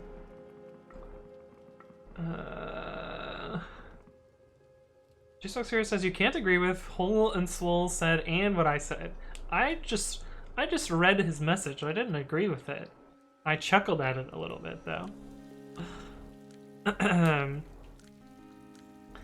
Douglas says, wait, do you have Linux in a VM? Yes, it's in a virtual machine. Diadoco Kinetic. I'm just gonna call you Kinetic. I've seen your name before. I'm pretty sure I called you Kinetic before. Kinetic says, he just said the name of the OS that shall not be named. Yes, you mean GNU plus Windows, right? Hannah Montana Linux says Convico. I have seen that. It is a thing. Just say Kinetic is fine. Yes, that's what I did last time. So, that is what I did last time. Okay, so we have that set up now. In theory now we should get the webhook from commits. So in theory we should be able to queue stuff now.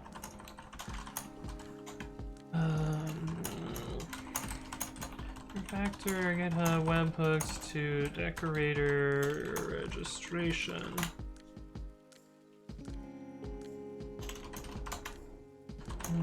It's not a monorepo, I promise.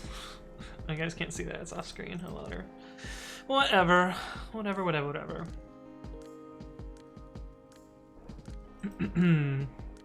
Okay, but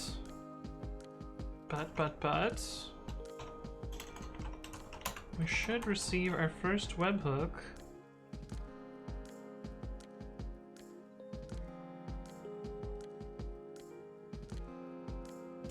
in here. No, where's the unknown one? Here. Here. Okay, so let's make a commit now. Surely this will work this time.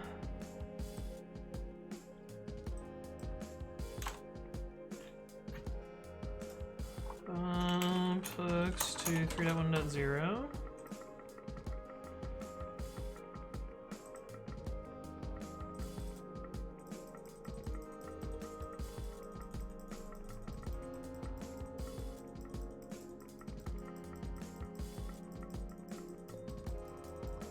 Huh. We must have gone through this route here. Shoot. Shoot. Okay, well, that's not what I expected.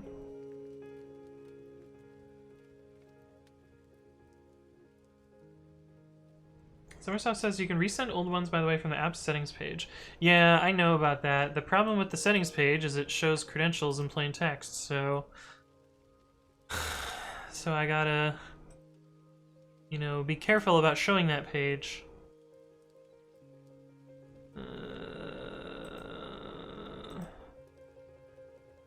But let me do that real quick. Permissions and events. No. Advanced? Yeah, here we go.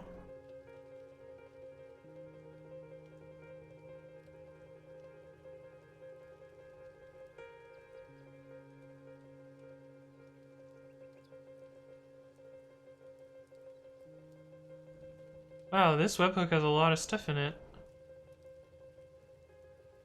But how do I know what type of webhook it is?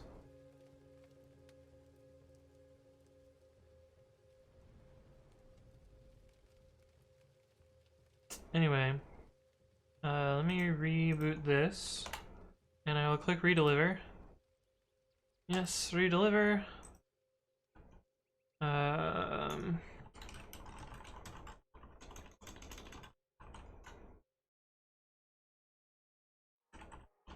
are the headers we got. So we can use service timeout, yeah. We can use the GitHub event still, but we have no action is the problem. Flask.request.json.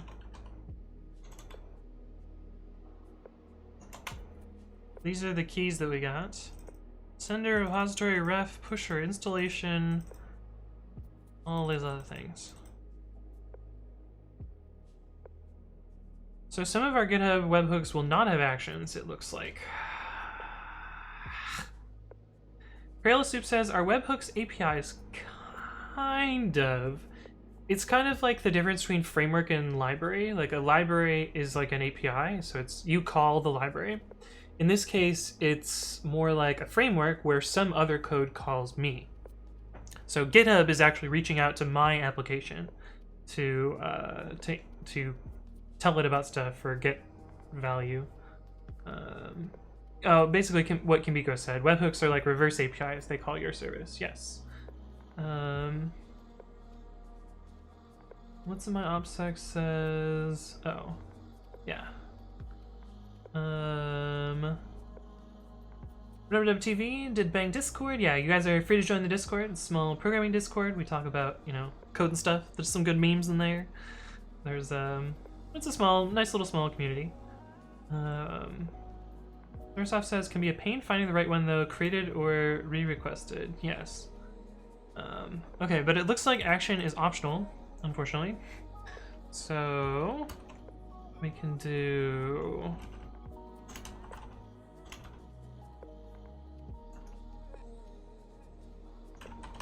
this.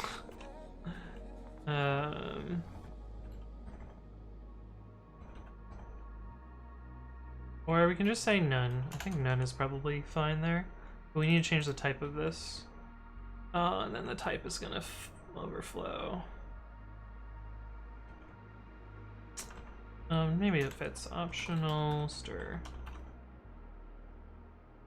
This needs to be. Oh, this one's gonna be optional stir. Equals none. Fuck. Then we gotta reflow this. Oh well. This is fine. This is fine. Everything is okay.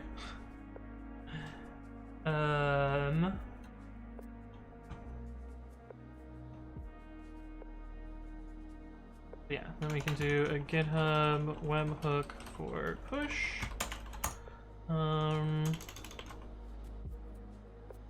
Repository push.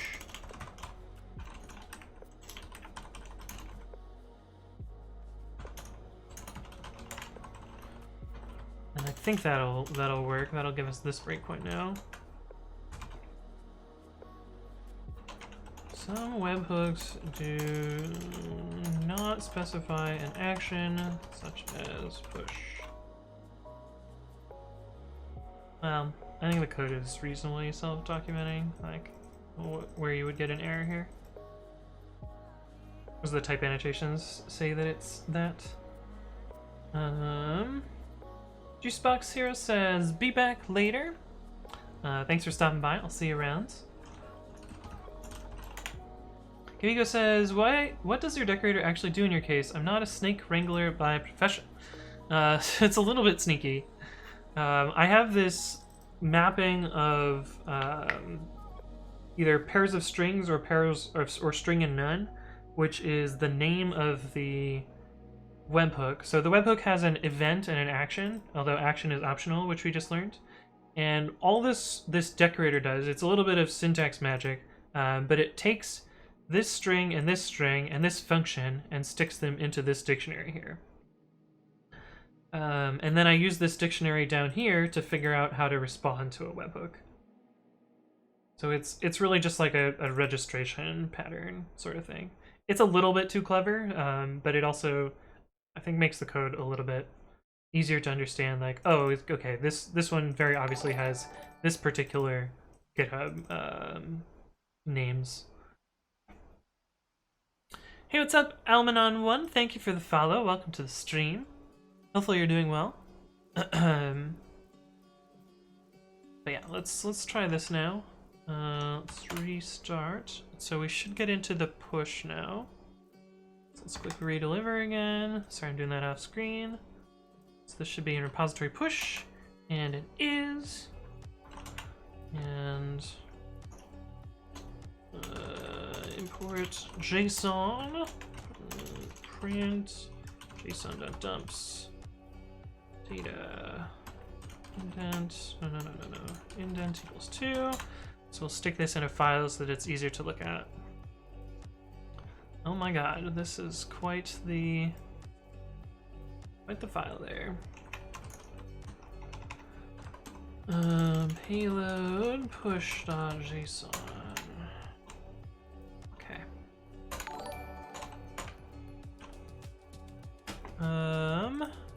Hey, Michaela. Speaking of bonk, hello. Welcome back, Michaela. We missed you earlier. There was some bonk that happened, and you weren't around to receive it. Lord JSON, yes, indeed. Okay, but let's look at what we need out of this event. I think there's a lot of stuff that we don't need, but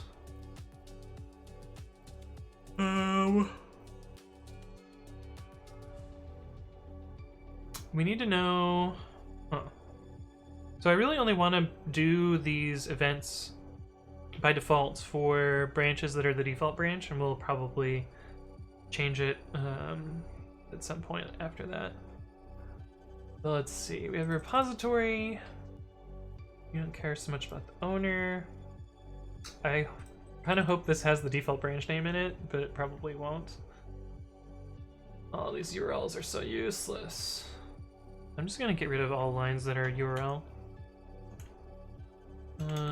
Beginning line, white space, double quote, not a double quote, plus, underscore URL, double quote, colon. And we'll find those lines. Oh, this is gonna take too long. Said, nope, nope, nope. Oh my god, my terminal is broken. I wanted to grab that regex. This one. Sed -r this /d.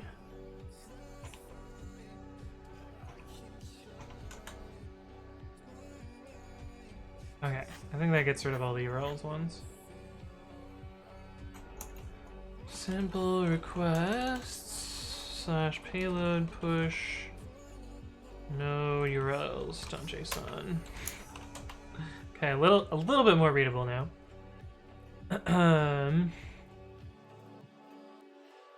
Binary says :s. What are you talking about?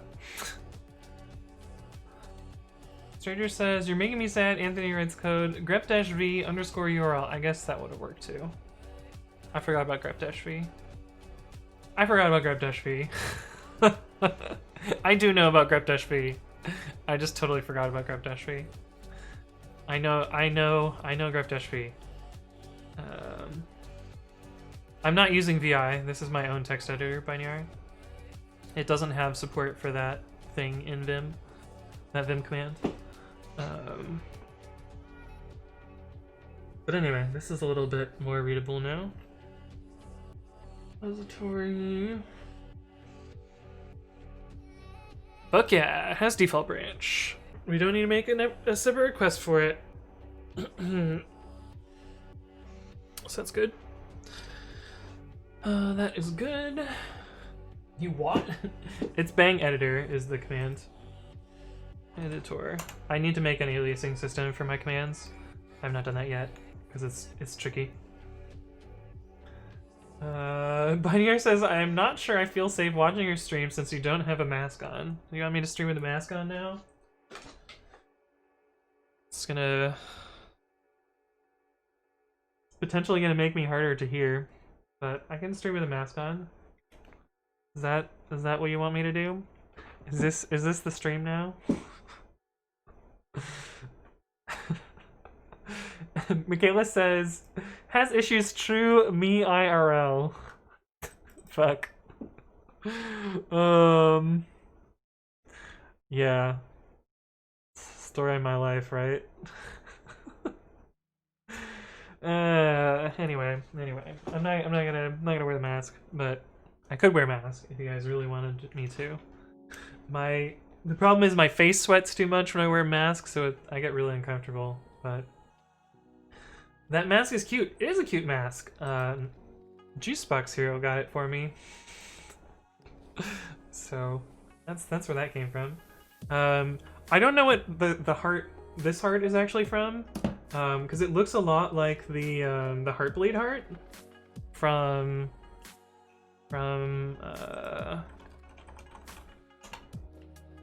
this heart. It looks a lot like the Heartbleed heart, but it is definitely not the Heartbleed heart. So I don't actually know what it's from. I guess it's different, but it's some logo from something probably. Kinetic says add a hoodie and boot Cali, right?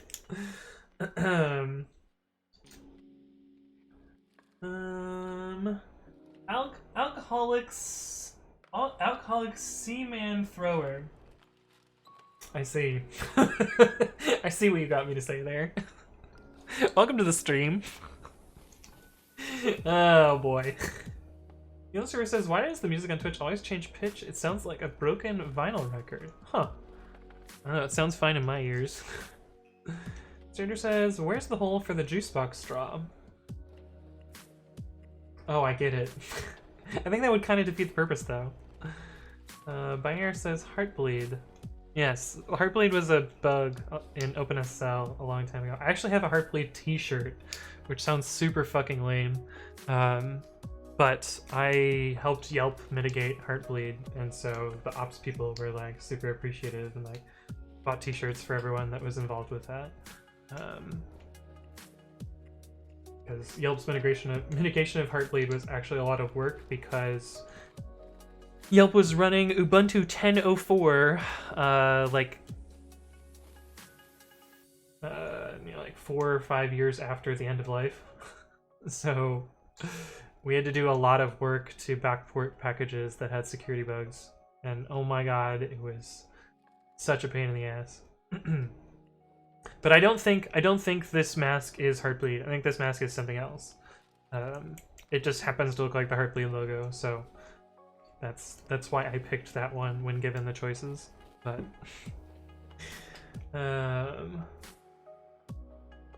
Binary says, I was going to say that I heard hoodies make your code 1000x better automatically. Oh, Hagiho says it's due to changes in the transmission bitrate. Interesting. When it auto-changes the quality. Sucks to have crappy internet. Yeah.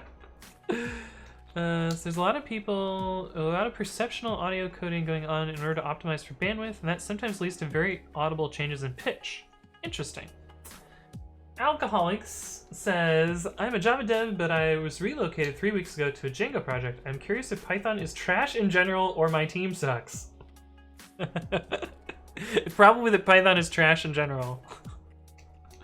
No, I mean, it's probably like a mix of the two. Like, Python is going to be pretty different from Java.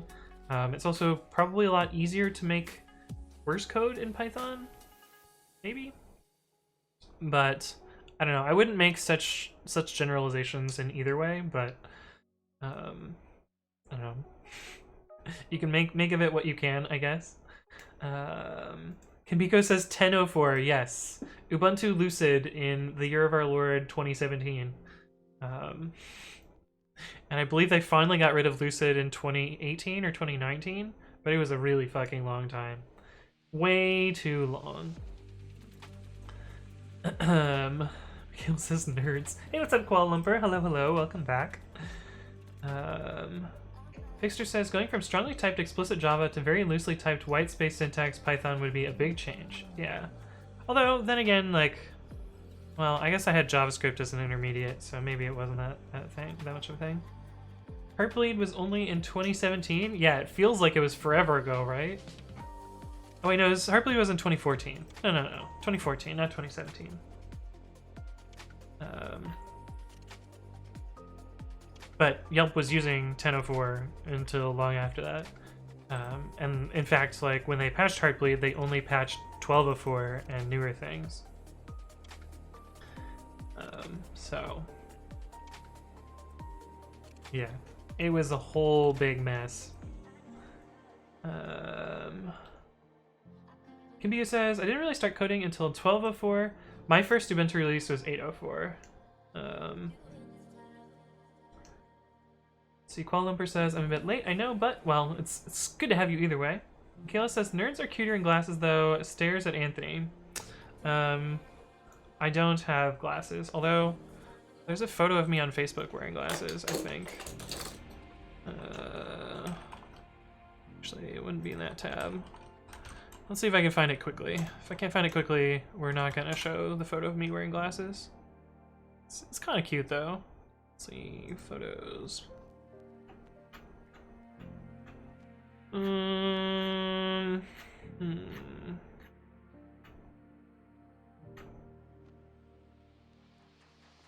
I'm also like super drunk in the photo too, if I remember right.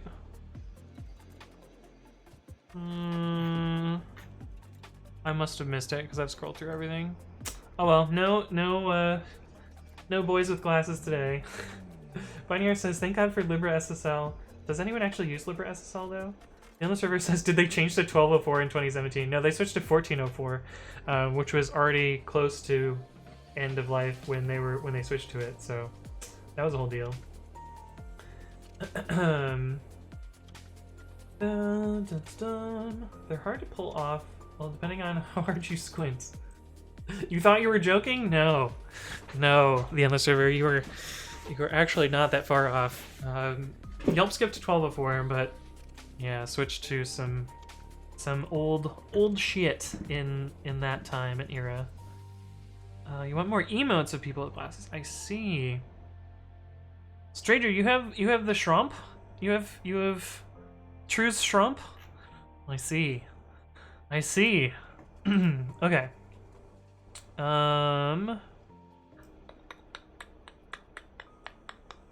Okay, cool. We have what we want here. Hey, what's up, Ancarp? Thank you for the follow. Welcome to the stream. Alcoholic says, what are we developing today, Chief? If you do Bang Project, you can check out what I'm working on and click through the links. But basically, I'm building a CI system, and I'm starting to finally get some of the actual webhooks to do some of the stuff here. And let's see, what do I need from this? We need head commit. We need branch name. Let's see.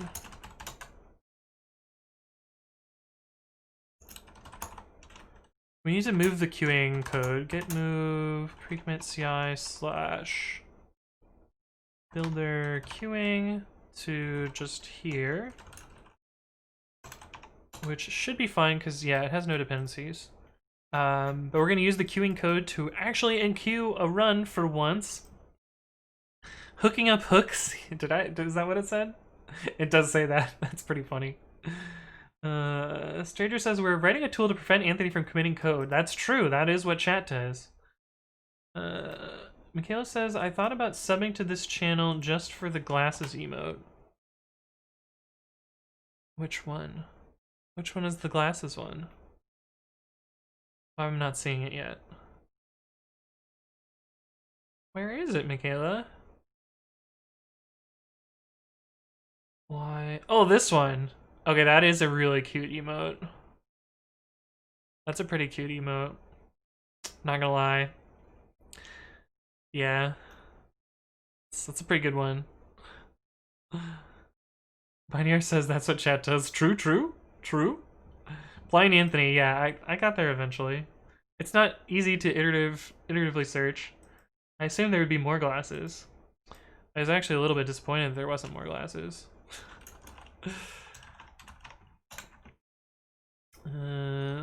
From pre-commit.ci import queuing. I think I spelled it like this. I'm gonna rename that.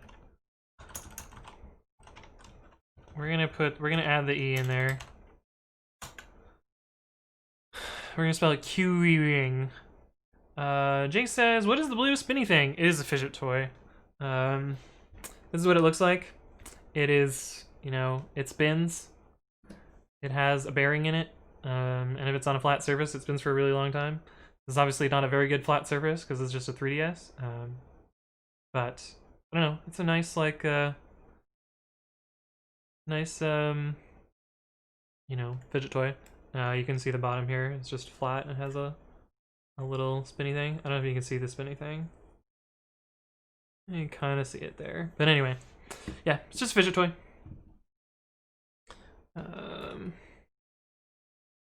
Just name it queuing. Yeah, it spins on his Pokemons. Yeah, this is that's yeah, my Pokemon machine. One of many Pokemon machines. I've got 2 of them, or I guess I have 3 of them within reach. We've got 3 Pokemon machines. Oh shush, Switch. Okay, I'm just gonna click this button to have it stop nagging me in chat.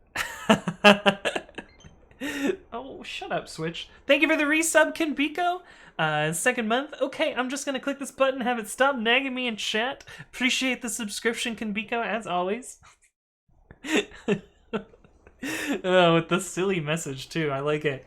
But thank you. Always appreciate you stopping by, Kinbiko. You addict, gotta catch them all. I have caught all the Pokemon.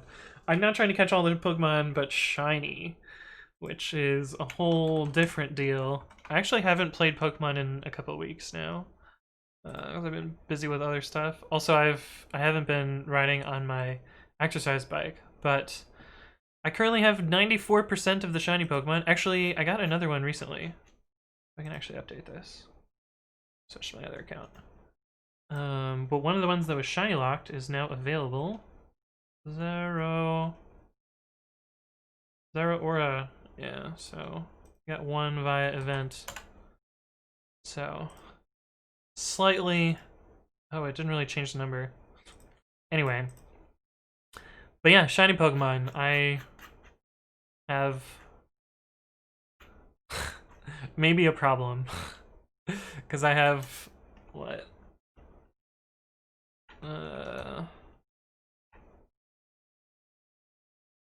How do I select this row? Oh, we can do this. No?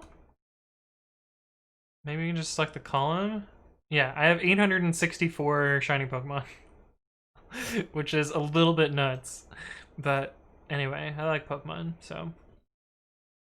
GH says, hey Anthony, can you suggest which issue I can take up next in PyTest? I'm still new to it, so could you please suggest one? I have not done much issue triage in a while for easy issues. But let's see if there's one. Oh, we got notification.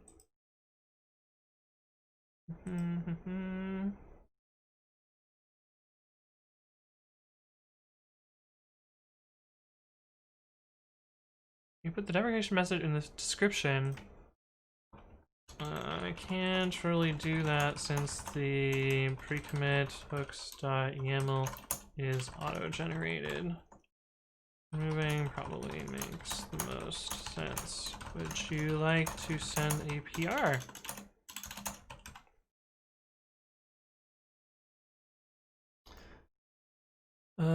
I got distracted. What was I answering? Oh yeah, PyTest issues. So usually I go to the easy label and see if there's stuff there.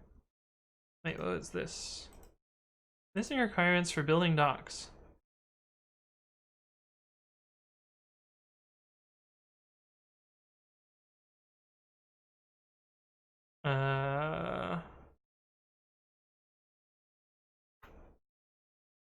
You need to also install PyTest. So in your middle reproduction, you're missing pip install dot or pip install -e dot.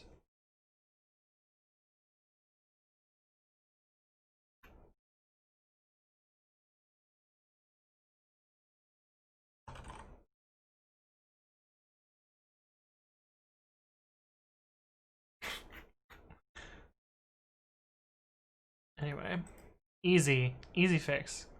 Sorry. Actually doing the thing that we're talking about without getting distracted. I usually look at the easy ones. This is an easy documentation change, but it wouldn't be a code change. How is this one easy? Did we decide to change this to a documentation one? Oh, someone is also already working on that one. This is a documentation one. This one is another documentation one.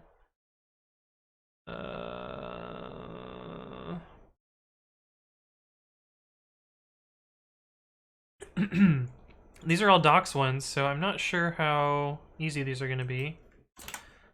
So I would probably try bug instead next. If there's any bugs that are easy to do. Looks like Bruno's already working on that one. Builder warnings error not displayed in test summary.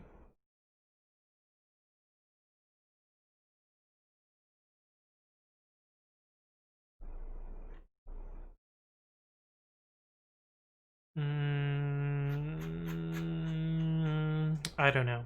I don't have any good answers right now, GDH, but I would just scroll through and see what you can find, I guess. Jake says, if you haven't played in 2 weeks, you're not a good addict. Yeah, it's just I've been busy with other stuff. Piggy Dicers! Yo, how's it going? It's been such a long time since I've seen you in the stream. How have you been? Have you streamed recently? I haven't seen you streaming in a while either. It's been a while. But welcome back. Good to have you.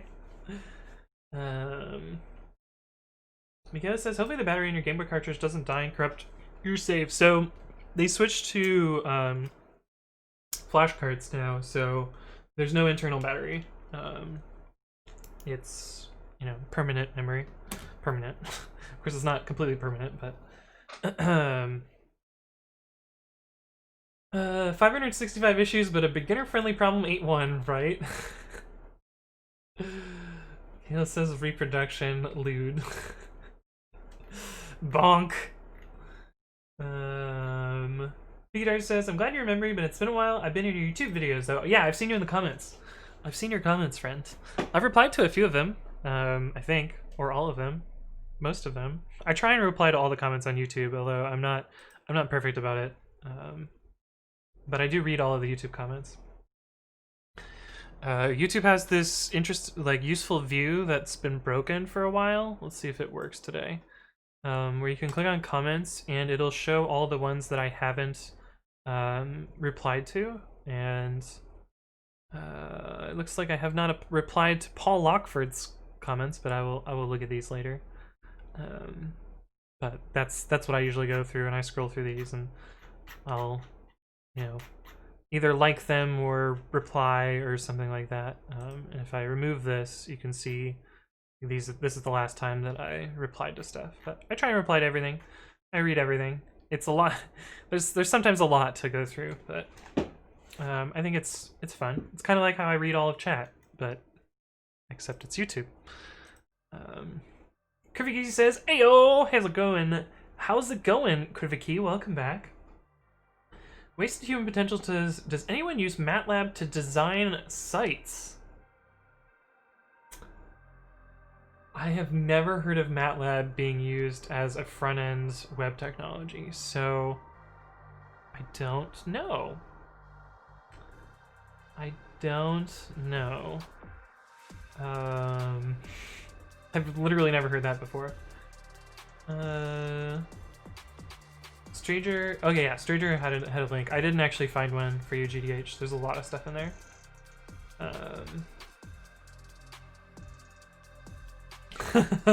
MATLAB is a front-end technology. Is that even possible? MATLAB front-end development. How would that even fucking work?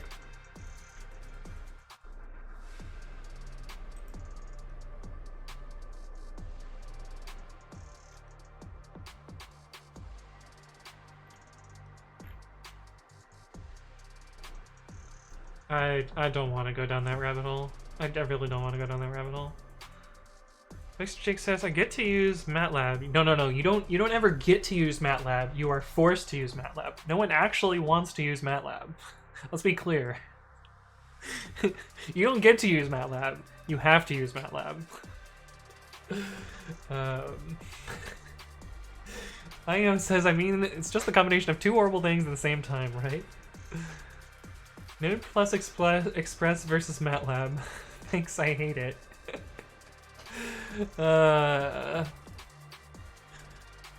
Yeah, you're right, Kinetic. Fucking MATLAB.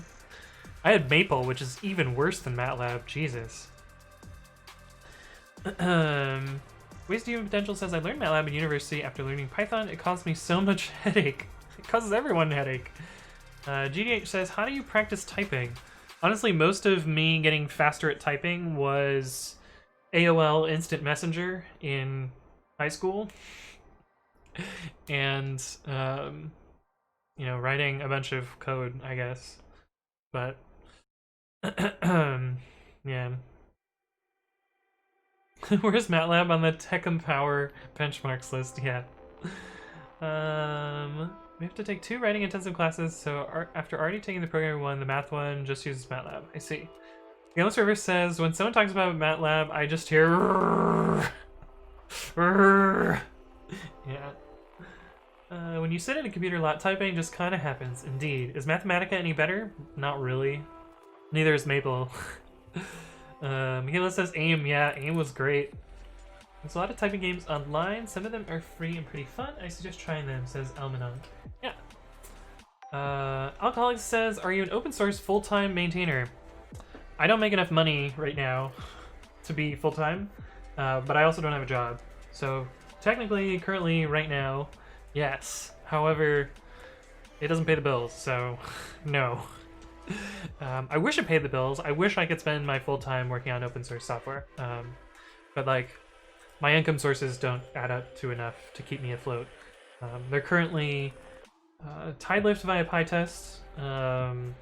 I have a few GitHub sponsors. I have Twitch subscriptions and donations, which I guess I count as my open source work. And that's it. And they don't even add up to rent, so like I'm nowhere near being self-sufficient on that. But we'll see.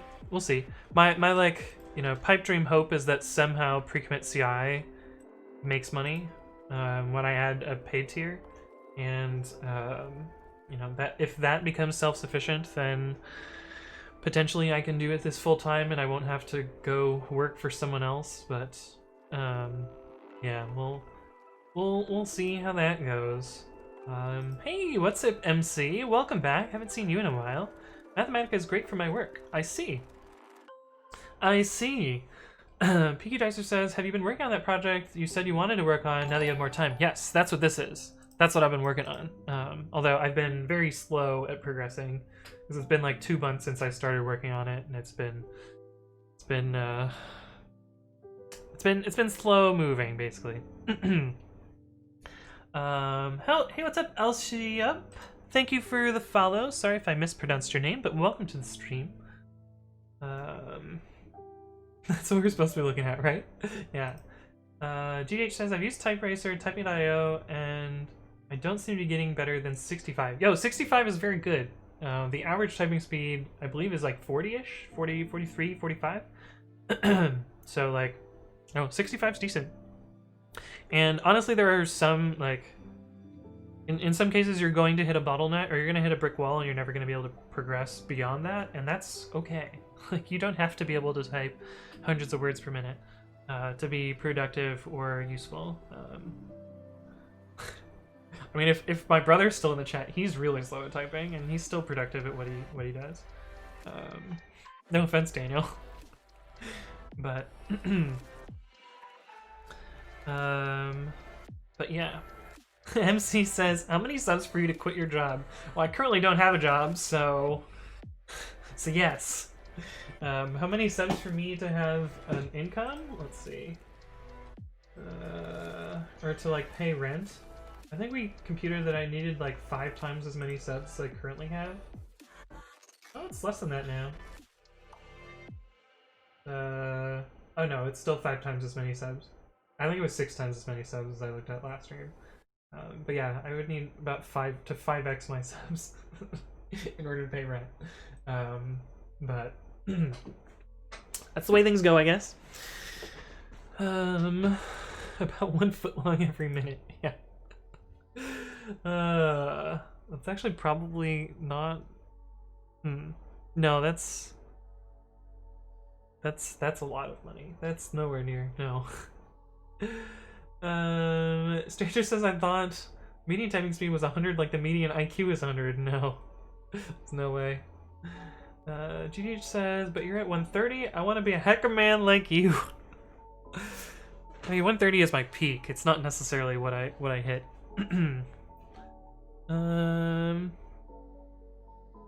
Pete Eister says, I can't type the homerow numbers or symbols without looking. Oh yeah, the like touch typing numbers and symbols. I've gotten a lot better at symbols and numbers, but yeah, those are the ones that are tricky. We had this typing class in middle school, elementary school. It must have been middle school. But it was this like really shitty DOS program that basically everyone else has done. Like anyone else who grew up in the 90s used this same fucking program. But like my friend and I breezed through this because we were nerds and like we had already spent a bunch of time sticking around on computers, and so we finished like the entire semester's worth of typing in like the first week. And so we just like we're trying to like min-max some of the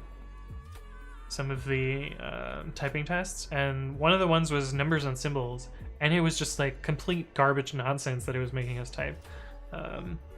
But yeah, Mavis Beacon teaches typing. I think that's what it was. It's like this. What? No, maybe not this one. What year did this come out? Oh, it came out in 1987. I don't remember a view that looked like this at all. It was like super janky DOS. Maybe it wasn't this. But I don't know. It was yeah, we spent a lot of time min-maxing the weird bonus things that we didn't need to do for the class. But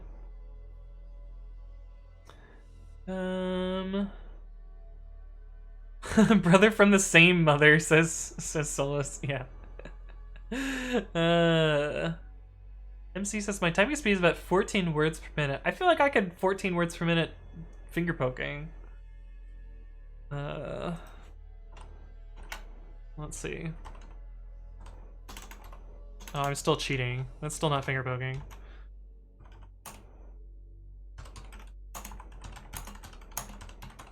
I'm still partially touch typing. I don't know if I could actually finger poke. I don't know if I can actually finger poke. Elmanon says, isn't pre-commit.ci a contradiction? CI runs after you push to GitHub. Just curious. So the name comes from pre-commit.com, which again is also probably a misnomer.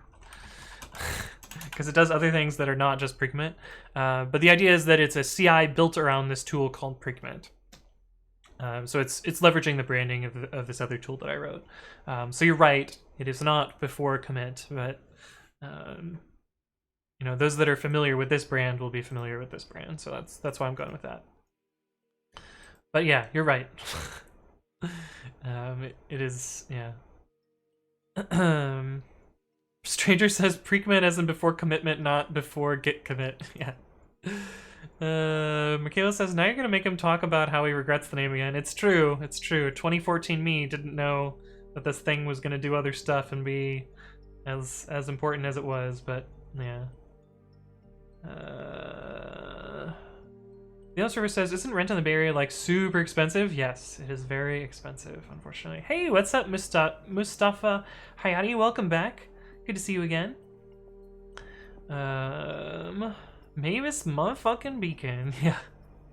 I think it might have been Mavis Beacon teaches typing. I just don't remember the car screen in that. Kinetic says, gosh, I never learned 10-finger typing and developed some individual style. It's not good, and I try to learn 10-finger typing. It's so hard to completely relearn something and not forget the old. Yeah, I don't use 10-finger typing. I probably use about 6 of them. Solo says, I just did my type test. I'm at 88 to 100. Really? Really? You're way faster than when you were maybe you're just really slow at typing code. because it was painful watching you type. No offense, Daniel, but it was a little bit painful. Here, let me just do one real quick. See what we're at. I did 86 earlier, but that's because this keyboard. I'm still not great at this keyboard. Ugh.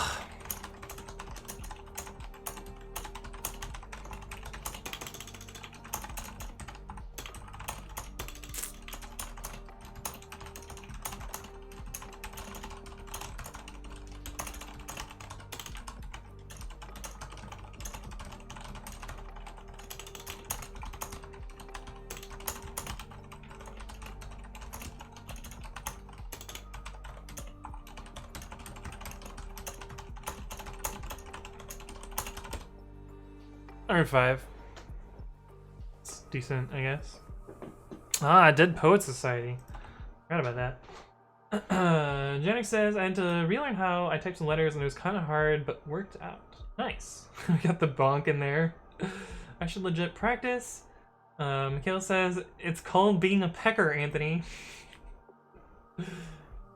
Can be good.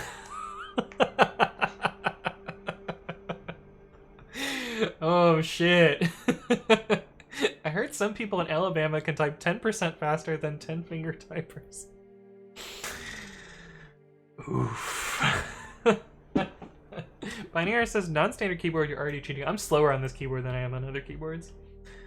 MC says, used to be 75. What happened, man? Wasted Human Potential says, what's the coolest stuff you've developed? I think Kamiko's probably right. Like, probably the coolest thing that I've worked on is my text editor. But I think pre-commit is probably the thing that I've spent the most time on, or that I'm the most proud of. But I also work on all sorts of other stuff. So I work on, like, you know, PyTest, talks, what else? Flake8, PyFlakes, a bunch of other stuff. But I work on a lot of things. But yeah, my text editor is probably the coolest bit by far, I think. Alcoholic says, thank you very much for the hard work you put in open source. People that work on open source are the real heroes of software engineering. I want to give it back to this amazing community, and I'm currently looking for a project. Yeah, Stranger's recommendation is good. Like, work on a project that is something you work on, or something that you use, and then you'll be able to see your benefits almost immediately.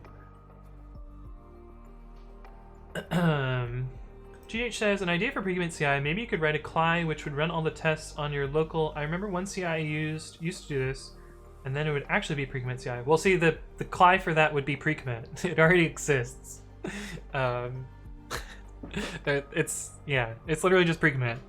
Like, you don't have to do anything for that. It's already done.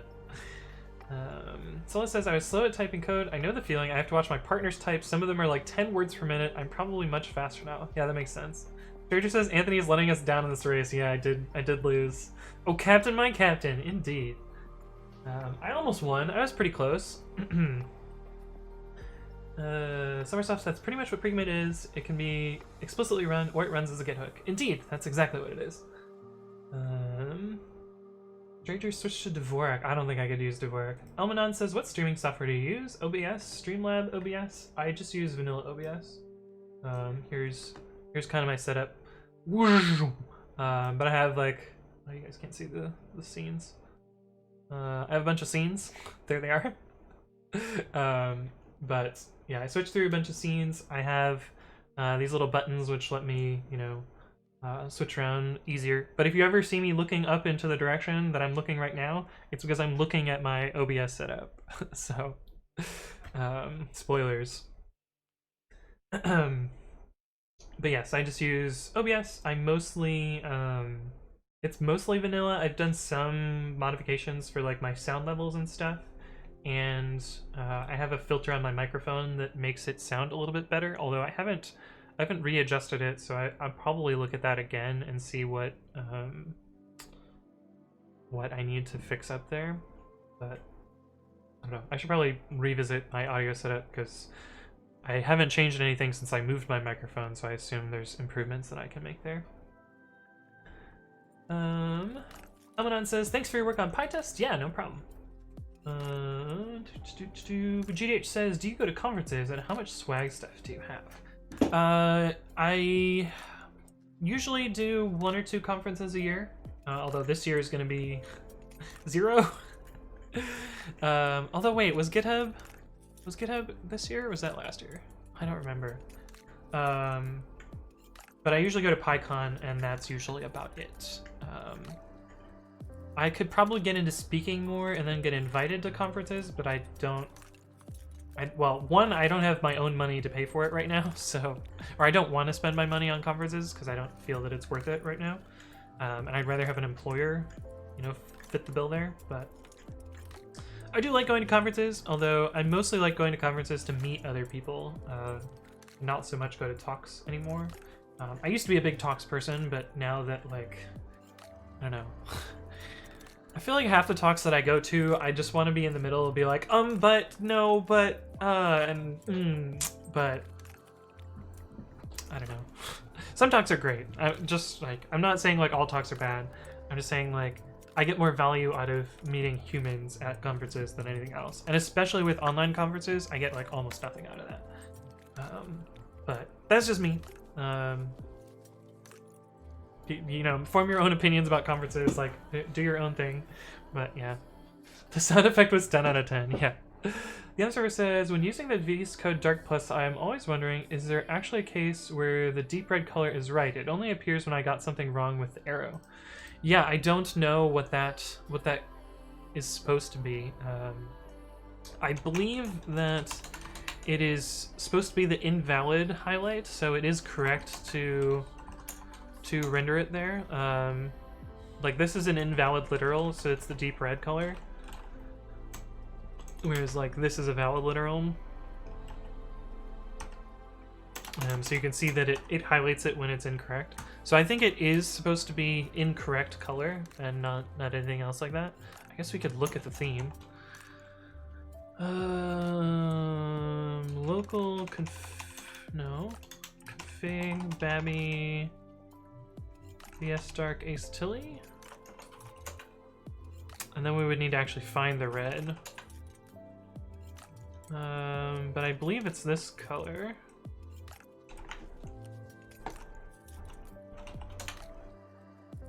No.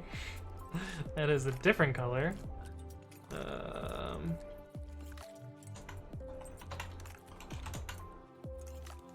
Is it this color? That is a red, so it's probably this color. Yeah, there we go. Yeah, so it's just the invalid scope. So that is indeed why it shows up, because I only see it when it's invalid too, and when you miss a parenthesis or whatever.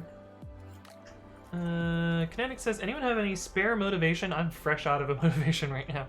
Working on a scikit-learn feature and it's not going well right now. What are you stuck on? Kimiko says, come to my town for a conference once you're allowed in. You're in Japan, right? I would love to go to Japan. It's on my list of places that I want to go, and I've not been there before. But I think that would be a fun place to visit, especially for a conference. That would be cool too. GH says there's this guy, James Powell, who live codes at PyData. He's supposed to be an expert at Python. And he's really fast with code too. Interesting. The server says, nice, thanks for looking this up. Yeah, no problem. Solus says, we're making an application that shares positive motivational thoughts. Nice. Nice. Okay. Code. Writing the code. Web app. And push. So we want to look at... So in a push, we only want to trigger, or we only want to queue something if the repository, if the branch is the same as the repository, or if it's a tag.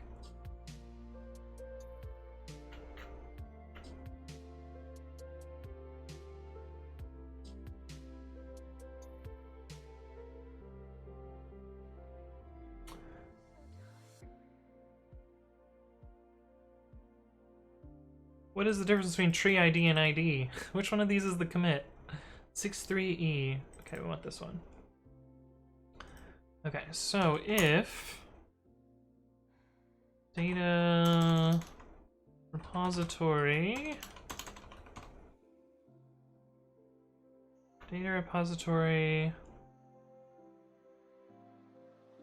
default branch.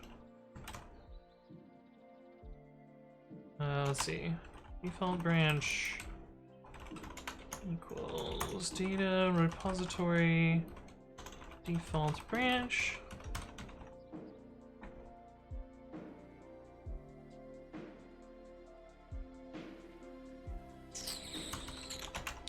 If data ref equals ref/head/default branch. So if it's the default branch, then we want to queuing.enqueue.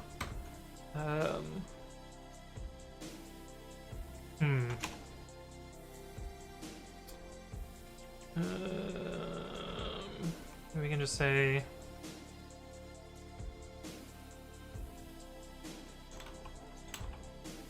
or what? There's two options here. If it's not equal to that and not data ref dot starts with ref/tags,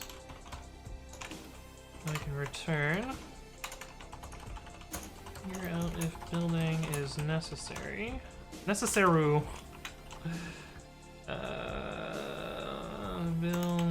FIFO. And we need to put data in here. So what is the data that we have? Well, we need the group too. So the group is going to be the repository owner. Repository owner name. And we need the data, which is going to be what? Probably ref. Oh, I think we just need ref and after. Ref after and full name. Ref, which is data ref.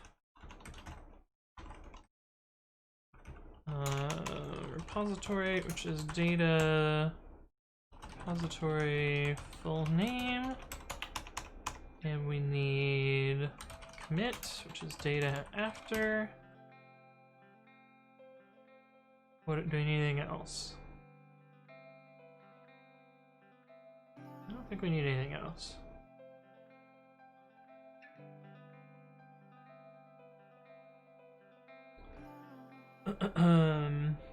Fixer Jake says, I should really go for a nice walk, but I'm so deep in this code right now. Yeah, I feel that as well. Hey, what's up, Fudu? Who asks, is this an Ubuntu virtual machine? Yes, it is indeed. How did you know it was a VM?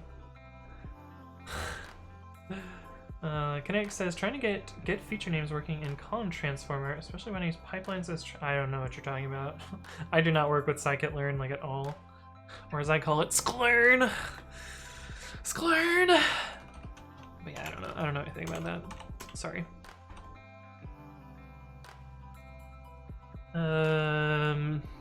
So yeah, so I want to short circuit stuff here as well. And we also want to set commit status as well. We can do this eagerly, so that people get like the pending status as soon as possible.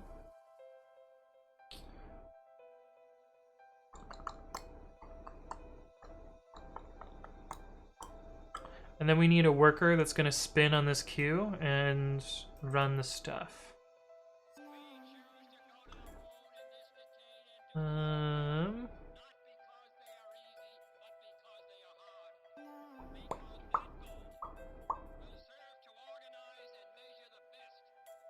We actually don't care about the installation or the sender, do we? Or the commits. Or the head commit. Okay, I think this is what we need to do.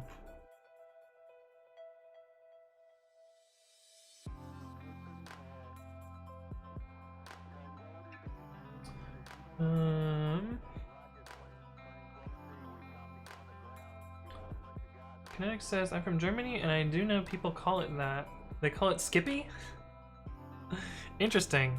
Do they call it science instead of science? Mikhail says, this music is reminding me of the FTL game. Yo, FTL is so good! Fucking love FTL. We'll probably do some FTL on my 24-hour stream, if you guys are okay with it. I really like FTL. I'm also pretty good at it, kind of, I guess. Skippy and Numpy. I've heard Numpy before, I have heard that. Mixer Jake says, man, I got FTL for free so long ago, great game. Yeah, and the expansion has actually been really good too. I've been playing a lot, well, when I play games, I played a lot of FTL. Hey, what's up, Food Dude? Thank you for the follow, welcome to the stream. Okay, let's run this and see if it works now.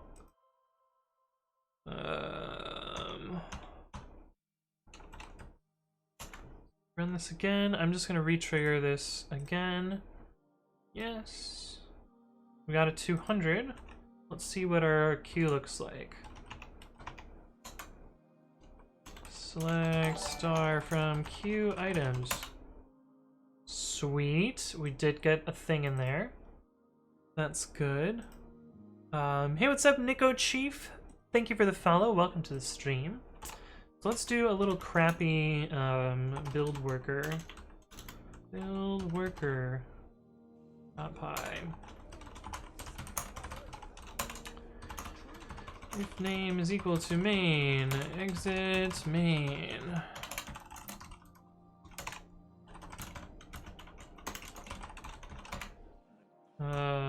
From pre-commit.ci import queuing.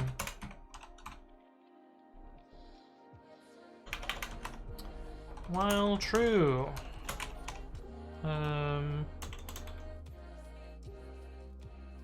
Let's see, item equals queuing dot long pull.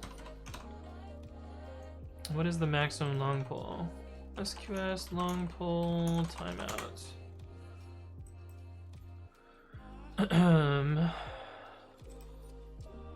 The maximum long pulling wait time is 20 seconds.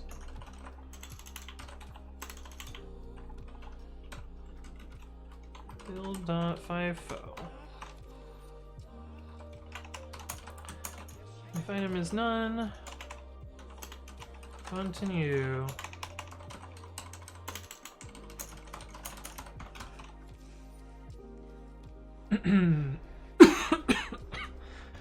But if we did get an item, let's see, receipt and data equals item. So then we need to pull down the pre-commit config.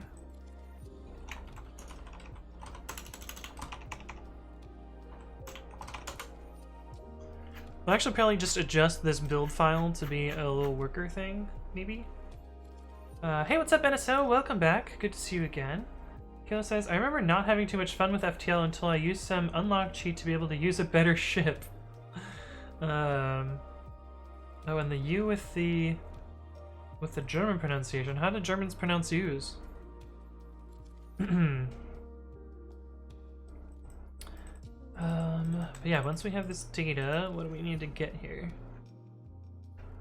We just need the configuration.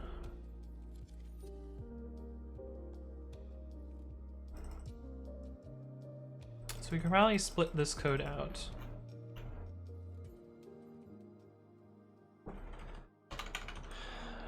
Ensure build config, which is dict stir any, which will be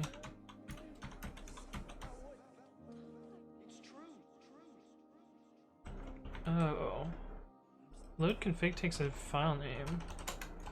That's a little bit clunky.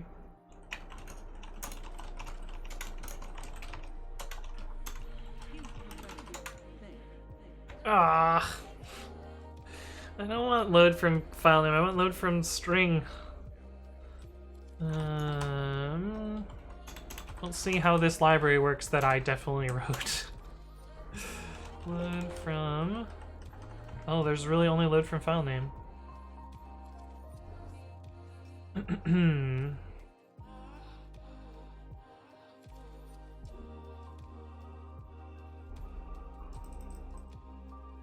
I could probably just do load strategy equals lambda xx as a cheat. Oh wait, no I can't because it has to actually open the file. Why did I do such a shitty API? I guess it was the minimal API that I needed. Load from file name.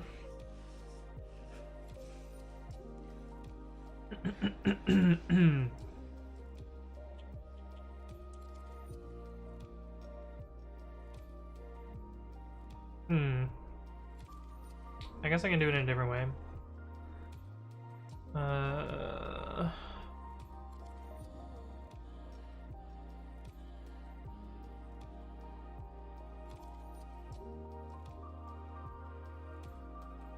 This is really just this code here. Oops, not here.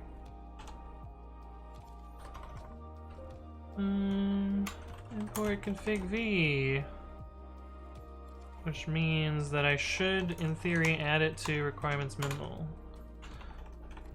And we should add PyYAML as well.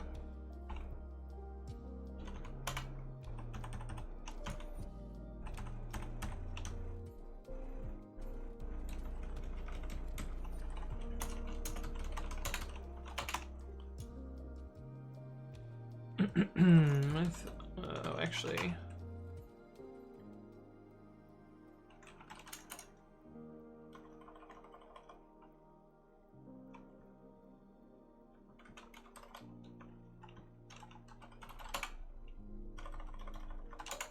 We need the loader as well to get our fast loader. C-safe loader. Safe loader. Oh, maybe we should just make a temp file. Fuck it. Yeah, we'll just make a temporary file. It's gonna be easier than doing this the complicated way.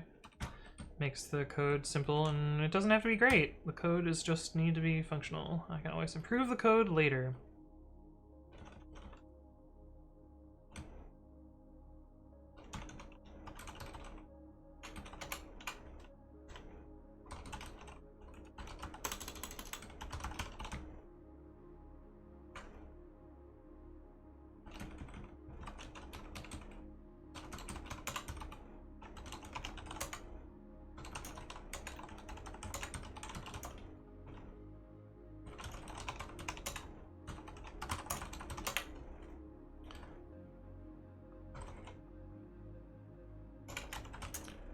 From pre-commit.ci.builder import ensure config. So we need to download the config from GitHub API. Run. It was not ensure config, was it? Ensure builds.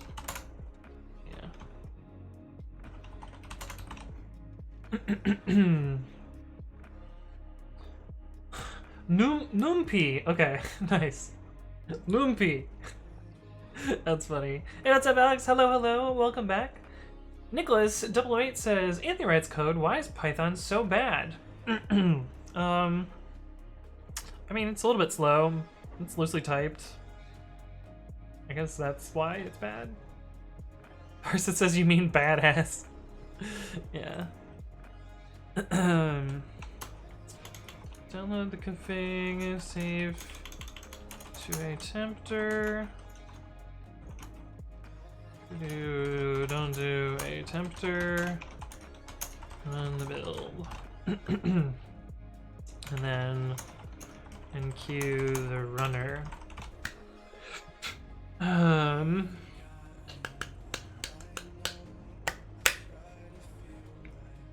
Let's see. GitHub API retrieve file.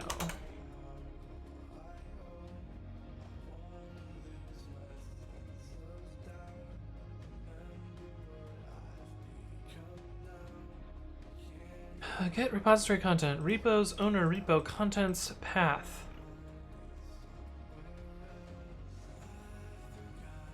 Files and symlinks support a custom media type for retrieving the raw content or rendered HTML.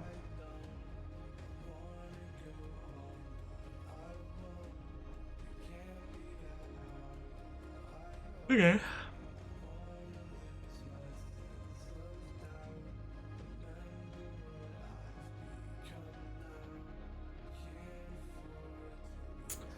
Oh, but we need to do GitHub API stuff, so I need my API keys again here.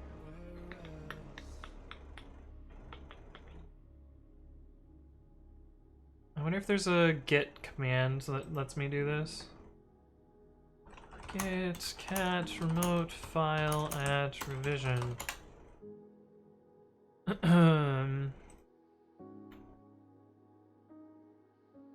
I gotta do a fetch.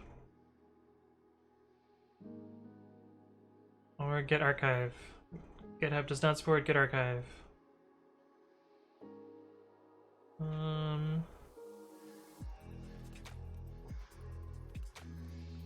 I should use the GitHub API. I don't know why I'm trying to find git cli instead. Someone says Python is not as bad as JavaScript, at least. Yeah. Nicholas says, I like your keyboard setup. Yeah, it works pretty well for me.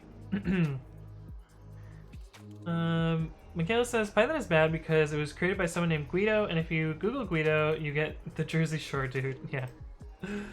What are the keys in the middle for? So this is the BDN9. If you do keyboard 3, you can look at my keyboard, but I use it as Stream Deck, so I can bounce around between my scenes by pressing buttons, and it works, works reasonably well for me. Okay, so let's use this GitHub API. Why?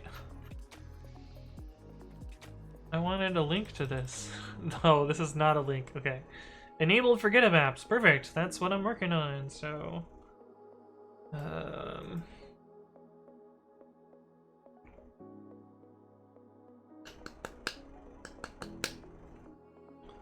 Summer Sauce says, aren't you going to end up fetching the whole repo at the commit anyway? Yes, but I don't need it for the build, and the build and run are going to be separated.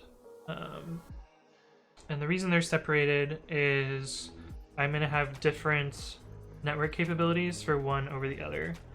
So I'm going to like lock down runtime to be, net none, and only allow network access at build time. Because in theory, you shouldn't need network at runtime. At least for free tier. And yeah, and actually in most cases I should be able to skip the build entirely. Actually, I wonder what the SQS message size limit is. Oh, it's huge.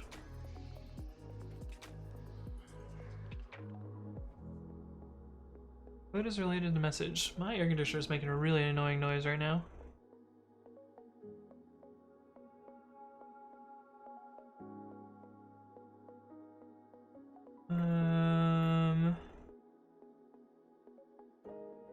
Where's the thing where I saw 256K? Message size. The minimum message size is 1 byte. The maximum is 256K.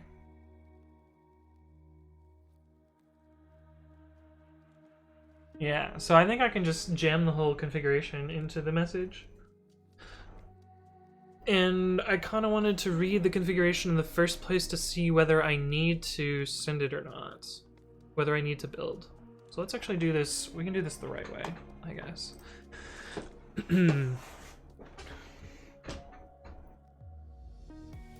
How dare you talk about the benevolent dictator for life? Yeah. Moist Dust says, are those potentiometers on the outer keys for the BDN9? Yeah, so on here, there are two rotary encoders. This one controls the volume, and this one does page up and page down. I don't really use them all that often. Oh, it pages up and pages down scenes. That's kind of cool. But page up doesn't work for some reason. It only pages down. But anyway, that's what those do. But yes, they are potentiometers. Summersoft says, makes sense, but yeah, auth is going to be required if you get to supporting private repos. Of course, yeah. I will have private repos will be like paid feature eventually. So I'm just trying to do the free tier right now. And the rotary encoders, I was wrong. What do you use them for? I don't use them much right now. I do use the volume one a lot though, so you can see the volume in the top left. I use this to adjust, so that works pretty well. Also, if I press it, it mutes. Which, interestingly enough, if I mute my speaker volume, it still goes through OBS. So I don't quite know what's up with that. It's a little bit weird. Big Dick Hagrid says, why ex-Lyft tech lead? I was part of the 19% layoffs at Lyft. And so now I'm doing my own thing for a while. Moista says that BDN9 is pretty cool, and I didn't know I needed one until now. Yeah, it was actually recommended to me by a friend, and I soldered it together on stream, which was kind of cool. It was a little bit of a different stream for me, because usually I'm writing code, talking to chat, but this was me playing with a soldering iron, which I am not very good at. This was kind of like my first big soldering project in a while. But yeah. Kanvika says, I would reply to the hacker guy, but I don't want to add him. He's hopefully taking the piss out of Google tech lead balance. Yeah. Yes, that is. It's annoying clickbait. That's the whole reason. Drakapaka says, is there any reason why you have C-style return 0 and an exit function? Yes, I will show you that in a second. Hey, what's up, Moist Dust? Thank you for the follow. Welcome to the stream. So I actually go over that in a YouTube video of mine. I think it's actually the very first video of this playlist. But I go over the reason that I structure my command line in that way. So you can check that out here. The basic TLDR about it is that it makes the command line interface testable, because you can call the function and check its return value, and the exit function causes it, or the exit call causes it to cause the whole CLI to exit with that code. Hey, what's up, Big Dick Hagrid? Thank you for the follow. Welcome to the stream. It's interesting that they let names like that through, but what are you going to do? What are you gonna do? Okay, so what I really want to do here is I want to check whether I want some function that checks whether everything is already satisfied. So it's really going to be kind of tricky. Oh, I guess I can do this. Hey, what's up, Clue Train? Thank you for the follow. Welcome to the stream. Hopefully you're doing well. Yeah, this code looks like that.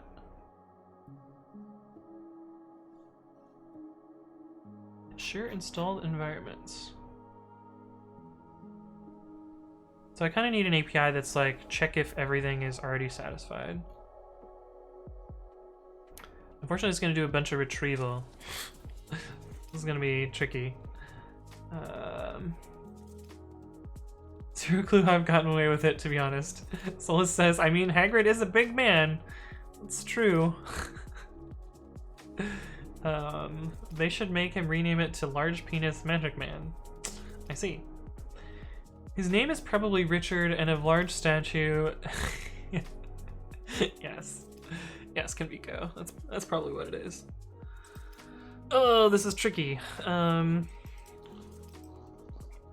Okay, let's just you know, assume we have creds available at this point, even though I don't know that we will, or I don't know that we want to at that point.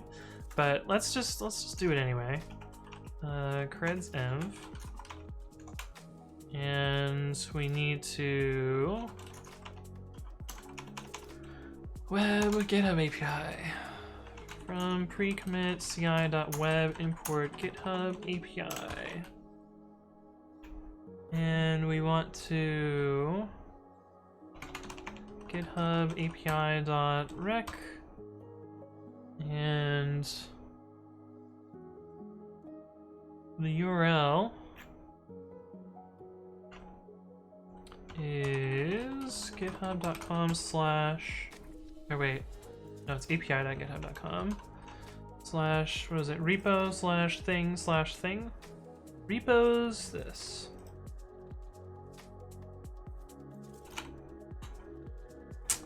And this will be data.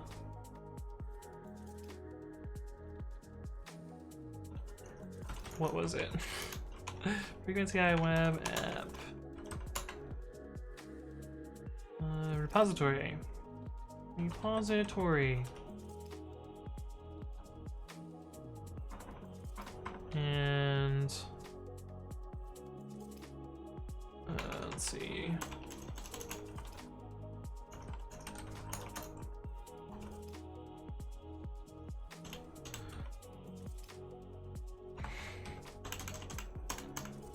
Oh man, I can do this cool thing now where we can just sort those. Oh, so good.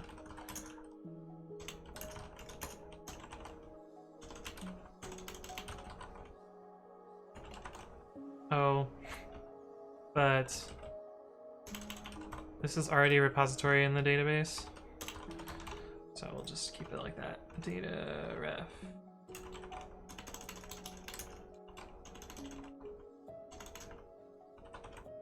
Okay, I'm getting too clever.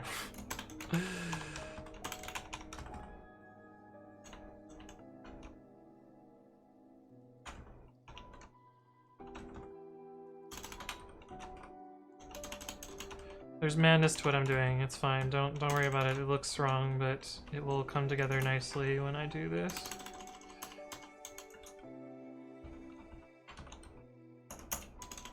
There we go.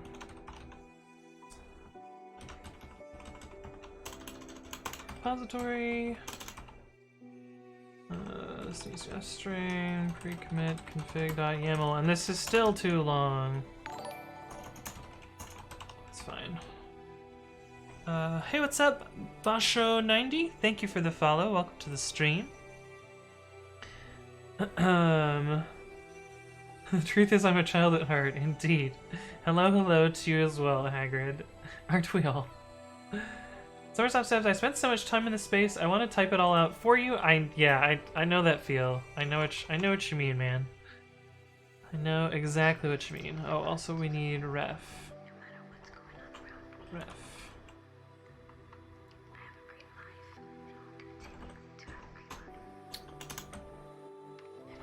And I know that when I go to support GitHub Enterprise, I'm gonna need to parameterize this string here.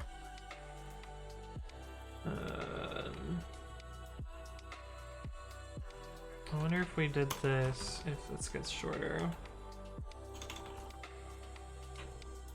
Maybe.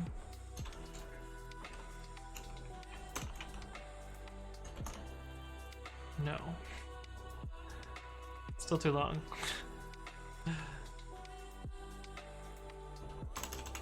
That fits. Oh, but this is masking a built-in.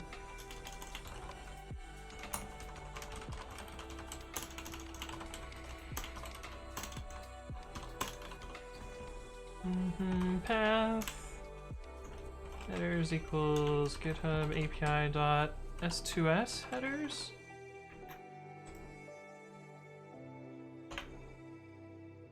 Yeah.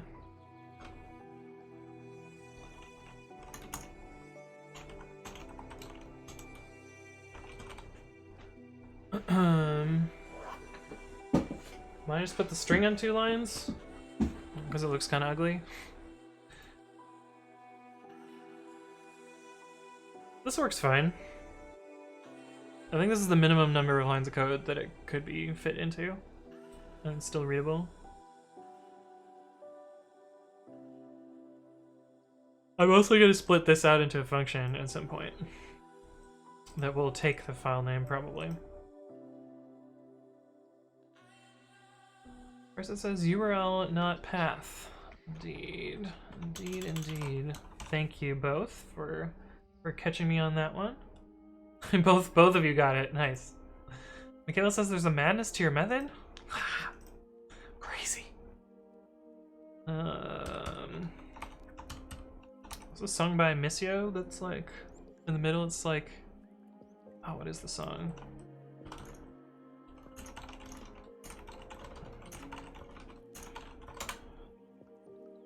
This one, Twisted. Everybody in the world knows I'm a little twisted. Yes. Anyway, sorry, that's what that made me think of. Okay, so this should run. We won't be able to actually do our output here, so I will have to reset the queue when we run this.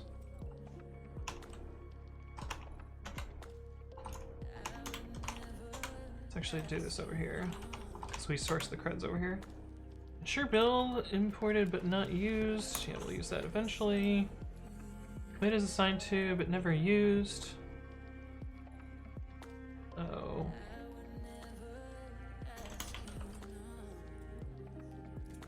Shit.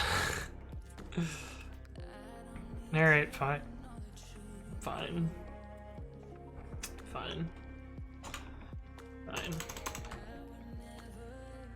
Put it on 2 lines.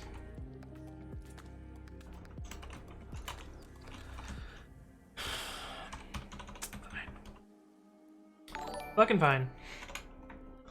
Hey, what's up, Spastic Goat? Thank you for the follow. Welcome to the stream.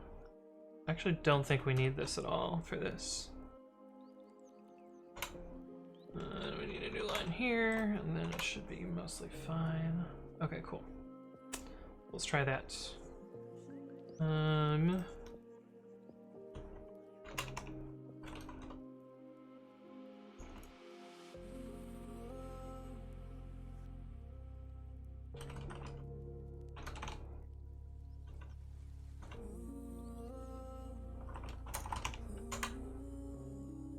Unauthorized.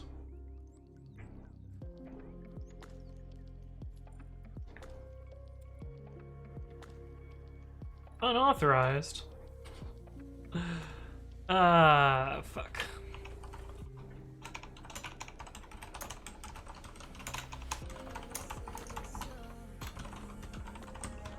And I'm gonna debug this in a second. I'm out of water and I'm thirsty. I will be right back. So I'll see you guys in a sec.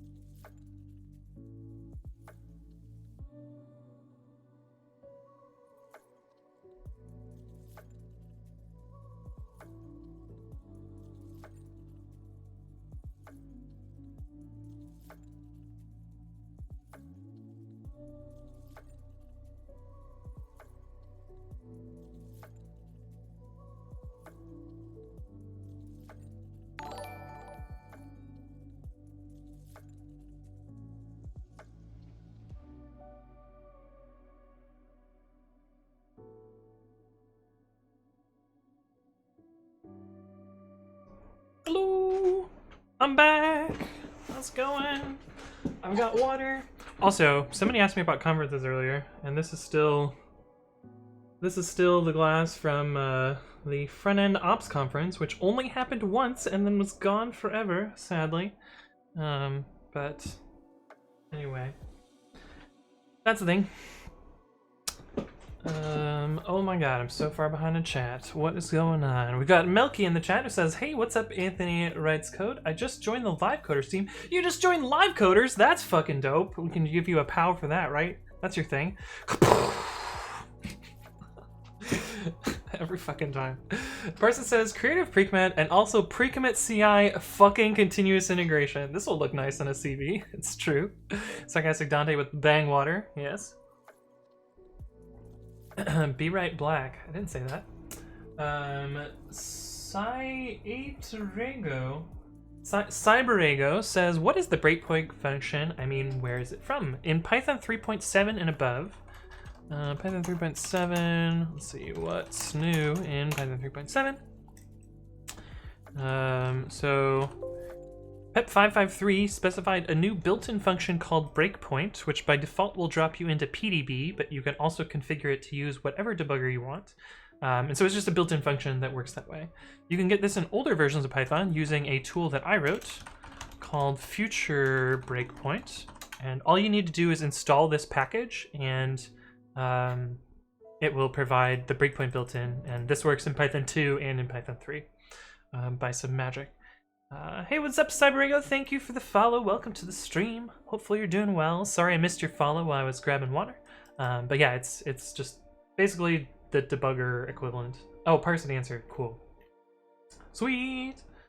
Kayla says, I'm making a CI chaos inoculation immune to a certain type of damage, character, and path of exile now. I should have gone with the name pre-commit_ci instead of the name chaotic socks. Person says, Anthunk needs a conference. Conference never happens again. Yeah. Miguel says, Future Breakpoint sounds like a genre of music I would enjoy while watching the protests on the streets. Yeah. Okay, so let's figure out why we got this unauthorized. Also, I need to reset my queue. Slack star from queue items. Actually, I think the time should have expired by now, so I probably don't actually need to reset it. So let's see what broke here. I think we can do this. Bad credentials? The fuck you mean bad credentials? Oh man. Why? Why, Shama? What do you mean bad credentials? I don't want to show the credentials either. How am I gonna do this? Okay, I'm gonna show the credentials, but to myself and not to you guys. So give me a second while I do that.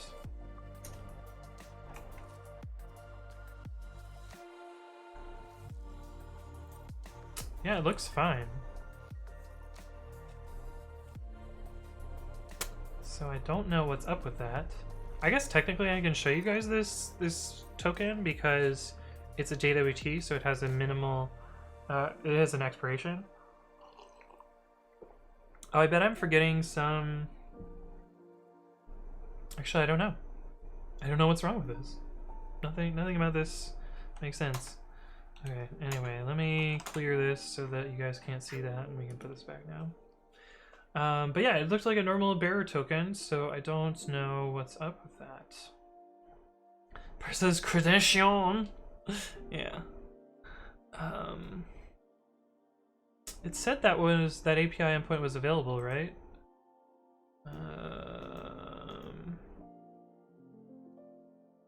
Contents. Enabled for GitHub apps.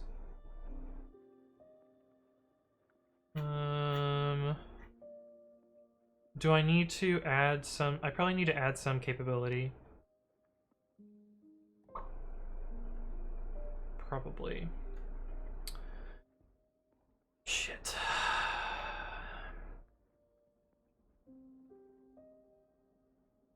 Okay, let me see what capability I need to add. Fortunately, I have this off screen so I can look at it directly. Contents, repository contents, access, read, and write. I have that.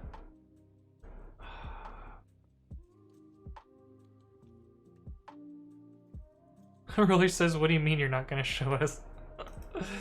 Summersoft says, is it expired already? It's 5 minutes, right? Yes. But the token, like, the token is grabbed right before the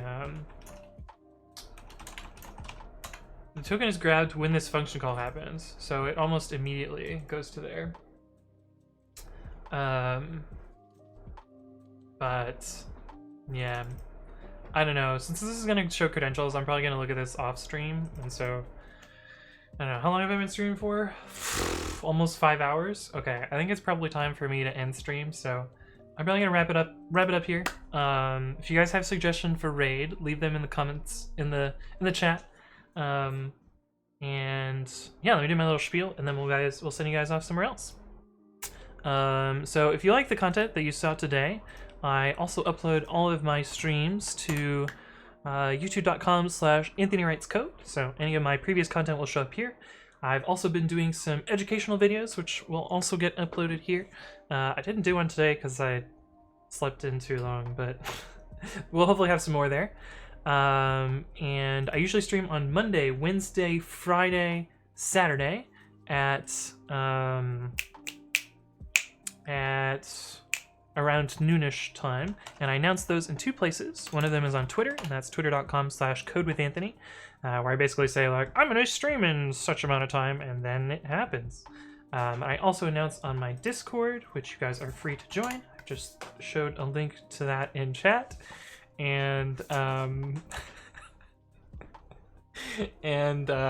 yeah, I'll see you guys around in the future. Let's go find someone to raid.